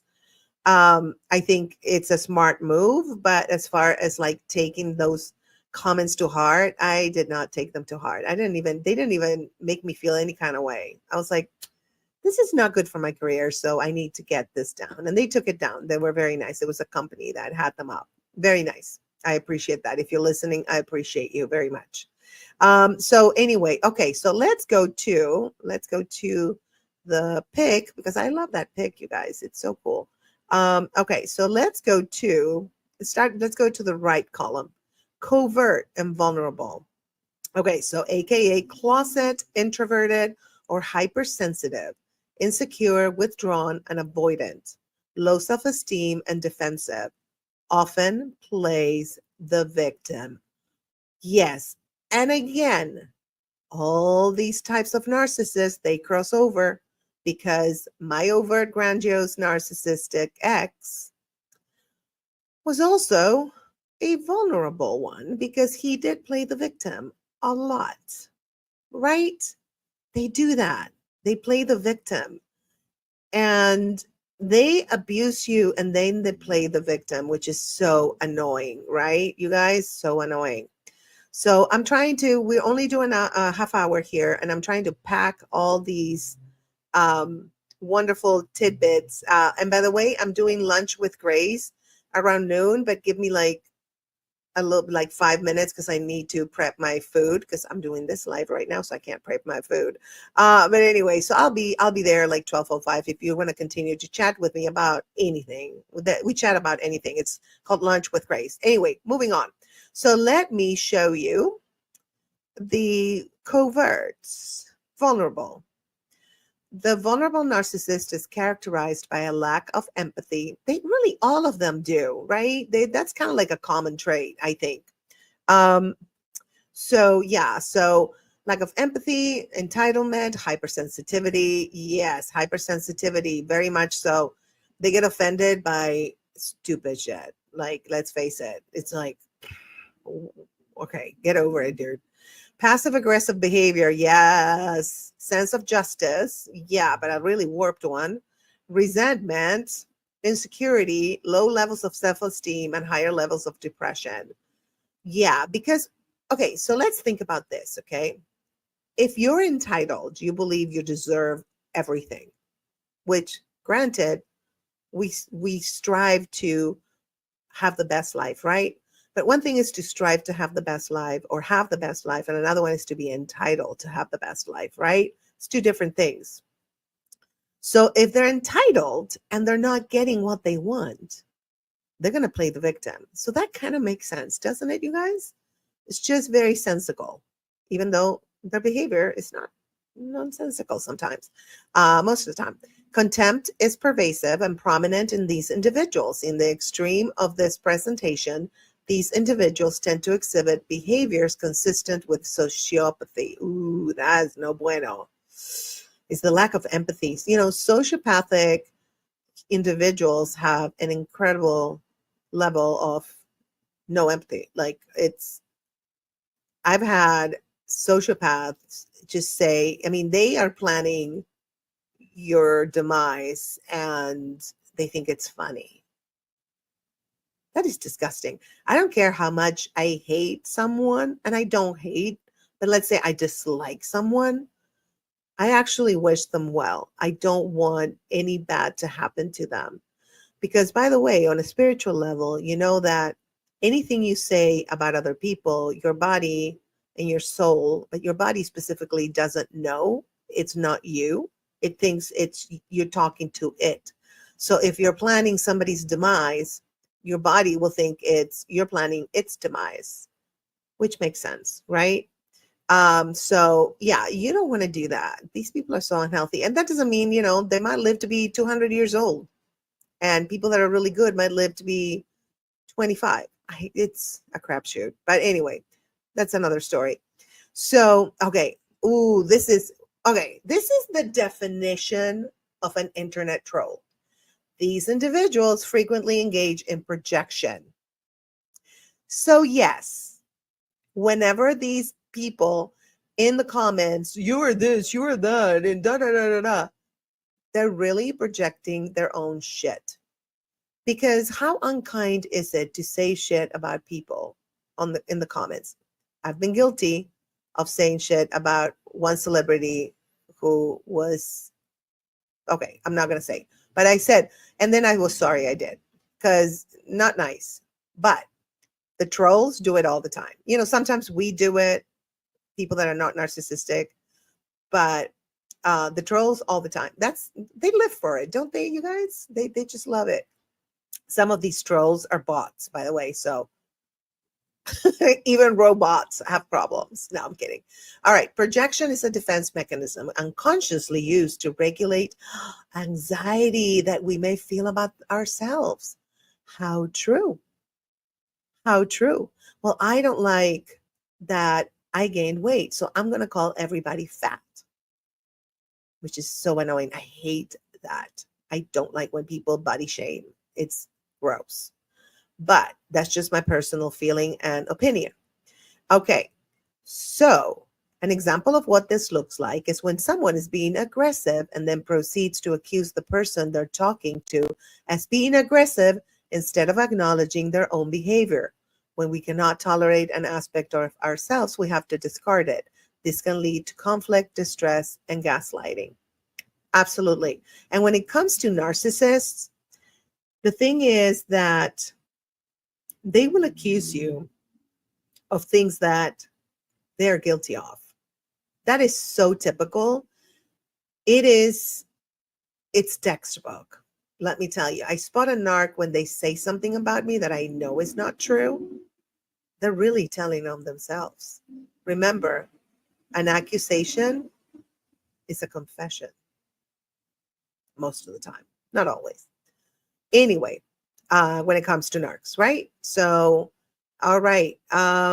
Let's go to, please feel free to put in the comments, what you, in your experiences with narcs has been, or whatever you want. Ooh, is it streaming on Instagram? Okay. Yes, apparently it is. Okay. Because, I have separate, this is sidebar, I have separate windows for Instagram and for the rest of the apps. That's the way StreamYard works. But anyway, all good. Okay, so we have a minute. So, okay, so I think this was pretty good. And I think that for next time, you guys, we can continue this if you're interested. I do have a lot of guests coming up on Relationship Coaching Live, like next week on Tuesday at 11:30, because I had to do these last 2 weeks Thursday because I had appointments and I couldn't do it on Tuesdays. But next week it's Tuesday, and the celebrity journalist Reba Merrill is she's going to give us the tea on celebrities and her relationship to these celebrities, because this is Relationship Coaching Live, right? So I always have like fun guests like that, and we discuss topics that have to do with relationships, because everything is a relationship, right? Even our relationship with Alexa is a relationship. So, or Siri. I had to change the voice because I had an Australian guy. He got on my nerves. I know he sounded very bossy. So now I have the original Siri and I love her. But anyway, okay, you guys, I love you. Thank you for tuning in. And I will see you, if you want, join me in Lunch with Grace on YouTube. And if you're not watching from YouTube, my YouTube is at the State of Grace Fraga. And please subscribe, hit the subscribe button. And it's, if you're in YouTube, it's going to be on this side. No, this side. I'm looking at the screen. It's going to be on this side. So subscribe. And I need to grow this channel so I can keep helping people, because I don't make any money off of this. I'm just trying to grow and help other people. And so by growing, I can help more people. So hit the subscribe button. And I will see you next Tuesday. Oh, and by the way, real quick, my new book is out. It's called, it's about my cancer healing journey, but it's just for anybody who wants to change their life to have joy and peace. And it's called Get This Off My Chest. And I have it on my online shop, but it's like $5.99 and it's on PDF. I might print it at some point, but now you can get it at the stateofgraceshop.com for $5.99. It's a good deal. And I also have a book on narcissism, Healing from Narcissistic Abuse. And that one I think is like $2 or $3. I think it's $2.99. You can't beat the price, right? And it's all there. It's how to heal from narcissistic abuse. It's like a condensed guide. And it's also on PDF, and you can get it at the stateofgraceshop.com. All right, my loves, I will see you. I love you. Take care of yourselves, and I'll see you soon. I'll see you at lunch. All right. Bye. Mwah.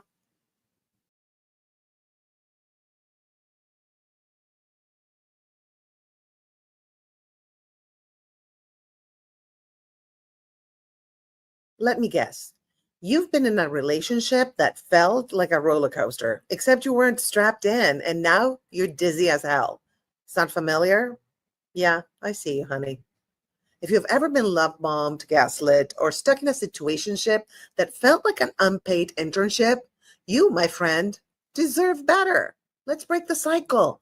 I help you spot toxic patterns, heal from narcissistic abuse, and step into your power like the king or the queen that you are. No more chasing, no more fixing, no more, but maybe they'll change nonsense. Whether you're fresh out of a breakup, wondering if you're dating another red flag in disguise, or just ready to find love without the drama, I got you. Book a one-on-one session with me, and let's create a love life that's actually fun instead of an episode of Survivor Toxic Island. Well, here is to healing, to healthy love, and to knowing your worth, baby. Cheers.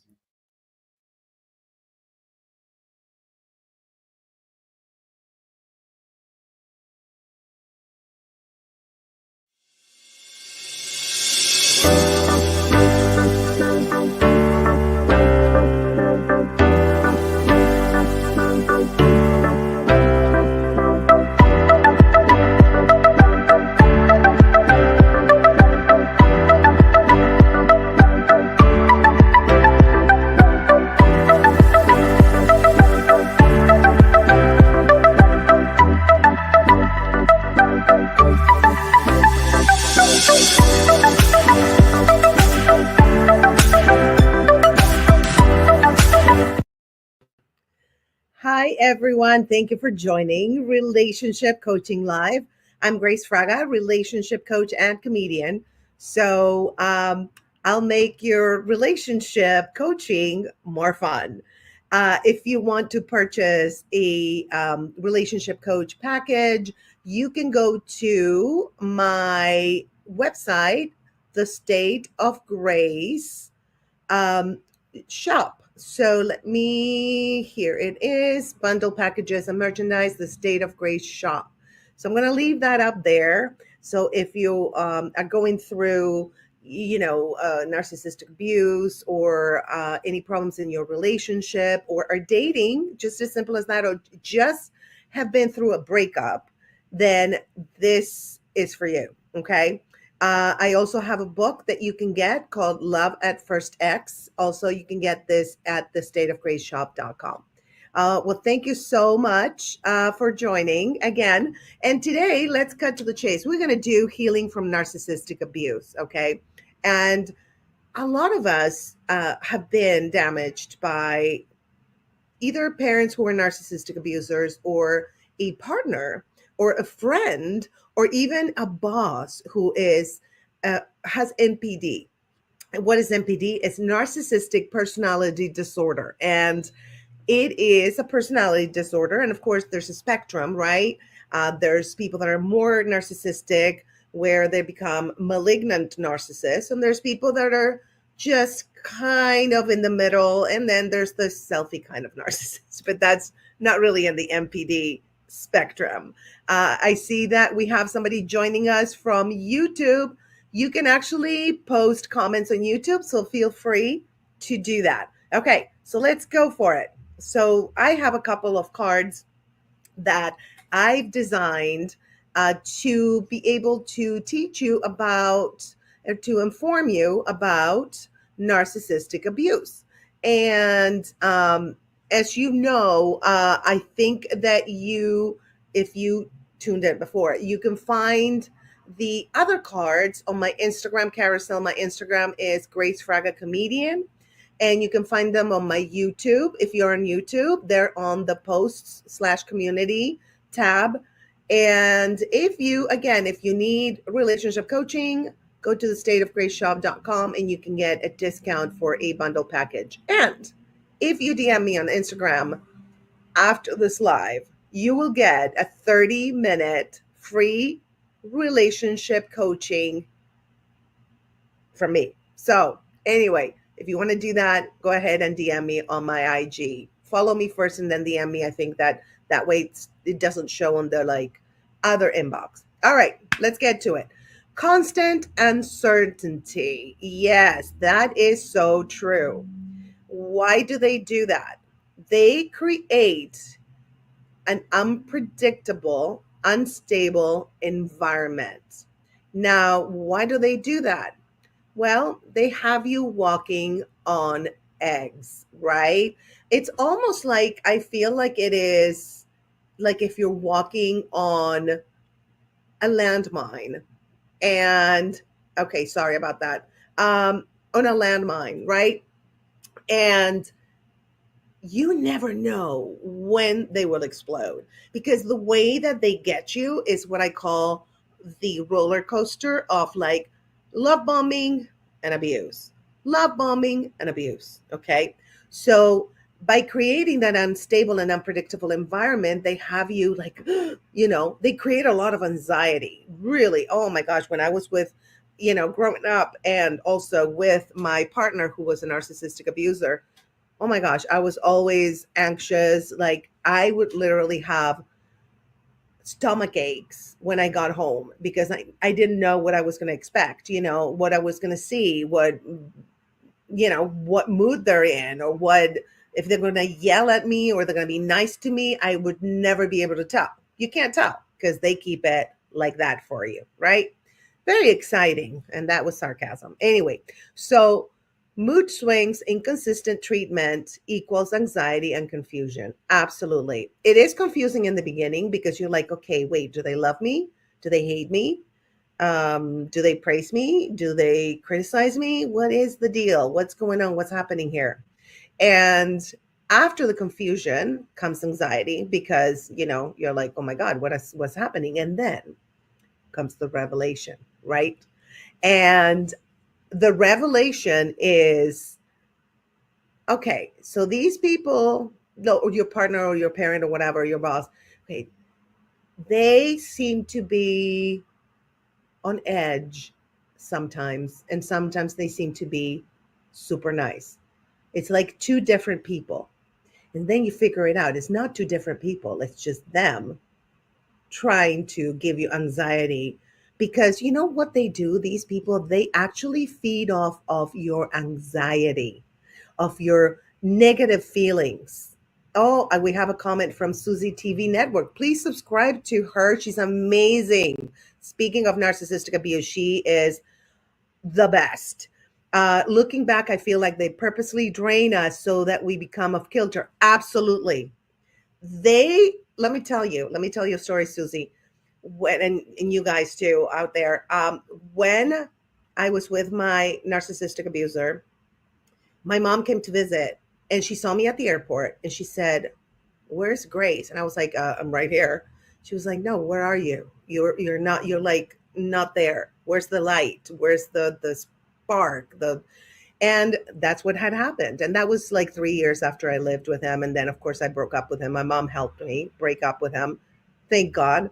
And yeah, she was like, "Where's my daughter? Where is she?" Because I was a whole different person. I was drained. I had no energy. So I feel you, Susie. It is just, oh my gosh, and the anxiety they create. Oh my gosh, the off kilter in me translated to anxiety because I didn't know what I was going to see when I got home. It was extremely upsetting. So please subscribe to Susie's network, SZTV Network. She's amazing. And she does lives and she has lots of videos, lots of content. So please subscribe to her. So yes, that anxiety.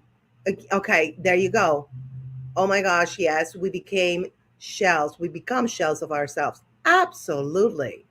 Because it's almost like they take away. I think what they do, this is my take on like on a spiritual level. I think what they do is they're like vampires, right? So they suck your energy, and by that uneasiness where we're having positive feelings and then the negative feelings of anxiety and like shame and guilt and everything that they cause by over criticizing us or yelling at us, you know the drill, right? So those negative emotions is what they feed off of. And so I think that they somehow grab our energy, and then all that energy that we have, the victims of narcissistic abuse, or I hated the word victims, but I don't know, I'll find a better word. Let me think about it. Maybe Susie can give me a better word. So they completely drain your energy. They drain all your feelings. Also, I was numb. I didn't feel anything. And I think not only do they drain your feelings, but they also um, by playing that positive, negative, I love you, I hate you, I love you, I hate you kind of roller coaster, we go numb because we're like, I better not feel anything because this is so painful. It's like they love me, they hate me, they love me, they hate survivors. Thank you. I know I'm a cancer survivor, so I should use that word. Yes, we're survivors. That's what Susie is saying. And yes, Susie, we are their hosts. Yes. And I don't know if this happened to you, Susie, but like after being with him, I'm always a very positive person, but I became more negative. Like, oh my God, I don't think I'm going to get that. Life sucks. And oh my God, it's like, I think that he took my positive energy and then he gave me all his negative energy. And then the kicker is that he was telling me in the end that I was negative. Well, dude, after all you put me through, I have nothing left and I feel like life sucks. Absolutely. But when I got out, you guys, it was amazing because I felt like a big house had been lifted off my shoulders. I felt so light and so free. And at the same time, I felt lighter. I felt like becoming myself again. Yes, I was waiting for the world to end. Oh my God. Yes, I know. It's like, what's the point of living if this is life? They just like, I don't know what they do. They just brainwash you, I think. There's some kind of brainwashing there, besides sucking the energy. So there's so many things going on with these people that, yeah, you just, but let me tell you, when you're away from them, and that's why I preach disengage from them, because when you're away from their physical presence, your world changes. Like I was so free. And this is the apartment that I moved to. That was 12 years ago. And I'm telling you, this apartment, excuse me, this apartment is like my survivor apartment where it just brings good feelings because this was my recovery room. And it was also my recovery room for my cancer experience, my cancer healing journey. So I'm a narcissistic abuse survivor and a cancer survivor. So this has been always, I love this apartment, and they're going to have to pry me with the jaws of life for me to get out of here because I'm staying here. I love this place. This is my healing place. And oddly enough, I had a couple of roommates, especially one that came here, and he's a very good friend. One of them was a very good friend, is still. And he had to heal too, and we healed together in this apartment. So there's healing energy in this apartment. And I think I bring the healing energy also because I want to heal, and I'm still healing. We're all still healing. It never ends, you guys. Never ends. So basically, recognize the pattern and protect yourself.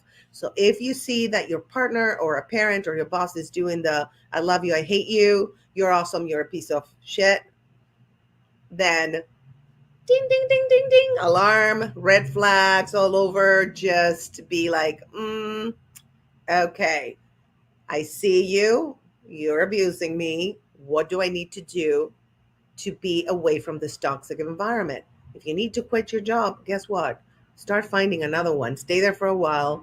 Disengage emotionally with that person because it's easier to disengage from a boss and look for another job. If you're with a partner, plan your exit. That's what I did. I planned my exit. I was very afraid. Let me tell you, very, very scared because financially we were sharing like the expenses and everything. So I had to rearrange my life where I was the only one paying for everything. And that took a lot, but I had a lot of support and love, and that helped me a lot to get out of that situation. So if you're in a situation like I was, or, worst thing is physical abuse, that is just like you need to get the hell out of there if that happens. But if you're in a situation like that, plan your exit. I'm an advocate of plan your exit, because if you exit and you don't have a plan, then you might feel weak and like, oh, maybe I should go back to them. So be strong in the sense that if you plan ahead, if you plan the way you're going to exit that situation, that's powerful. And you are powerful. We are powerful and magical beings. Don't you ever forget that, guys. I'm telling you, we are so powerful. They just, I think society and, religion and the government, this is my personal opinion, I think that they have taken away a lot of our power by making us believe that we are powerless and we depend on the government, on religion, on our family, on everything. We don't depend on anything. We are magical and powerful. So remember that, you guys. Let's see, we have some people joining us from X. Hi, from X. Welcome. I love you guys. I love my Xers. Anyway, so this is as far as that. I'm so sorry. I had COVID and still have a little bit of like irritation. And so I have the AC on and it's just making me like get a little cough. So anyway, but I'm trying to stop the cough. I'm not coughing because I don't like to do that. But anyway, so here we are on the other card that I wanted to share with you. And this one is exploding, not exploding, exploding. Well, you do explode. At some point, I exploded. Let me tell you, I totally 100% exploded. A week later, I was out of the house. but I exploded. I couldn't take it anymore. And he was like, what just happened? Right. And of course, they put it on you. You're crazy. They get you to that point, and then you're the crazy one. And before we get into this card, Susie, I love your comment. Thank you, Susie, for commenting. Yes, support changes everything. And anything we go through, guys, support is so important. I think that even with my cancer journey, I had a few friends, very few, because I kept it to myself. I didn't make it public. And I don't know what I would have done without them. Of course, I would have done, I would have survived, but still, it just makes your journey so much better. But anyway, let's go to exploiting emotions. Narcs use your sensitive information to hurt you. Oh my God, they do. They so do. So, and the trick is that they get you to open up, because when they're nice, they fake empathy and they fake being caring and loving. And it's like an acting job. And so you will confess to them, tell them things that you haven't told anybody and you wouldn't dare tell anybody. And honey, buckle up, because they're going to use it against you. Okay. Big time against you. So what they do is they deepen the dependency and the control, because if you tell them secrets, then they have an upper hand, right? Then they can be like, oh, okay, so you're going to leave me? Well, I know some shit about you. No bueno, okay? It's almost like a diddler, and I'm not going to say the name so YouTube doesn't PDD. Well, I'm going to say it, whatever. Taping all the stuff, and then kind of like, hey, you come against me, I have tape. Kind of like that. They have tape. Sometimes literally they have tape, but sometimes they don't. And it's just word of mouth. And of course, when you break up with them, you guys, they're going to trash you even to your friends. Yes, you are the devil. You are the one that overreacted because they got you to that point. Let me tell you, I don't even know how I didn't overreact for 3 years. Like, it took me 3 years to be like, this is some bullshit. I'm out of here. 3 years. That was my first narcissistic and only narcissistic abusive relationship. And it made me realize that my parent, my mom, had done the same thing to me in a different manner. But this person was my mom times 1,000. Like, my mom was like a baby, a narcissist. This one was the big, like, my mom was narcissist 101. This guy was PhD in narcissism. I'm not kidding you. Like, and he was older than my mom too, believe it or not. He was a much older guy. And so he had more experience. Like, if they'd done it so long that they figure it out, they got it down to a science, man. Like, and he was textbook. Like, he did it so well also. And he was also an actor, a character actor. And so the acting on top, and something in my gut, follow your gut. That's one thing, you guys. Listen to your gut, because I remember my gut was saying, Grace, he's an actor. Maybe he's faking all this shit. Maybe he's like telling you all this. I love you. You're the love of my life. And it's some bullshit. To him, it's like a movie. And it was. It was an acting job. It was a movie. I don't think that he was able to have positive feelings, maybe a little bit. My mom probably had more of positive feelings, of an ability to have positive feelings, but not this guy, dude. Oh, this guy, I'm telling you, he was acting the whole thing. So they make you dependent on them, whether it's financially, emotionally. He would say, like, nobody's going to love you like I love you. They put all those words enter your brain. And because you are at a low emotionally, you're kind of like open to them. And also they put you down, and they bring you to a point where you're like, whatever. It works. It really works. So my advice, like I put on the card, guard your heart and seek support. Definitely guard your heart. I'm sorry. This COVID thing, I'm telling you, it's like, I'm going to like choke on my own air. That's what's happening. Okay. I apologize for that, you guys. But I'm fine. I don't have COVID anymore. I'm good. I had it twice. I had a rebound. So mask up, you guys, because there is this strain is super contagious, especially if you're in LA. Let me tell you, I think I got it going to the grocery store because I'm pretty much go to work and come back, and I work outdoors. So, but anyway, sidebar.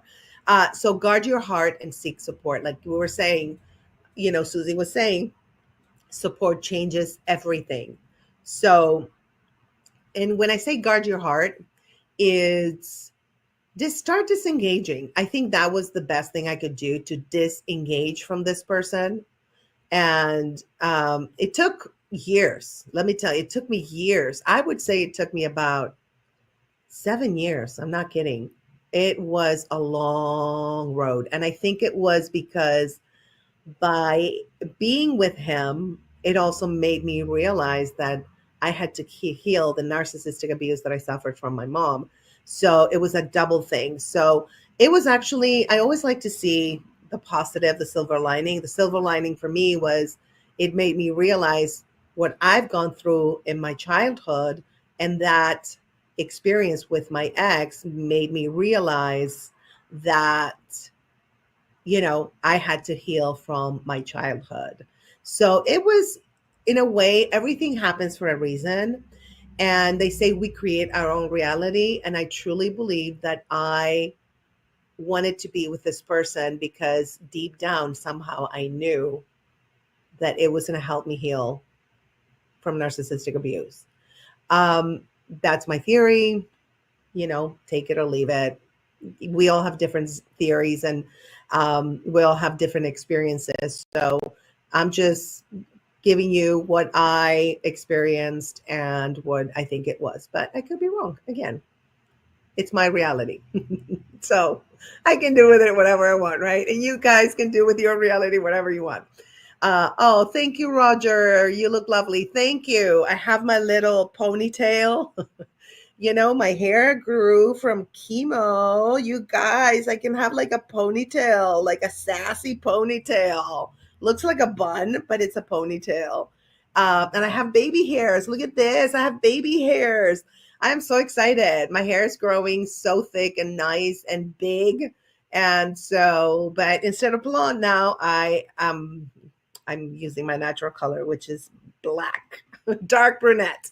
So, thank you, Susie. Yes, I truly believe that everything happens for us, not to us. Yes, I love that. You guys subscribe to Susie TV Network. She's amazing. I told you. Absolutely. To us, no. For us. The to us is the victim mentality. The for us is the healing mentality. So those are two. And I got goosebumps when I said that. Thank you for giving us that gift. That was a beautiful thing to say. I love it. We should do a live together, Susie. Maybe you can come on Relationship Coaching Live and we can just go about narcissistic abuse and share experiences so other people, we can help other people heal from it, or at least just oh, I had the same experience, or, oh, wow, okay, I might be in a narcissistic abusive relationship. So I think we're friends. You follow me on Instagram, so let's DM. And you guys stay tuned for Susie to be on a live here, helping us with narcissistic abuse and healing from it.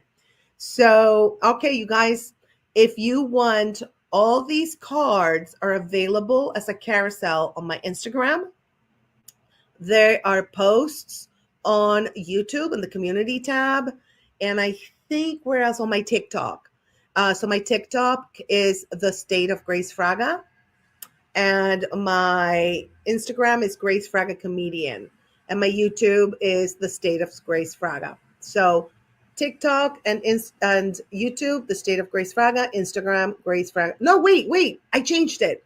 Sorry. It's all The State of Grace Fraga. Oh my God. Did I? I think I changed it also on Instagram. I'm trying to keep my name on it. Yes. Okay. So for everything, you guys, The State of Grace Fraga. So they're on TikTok, they're on Instagram as a carousel, and they are on YouTube, one after the other if you scroll down the community tab.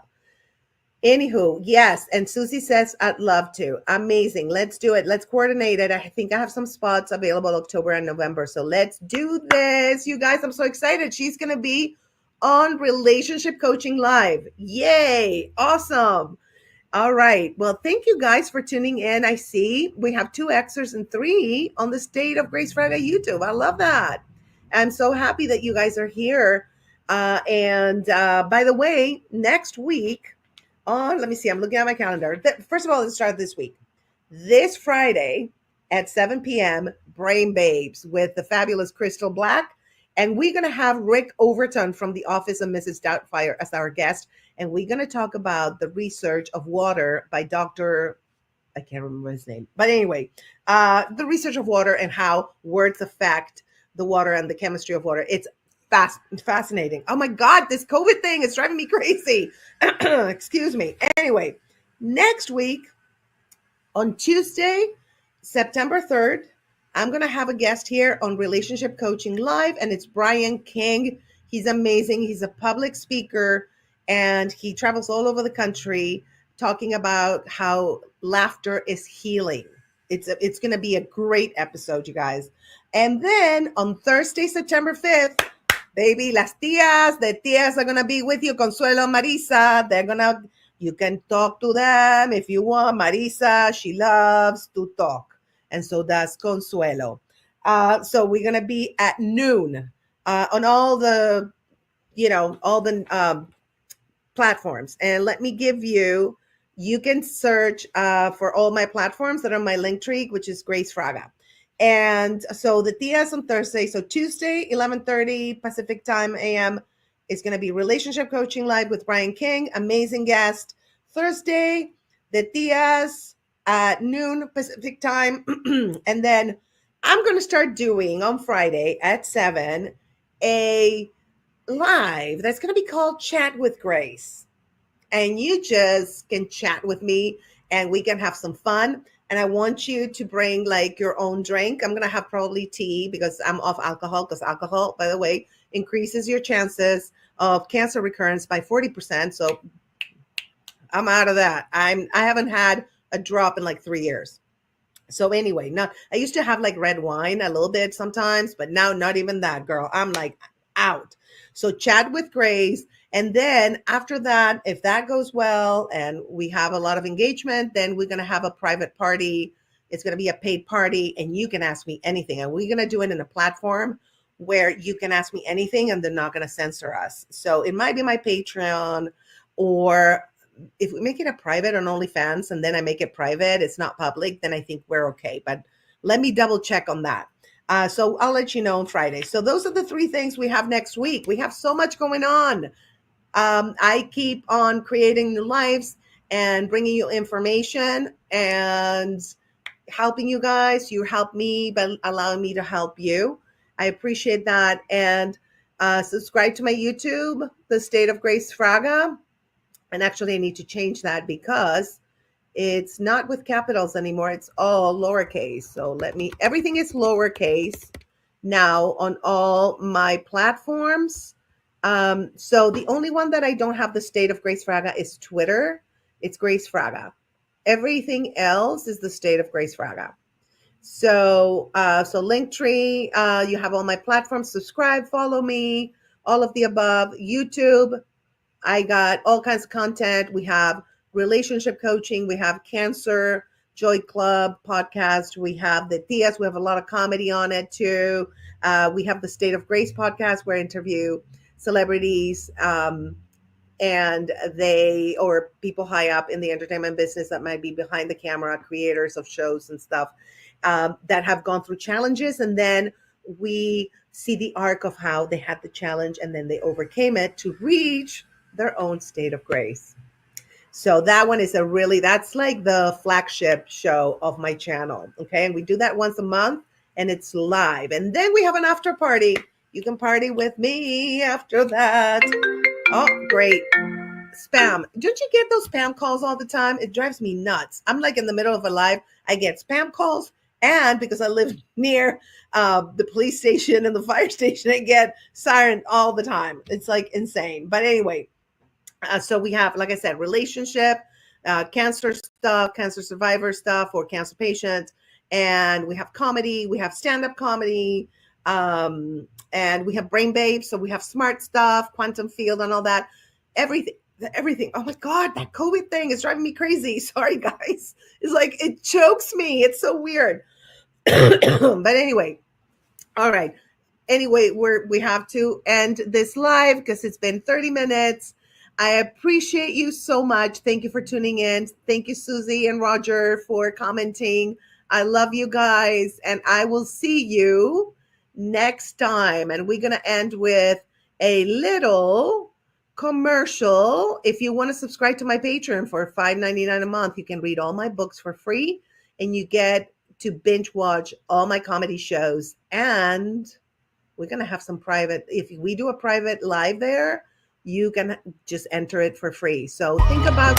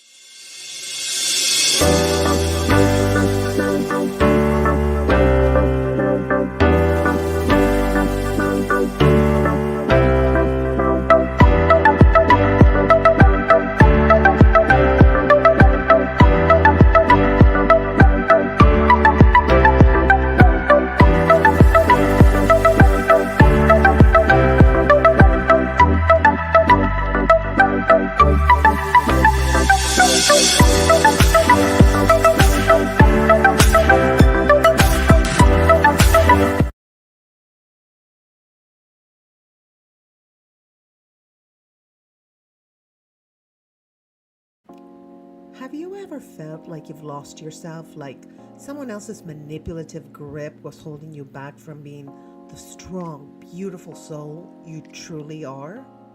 I take you on a journey, my journey, through the darkness of narcissistic abuse to the light of freedom and self-love. Through personal stories, hard-won lessons, and powerful strategies, I'll show you how to break free from toxic patterns and reclaim your power. You are worthy of joy. You are worthy of love.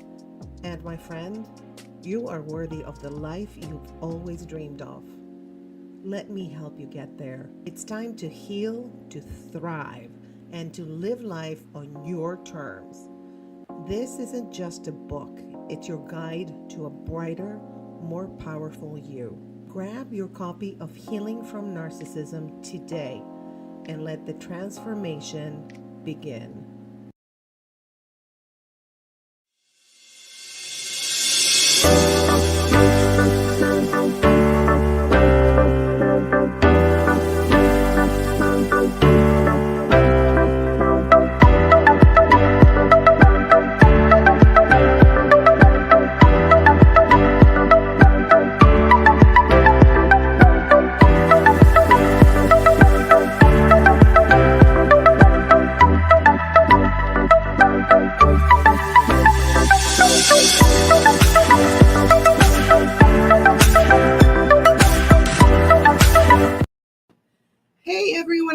Thank you for joining us wherever you are, whether you're on Facebook, Instagram, X, YouTube, Twitch, or LinkedIn. That's how many platforms we're streaming on.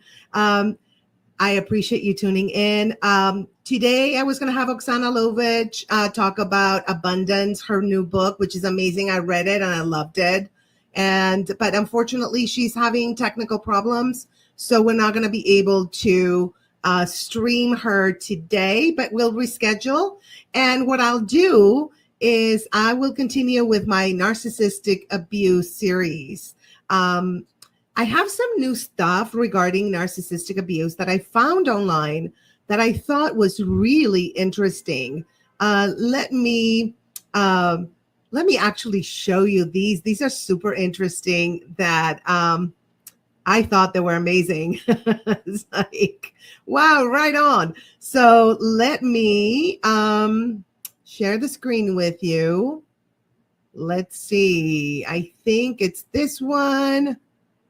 No, I don't know why it can't access. Okay, we're having technical problems today, apparently. So I don't know why it can't access. Dude, what's happening with this? Come on, access it. Okay, let me try it again. And if it doesn't, I'll just read it to you. Okay, it's not doing it. That's okay. It's one of those days today, which is fine because we overcome everything, right? If we overcame narcissistic abuse, we can overcome a little technical problem. So here is a list that I'm going to read because for some reason with my new laptop, I cannot show it. And feel free, you guys, to comment as I speak and ask questions or just tell me about your experiences with narcissism and healing from narcissistic abuse. So that's what this series is about. So we have one on Facebook and 2 on X. Amazing. All right. So this is what I found online, and I think it's really accurate. So narcissists have tantrums when you tell them no. Oh, yes, honey, because you're ruining their plans to dominate and abuse you and control you. So yes, when you tell them no, they throw a big fit. Okay. Also, narcissists, this is like, when do narcissists have a tantrum? Okay. It's going to be, I'm going to put it up here because I can't just show the picture for some reason. So what I'm going to do is I'm going to put it in a banner. So let me create a banner for you guys. Narcissists. I always have trouble. Narcissists. Oh my God, it's so hard to spell it. Narcissists. Oh my God. Okay, have it. Oh my God. Narcissists. Oh my God. Okay, I need help. Narcissists. Okay, I got it, you guys. Have a tantrum when, and so this is going to be the prompt, okay? And for those who have just joined us, we are going to say the first one. So narcissists have a tantrum when you tell them no. Yes or no? Feel free to comment. I love your comments, you guys. They will show from X and others. Some don't show, but if I don't address it, it's because it's not showing on my streaming service. So, okay. So you can actually fill in the blanks too. Let's play this game. I'm going to just go with it. And you're going to go, narcissists have a tantrum when, and just give me your take on it, on your experience and what you had to overcome with these people. There, I'm telling you. Okay, anyway, let's go. Narcissists have a tantrum when they're in the presence of someone who either has more money, higher status, or is better than them in any way. That is so true. Oh my gosh, you guys.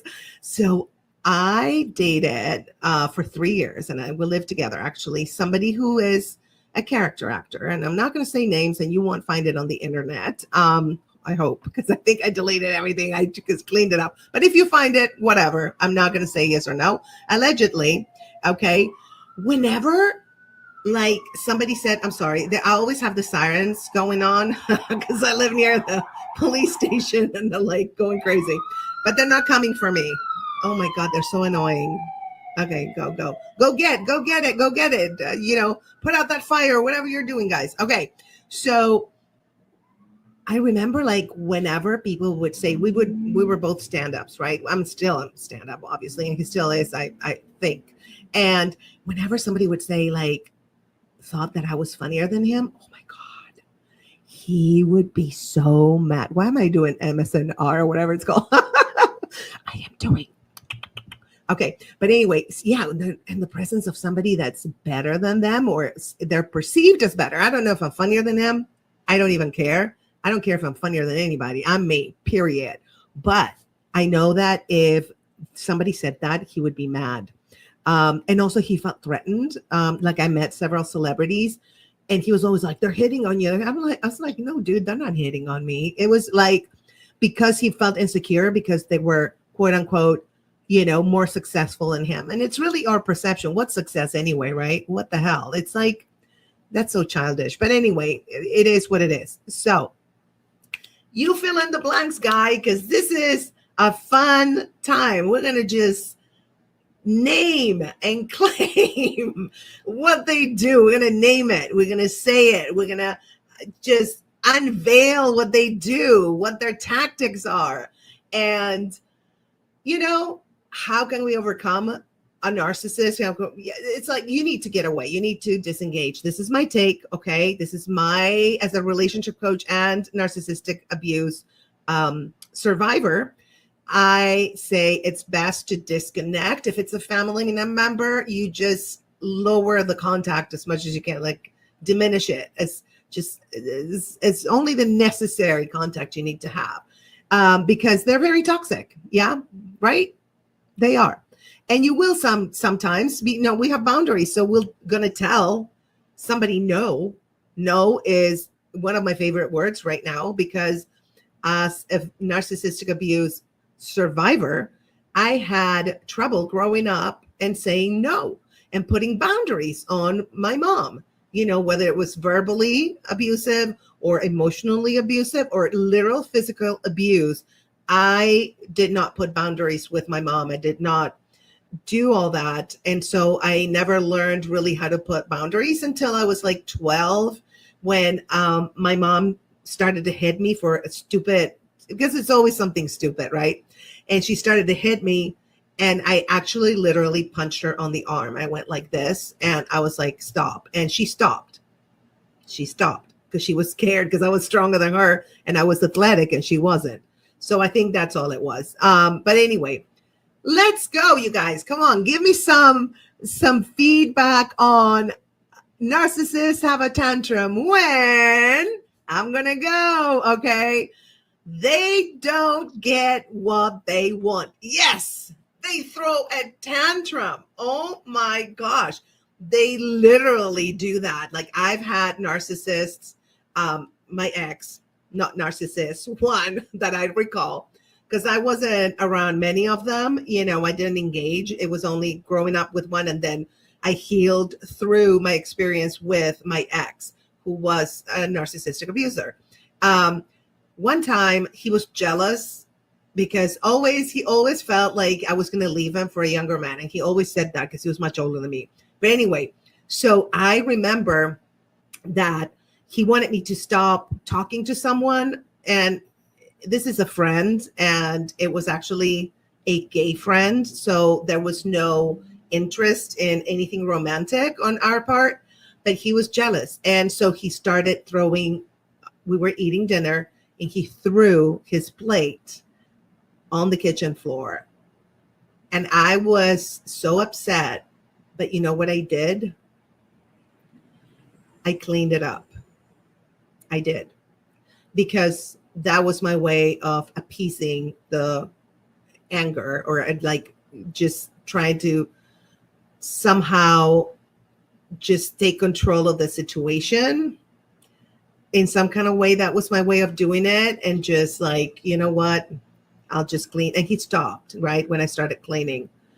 I guess that's what he wanted me to do. Maybe he thought I wasn't cleaning enough around the house. Who the hell knows? These people are so screwed up. Anyway, so come on, give me some feedback on this. Give me one. When narcissists have a tantrum when, let me check the comments. Let me check.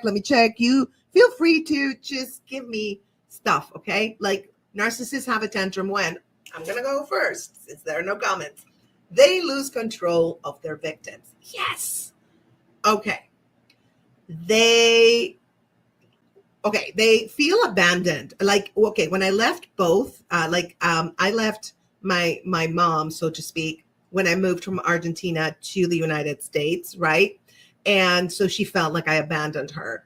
I didn't abandon her specifically. I abandoned the situation because it was okay. It wasn't a bad situation, but I also wanted to, I felt like in Argentina, I could not develop as a human as far as financially and my career and everything I wanted to do. So I was like, I'll go to a better economy. And that's what I did. I moved to the US legally. Don't worry, all good. Anyway, so she was always saying that the worst thing that ever happened to her was me leaving Argentina And somehow she felt like she lost the person that she had a connection with. We had a really good connection when she wasn't being abusive. And so, yeah, I think that she was upset because she loved me in her own way. They love you in their own way. Okay. Let's just be real. They have the capacity to love. Even if you're not around, they still love you. Okay. So and my ex also, he was so upset when I left. Oh my gosh. He was like, can you believe she left me? Yes. My friends were like, the ones who knew were like, yeah, we totally get it. And we're happy for her. So stop complaining, you whiny little biatch. Okay. Anyway, but who is bitter? Not me. No, I'm not bitter. Really, I'm just recounting all this. I'm so over the narcs. So over it. Just ridiculous. But anyway. All right. So let's go with the next one, you guys. Narcissists have a tantrum when someone tells them the truth. Yeah, the truth stinks. If it's a truth that they appreciate, they will be happy. But if it's a truth that they don't want to hear, oh, honey, oh, they're going to throw a tantrum. They're going to throw shit all over the place. I'm telling you, I've seen it all. These people, I've seen people like get so mad that they throw shit around. And what I do, because I am more cerebral, I stop my emotions. Like I don't react and I just watch them. And I think sometimes my looks, like just looking at them, like what the hell is going on with you? It kind of like calls them out on their bullshit. That's one way to do it. But you know what? Any way you do it, it's exhausting. It's so exhausting because you're constantly having to figure out what are they doing? What should I do? How should I? It's exhausting. So that's why I just leave the narcissistic people in my life, even friends that are abusive. What the hell? Why would I have you as a friend? My friends are all amazing. They are beautiful souls. That's all I want. I'd rather have less friends and even acquaintances because I'm not going to put up with your shit. If you're my acquaintance and you treat me like shit, I'm not putting up with that. Okay? And I'm going to set the boundary. But you know what? I wasn't like this like 10 years ago. I learned this after I dated my narcissistic abusive boyfriend because it made me realize how I was narcissistically abused by my mom. So it's funny how we choose people sometimes unconsciously to heal our wounds, in relationships. I think that's a very known fact. And for narcissistic abuse, I'm not going to say victims, survivors, we definitely, it's a process, because until you're being abused again in a really obvious and crazy way, you will not realize what happened to you. I thought all the parents did that. They hit their kids. They just like tortured them because they did something stupid, which all kids do stupid shit all the time. Hello. So I was a kid. I did stupid shit. I broke something. You do not need to throw me in the bed and hit me like nonstop. There's no need for that. Okay. But I thought that was normal. I didn't know any better. And then when I went to other people's houses, I was like, well, I'm sure they hit them when I'm not here and they're pretending they're nice. That's what I thought, because that's another thing. Narcissists, oh, they're very nice around other people. Oh, yeah. Quite the charmers. You would never guess. Like when I was with this guy, okay, I'm not going to say names. Like I said, you can Google it, but I think I deleted everything that was out there, but there might be some shit still. I forgot what I was saying, but I don't know what I was saying. It's just, I have ADHD, by the way. So I'm neurodivergent, apparently. I didn't know that, but I do have ADHD. I'm a very balanced person. Oh my God, I did actually a test. This is very interesting, and it does tie to narcissism. I did a brain test yesterday, and I'm supposedly number one, which is a very balanced brain and emotions and all that. Like I'm very, very balanced, which is completely true because I found out I have the moon in Libra out of my three big Leo, ascending Leo, Moon in Libra, which makes complete sense why I like balance, and I am balanced. So it's funny that if they say we choose people before we come on this planet, we don't know what happens, right? We have no freaking idea. But let's assume that that's the case. I feel like my mom chose me, and I chose my mom because I brought balance into her life and logic. And she brought more intuition into my life and more going with the flow. She was a Scorpio. And she had ascending Gemini and Moon in Aries. So we kind of got along in some kind of way when I was older and I started setting boundaries. But I think that I chose my mom because I felt I could bring balance to her life. And she probably chose me because she needed that. And also she could provide more the flowy organic stuff, because I can be quite cerebral, even though I am very emotional at times and passionate and I'm empathetic. But I always, and I think this is part of being a narcissistic abuse survivor, I always used my brain more than anything. And when my brain aligns with my heart, which is balance, and my gut, because the gut has intelligence too. The heart has intelligence. Okay. So when I don't feel fear, like that knot in the stomach, my heart is at peace and my brain is like, okay, I make this decision, then everything falls into place. Right.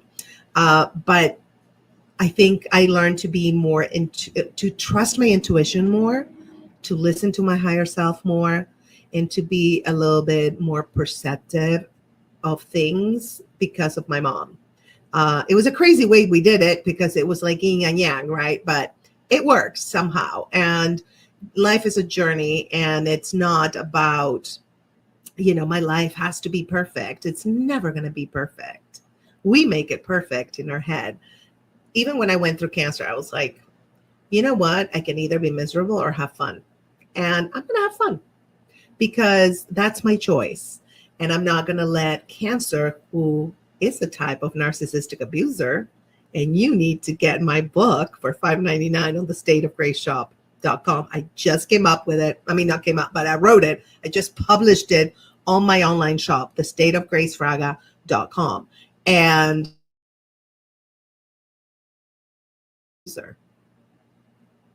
that book, it's called Get This Off My Chest, and it's about my cancer healing journey and what I learned. And you'll see why cancer. You can read the book. Let me find I'm going to put it on the screen. You can also actually, for $5.99, you can subscribe for 1 month on Patreon. You can do it 1 month, which is the price of the book, which is, I put at like a low price so everybody can afford it, because I want everybody to read the book, because I want people to benefit from my experiences and my pain. I always done that, whether it's in the form of comedy or a book or whatever. So you can subscribe and you can read my other books. You can actually even watch all these shows that I created that are comedic. They're hilarious. And I have them on some of my fun sites, including this one. So anyway, going back to the narcissistic abusers. So narcissists have a tantrum. Okay, let's pick it up on narcissists have a tantrum when they lose narcissistic supply. Oh, you're their supply, right? They feed off of your negative emotions, especially. That's why they keep you on that roller coaster of I love you, rah, rah, rah, rah, rah. I love you, rah, rah, rah, rah, rah. That's my roller coaster sound effect. Is that ASMR? ASMR? You know how they do that? It's so annoying. I can't take it. But anyway, okay. So yes. So when they lose it, you know what? My ex immediately had a girlfriend literally a week after we broke up, and I moved out of the house. And I saw a picture. Oh my God, you guys, I saw a picture. We broke up in March of I'm not going to say the date, but we broke up in March. And the year before a Christmas party, I see them looking at each other. I was like, damn, they were probably dating while he was with me. Oh my God. And they started, and now they're married. But anyway, maybe she's abusing him. I don't know. Who knows? Because, the narcissist, can also be a victim of abuse. Yes, they can, believe it or not. Okay, let's do a drum roll. But I want to see some more comments, you guys. Give me some comments. I want to see comments. I don't know if they show on everything. Let me check. Can't post comments to some destinations. Some destinations won't get comments, but I know that X, you can comment, YouTube, Twitch, on Instagram, they're going to show, probably, they don't show actually on Instagram. They show if I go to another screen, but, and also which one? YouTube for sure. YouTube, it will show. Okay. All right, you guys, let's keep the ball rolling with this. Okay. All right. So narcissistic, not narcissistic, but narcissists have a tantrum when, drum roll, when they're ignored. Yes. Oh my God. Yes. Okay. So my ex had amazing stories, but he told me every story like 15 times. So I would be like, listen, I heard this story like 10 times before. Just, you don't need to tell it to me. And he would be like mad, which also, drum roll, narcissists have a tantrum when anyone rejects them. So he felt rejected and ignored. And so that, but I would always do it anyway, because in the end, to be honest, I realized what was going on, right? A friend of mine actually opened my eyes because I told her of a situation that had happened. And she was like, do you realize he's abusing you? I was like, oh my God, you're right. I wasn't dumb. It's not like we're dumb. It's because we're confused. And that's part of, I think there's something happens to your brain where you're so confused, but they love me. You know, in the beginning, they were so nice. They bombed me. And then they're like, you know, total assholes. And so it's like, it's very confusing for the brain. But anyway, yeah. So in the end, I was just like, I don't care anymore. I'm just going to tell him what I think because I'm going to be out of here in no time. So yeah, I didn't care, you guys. So I see one on Twitch and one on X. Feel free to comment because the comments should be showing here. If they don't, it's, I don't know, something I'm not, you know, setting up here on StreamYard on my new computer because my old computer, the battery is all screwed up. So it still works, but I had to buy a new computer on Friday, right before my stream, Chat with Grace. So by the way, if you ever want to do Chat with Grace, you can follow me. I post it everywhere. The next one, and you can ask me anything. And we chat. We had a blast the other day. It's going to be on October 4th at 7 p.m. Okay, so narcissists have a tantrum when, that's my drum roll, they are criticized. Oh my God. Okay, like, I remember my mom, I would say, you know, when you do this, it makes me feel this way. What? You're saying I'm negative? I am not negative. I'm positive. It's like, dude, I'm not criticizing you. I'm telling you how it makes me feel. So sometimes you can't talk. Not sometimes, you can't talk to them like a normal person because they will just blow up for no freaking reason. You know what I mean? So yeah, one of them is, remember, when they're ignored, when they feel rejected, or you criticize them, or they feel like we're criticizing them, because telling someone how they make you feel is not a critique. It's a truth. It's a fact. It's putting it on you too. It's smart, right? You put it on you. You don't like, you are this and that, you know, you just put it on you. It's like, this makes me feel really shitty. Sorry. On the street, I don't know if you heard that, like people, I live in a busy street. So people like just do the stupidest shit in LA. You know, they feel good if they do it. But anyway, they're loud or they're just blah, whatever. Anyway, all right. Narcissists have a tantrum when you go against them in any way. Oh yeah, absolutely. You always have to agree with them. If you don't agree with them, they will be very upset. And there's no way you can like talk logically to them because they don't know logic.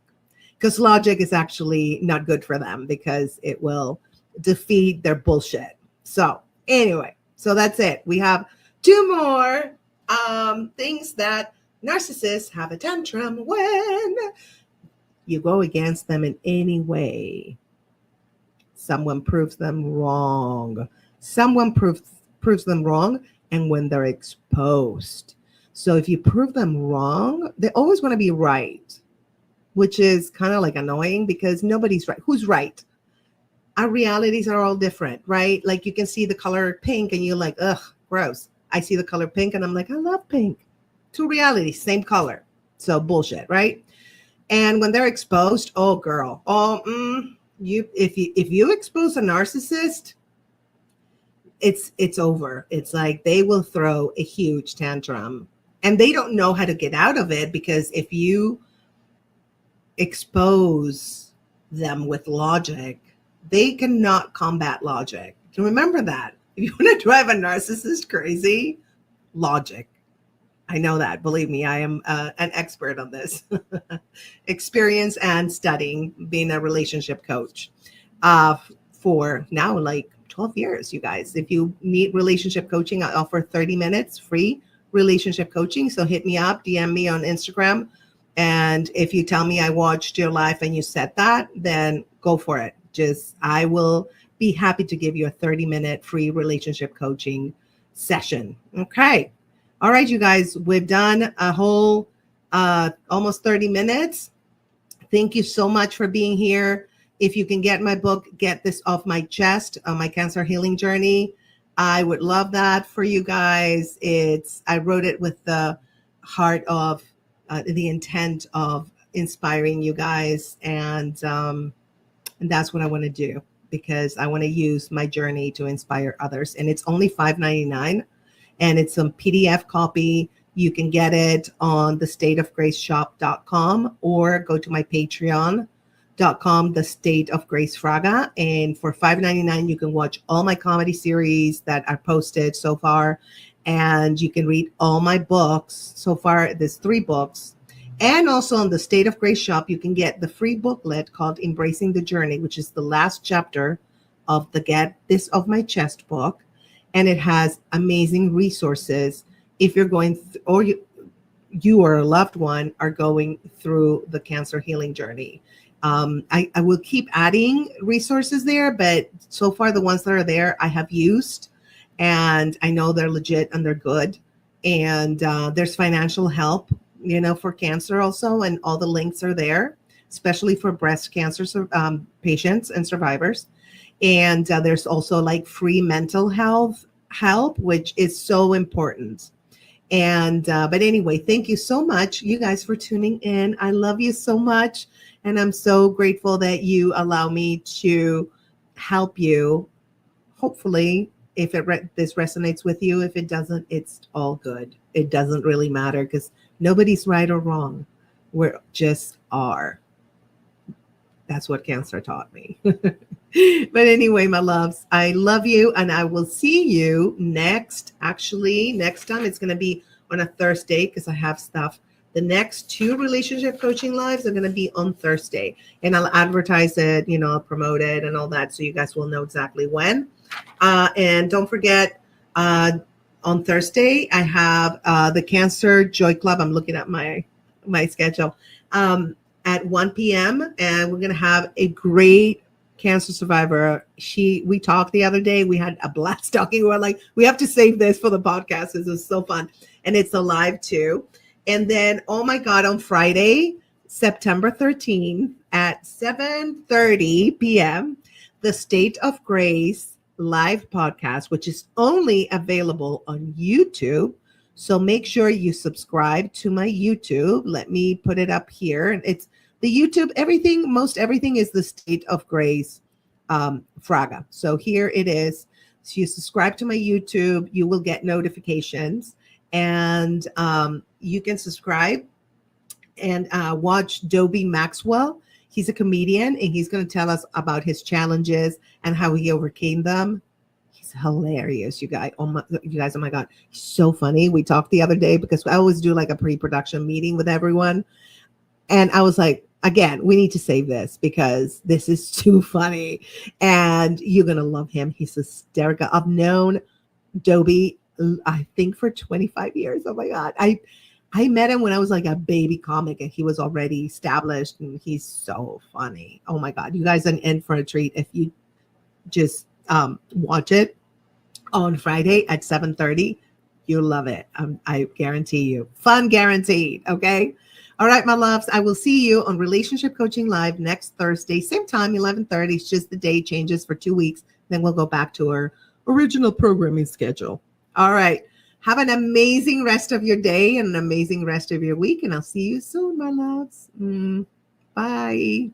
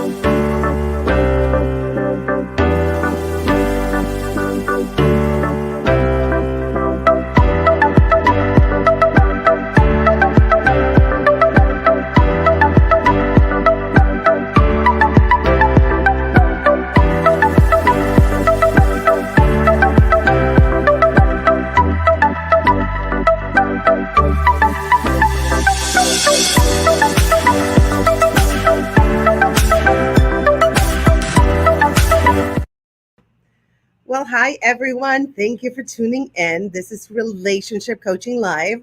And yes, as usual, I'm wearing different hair because as a cancer survivor, I love to reminisce and just look at all the wigs and hats with hair that I used to have and used to be a blonde. So this is kind of like reminding me of my before cancer adventures, which was a whole completely different reality from what it is now.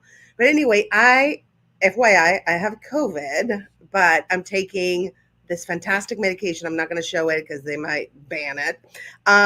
And I am doing much, much better. This is like day 4. Yeah, day 4. So, so I am feeling fine. So if you're vaccinated, the symptoms are mild, which I am so happy I got vaccinated. I know that's a controversial thing, but you do you, I do me, right? That's the whole point of living in this world. So anyway, thank you guys for tuning in. And today we are doing our narcissistic abuse series. I'm going to put a banner, healing actually from narcissistic abuse series. Okay. And we were actually doing for this, we were on a journey of how to spot a narcissist and their weapons. Okay. So we're going to focus today on 3 different weapons. The narcissist, as you know, we talked about like love bombing, like having no boundaries, like gaslighting you. We talked about all of that. And today we're going to focus on 3 things. And the first thing, let me share screen, is going to be projecting. Yes, projecting, shifting the blame. And that's what they do. They really do that. So narcs blame you for their mistakes using DARVO, which is deny, attack, reverse victim, and offender. So they deny guilt and hurt your credibility. They do. So here it says at the end, you can't see it. Let me take the banner out. It says, stay aware. Okay. So how do they blame you for their mistakes, and how is that, how does that work? I will speak from experience because that's, besides being a relationship coach where, I'm certified and I studied all of this, I also have a lot of experience with this subject, narcissistic abuse. So if they make a mistake, they gaslight you into thinking that it was you. Really, it's your fault. I used to say when I was with my ex narcissistic abuser, it's always Grace's fault, right? Everything was my fault. And that's true when it comes to narcissistic abuse. They really do project that guilt, and also, well, not the guilt, but the mistakes that mistakes they make, or whatever you want to call them. They also project. This is a very interesting thing. When they call you names, I find that they're really talking about themselves, right? I heard one time, I don't know where I heard this, and I'm taking it and running with it for you guys. A narcissist's accusation is truly a confession. Oh my gosh, it was so true of the people that I encountered that were NAs, narcissistic abusers, and had NPD, the personality disorder, the narcissistic personality disorder. They were all really, like, you are this and you are that. And it turns out that's exactly who they were. So to me, that was like, wow, they are accusing me of who they are. So remember that. Don't forget that. That's a very interesting thing that they do. And by the way, all these memes that I made, you can see them on Instagram. My Instagram is Grace Fraga Comedian. Okay. And you can also, if you're on my YouTube, you can subscribe to my YouTube if you're not. And I also put all these memes as a series on YouTube. I drop one a day, and on Instagram, I put them as a carousel. So subscribe to my YouTube, The State of Grace Fraga. You get notifications, about the lives and everything that we do. That channel focuses on, I call it transformational living, and I'm working on changing the brand of my whole life purpose.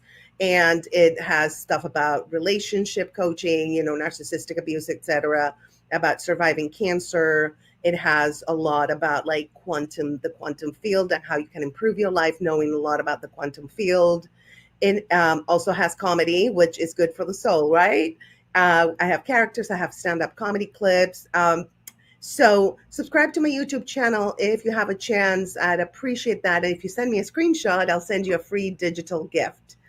So anyway, and also, by the way, that's the reason I'm telling you this, is because you can see all these memes, the carousels that I have, and I drop all these, cards, these square memes that I'm showing you here. They're all there on my YouTube and my IG, which is Grace Fraga Comedian. Okay. So subscribe, follow me on IG and subscribe to my YouTube, and you will get all these things. And I post them regularly. Really, I might skip a couple of days, but I do post memes regularly, and to help you guys, and put the information out there so that we can all heal from narcissistic abuse and other things. Like I also post about dating in 2024, a little bit lighter stuff.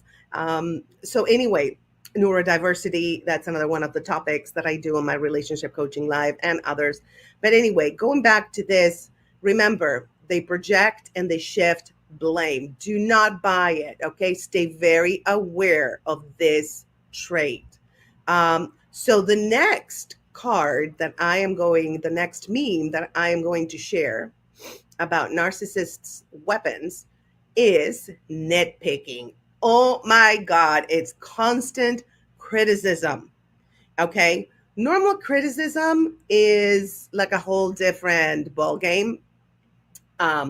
Normal criticism might be, with a spirit of more loving spirit, might be more constructive. Yes, sometimes your friends like joke around, but it's all in good fun.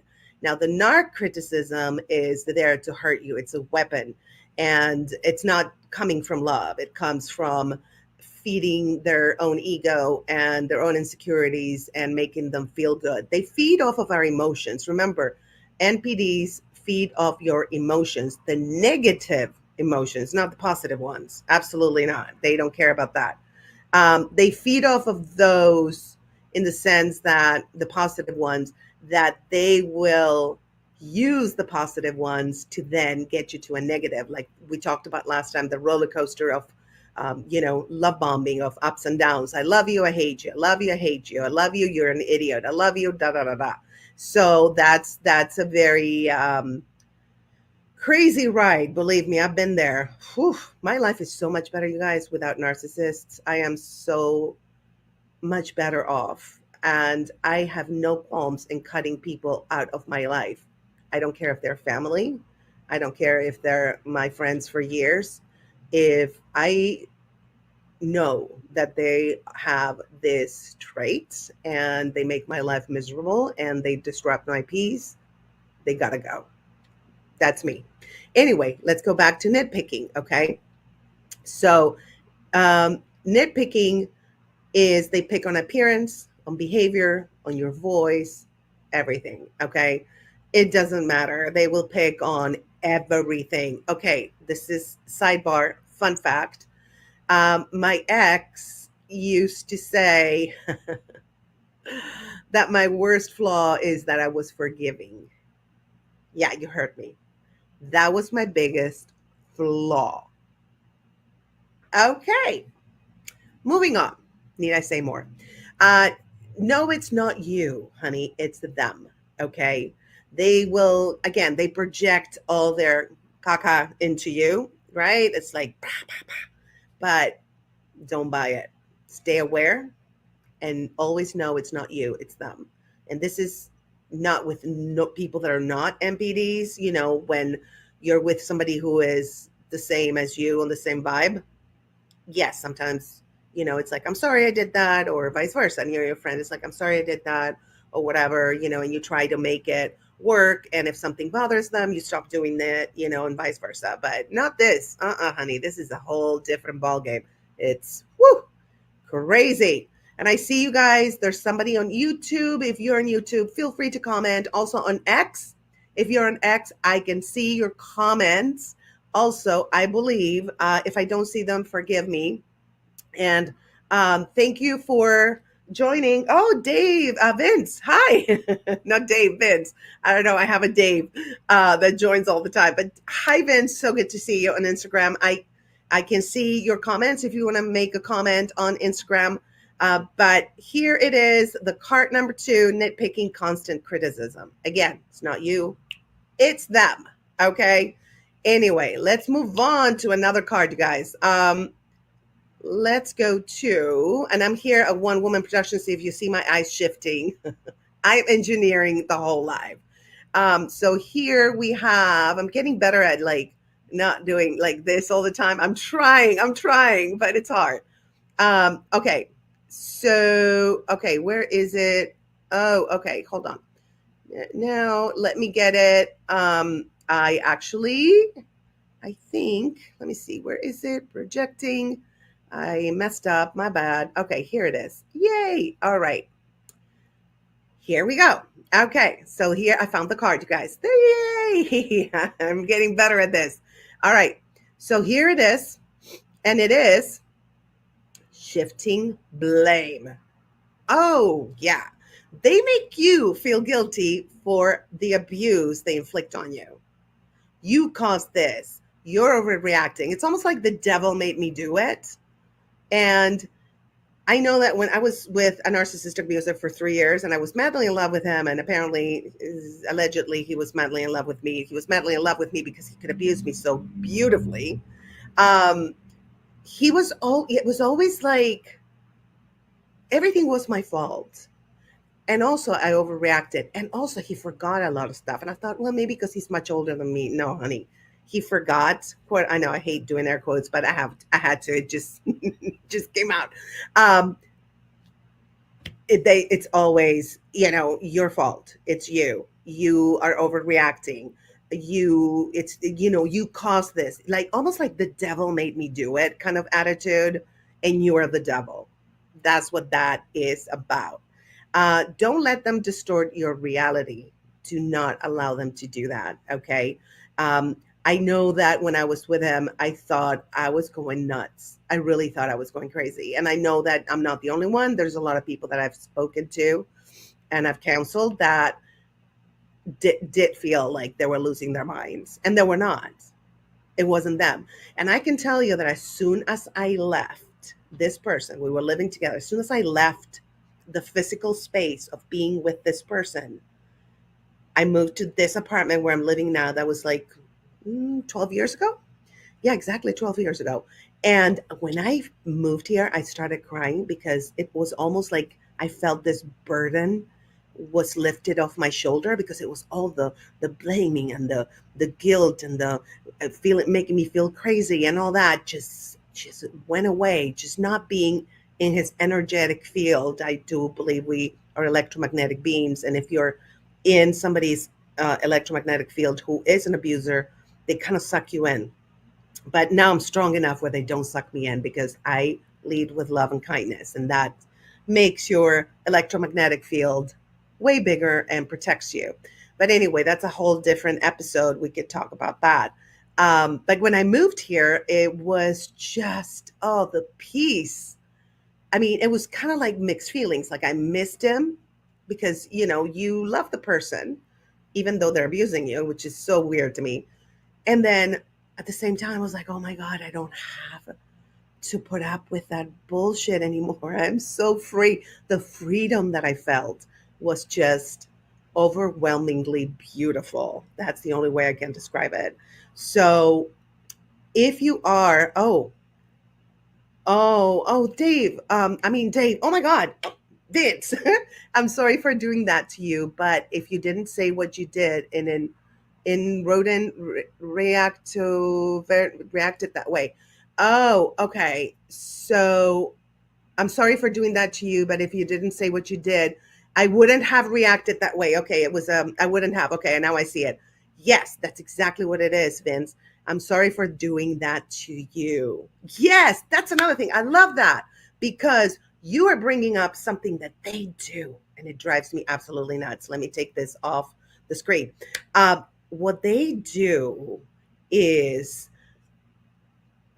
and my mom was like that. She had BPD, so it was borderline personality disorder, which she wasn't diagnosed, but all my therapists have diagnosed her with that.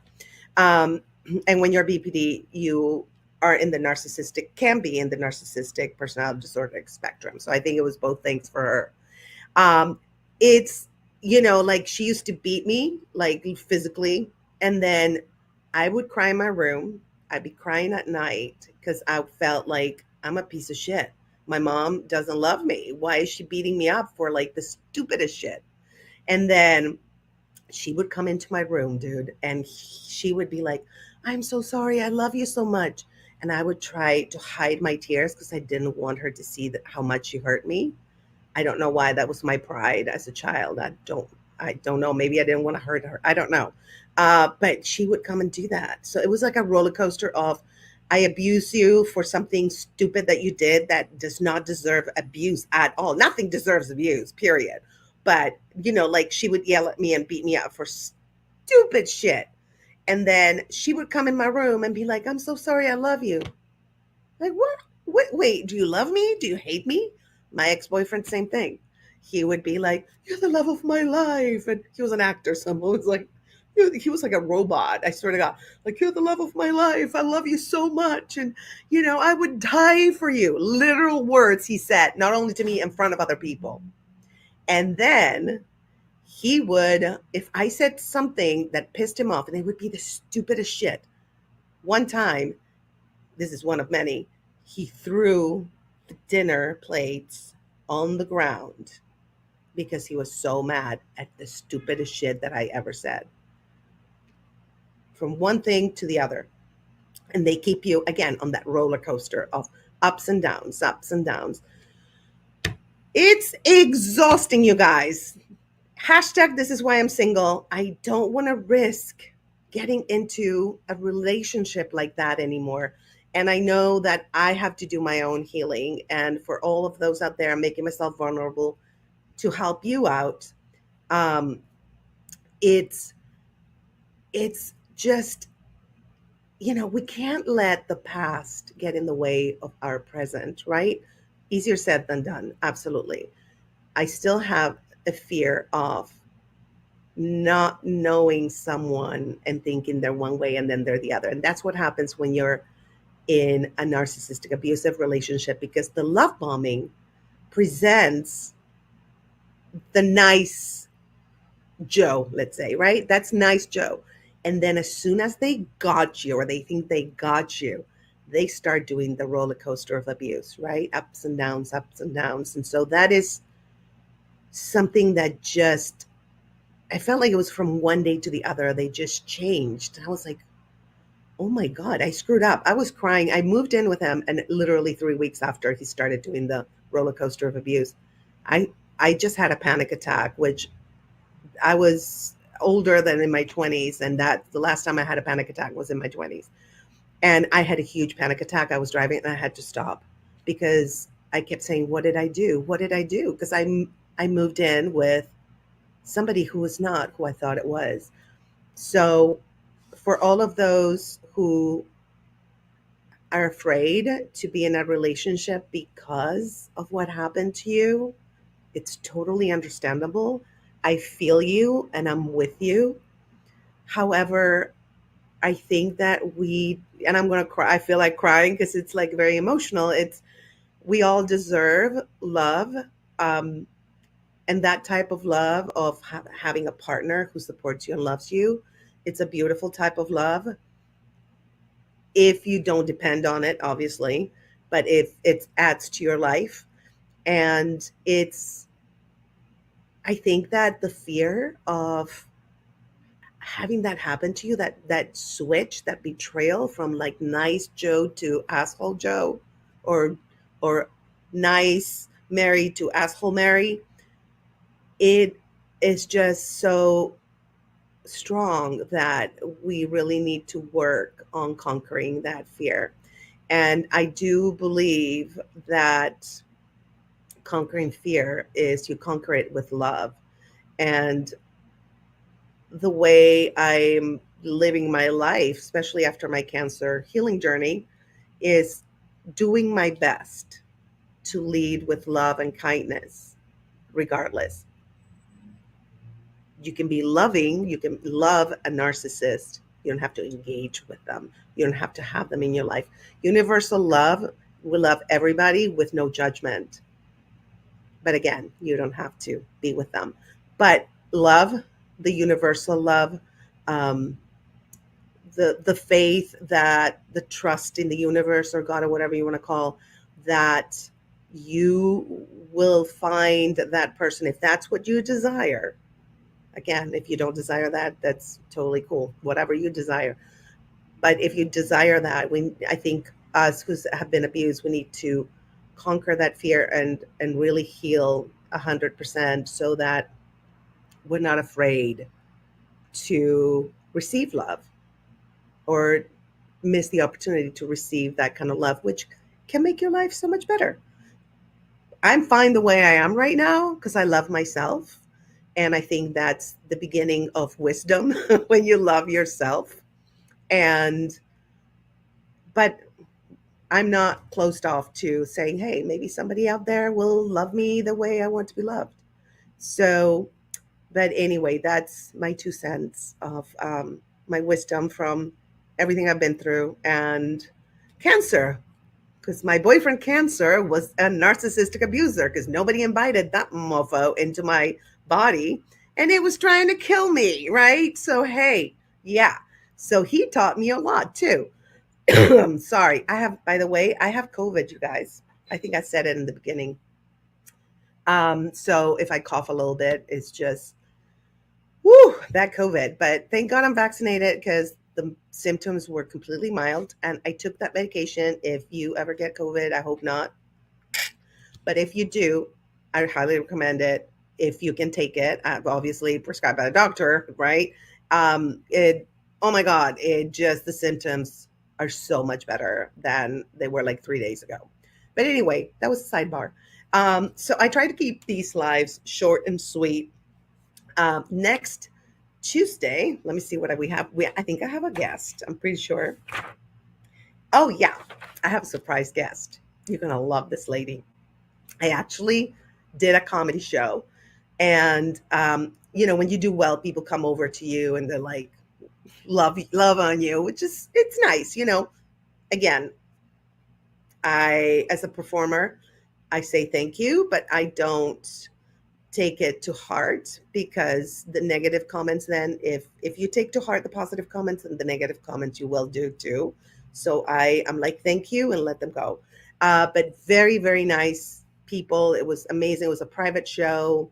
A friend of mine invited me, paid show, lovely.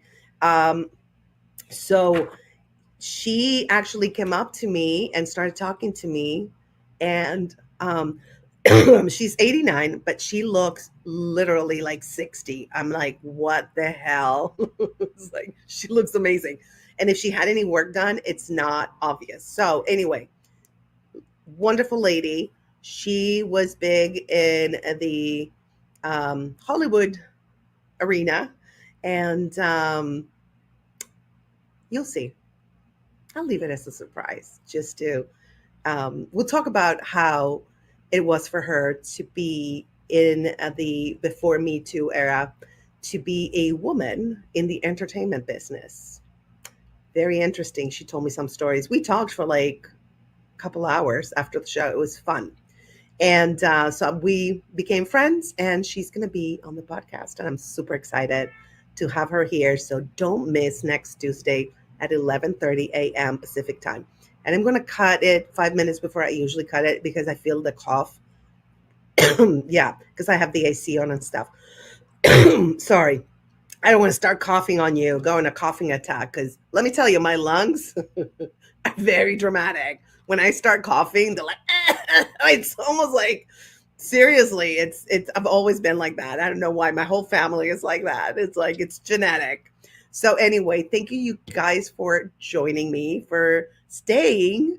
Thank you, Vince, for staying, and for your comments. I really appreciate it. You guys, your comments really help the live and help the conversation, because you add, points or things that I'm not mentioning, and then it triggers me to talk about them.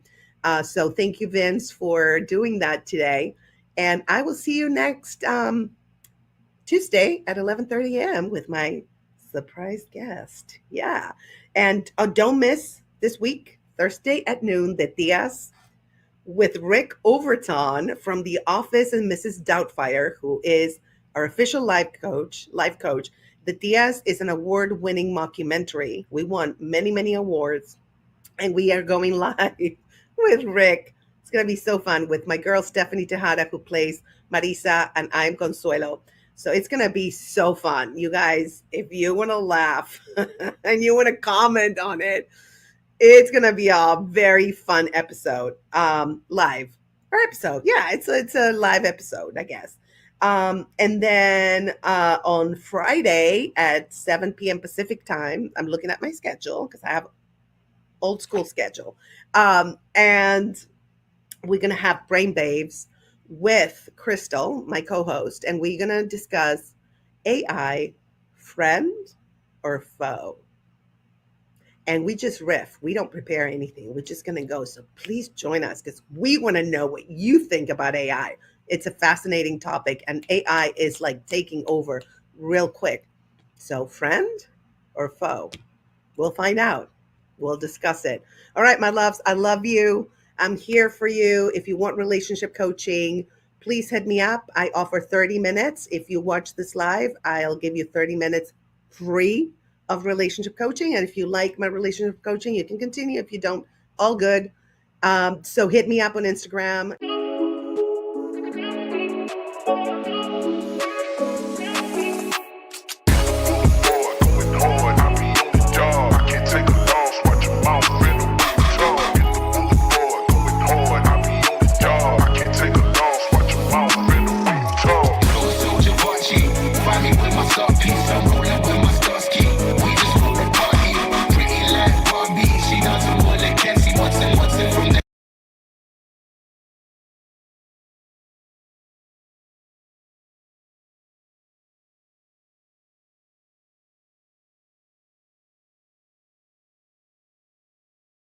Let me guess.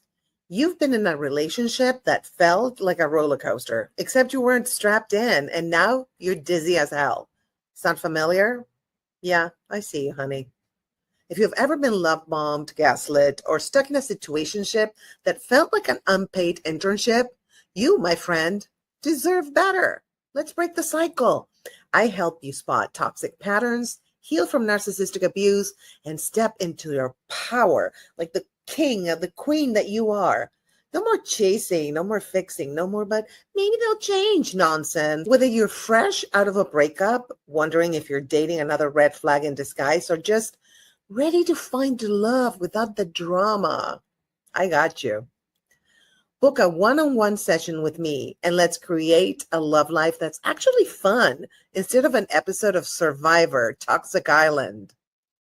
Well, here is to healing, to healthy love, and to knowing your worth, baby. Cheers.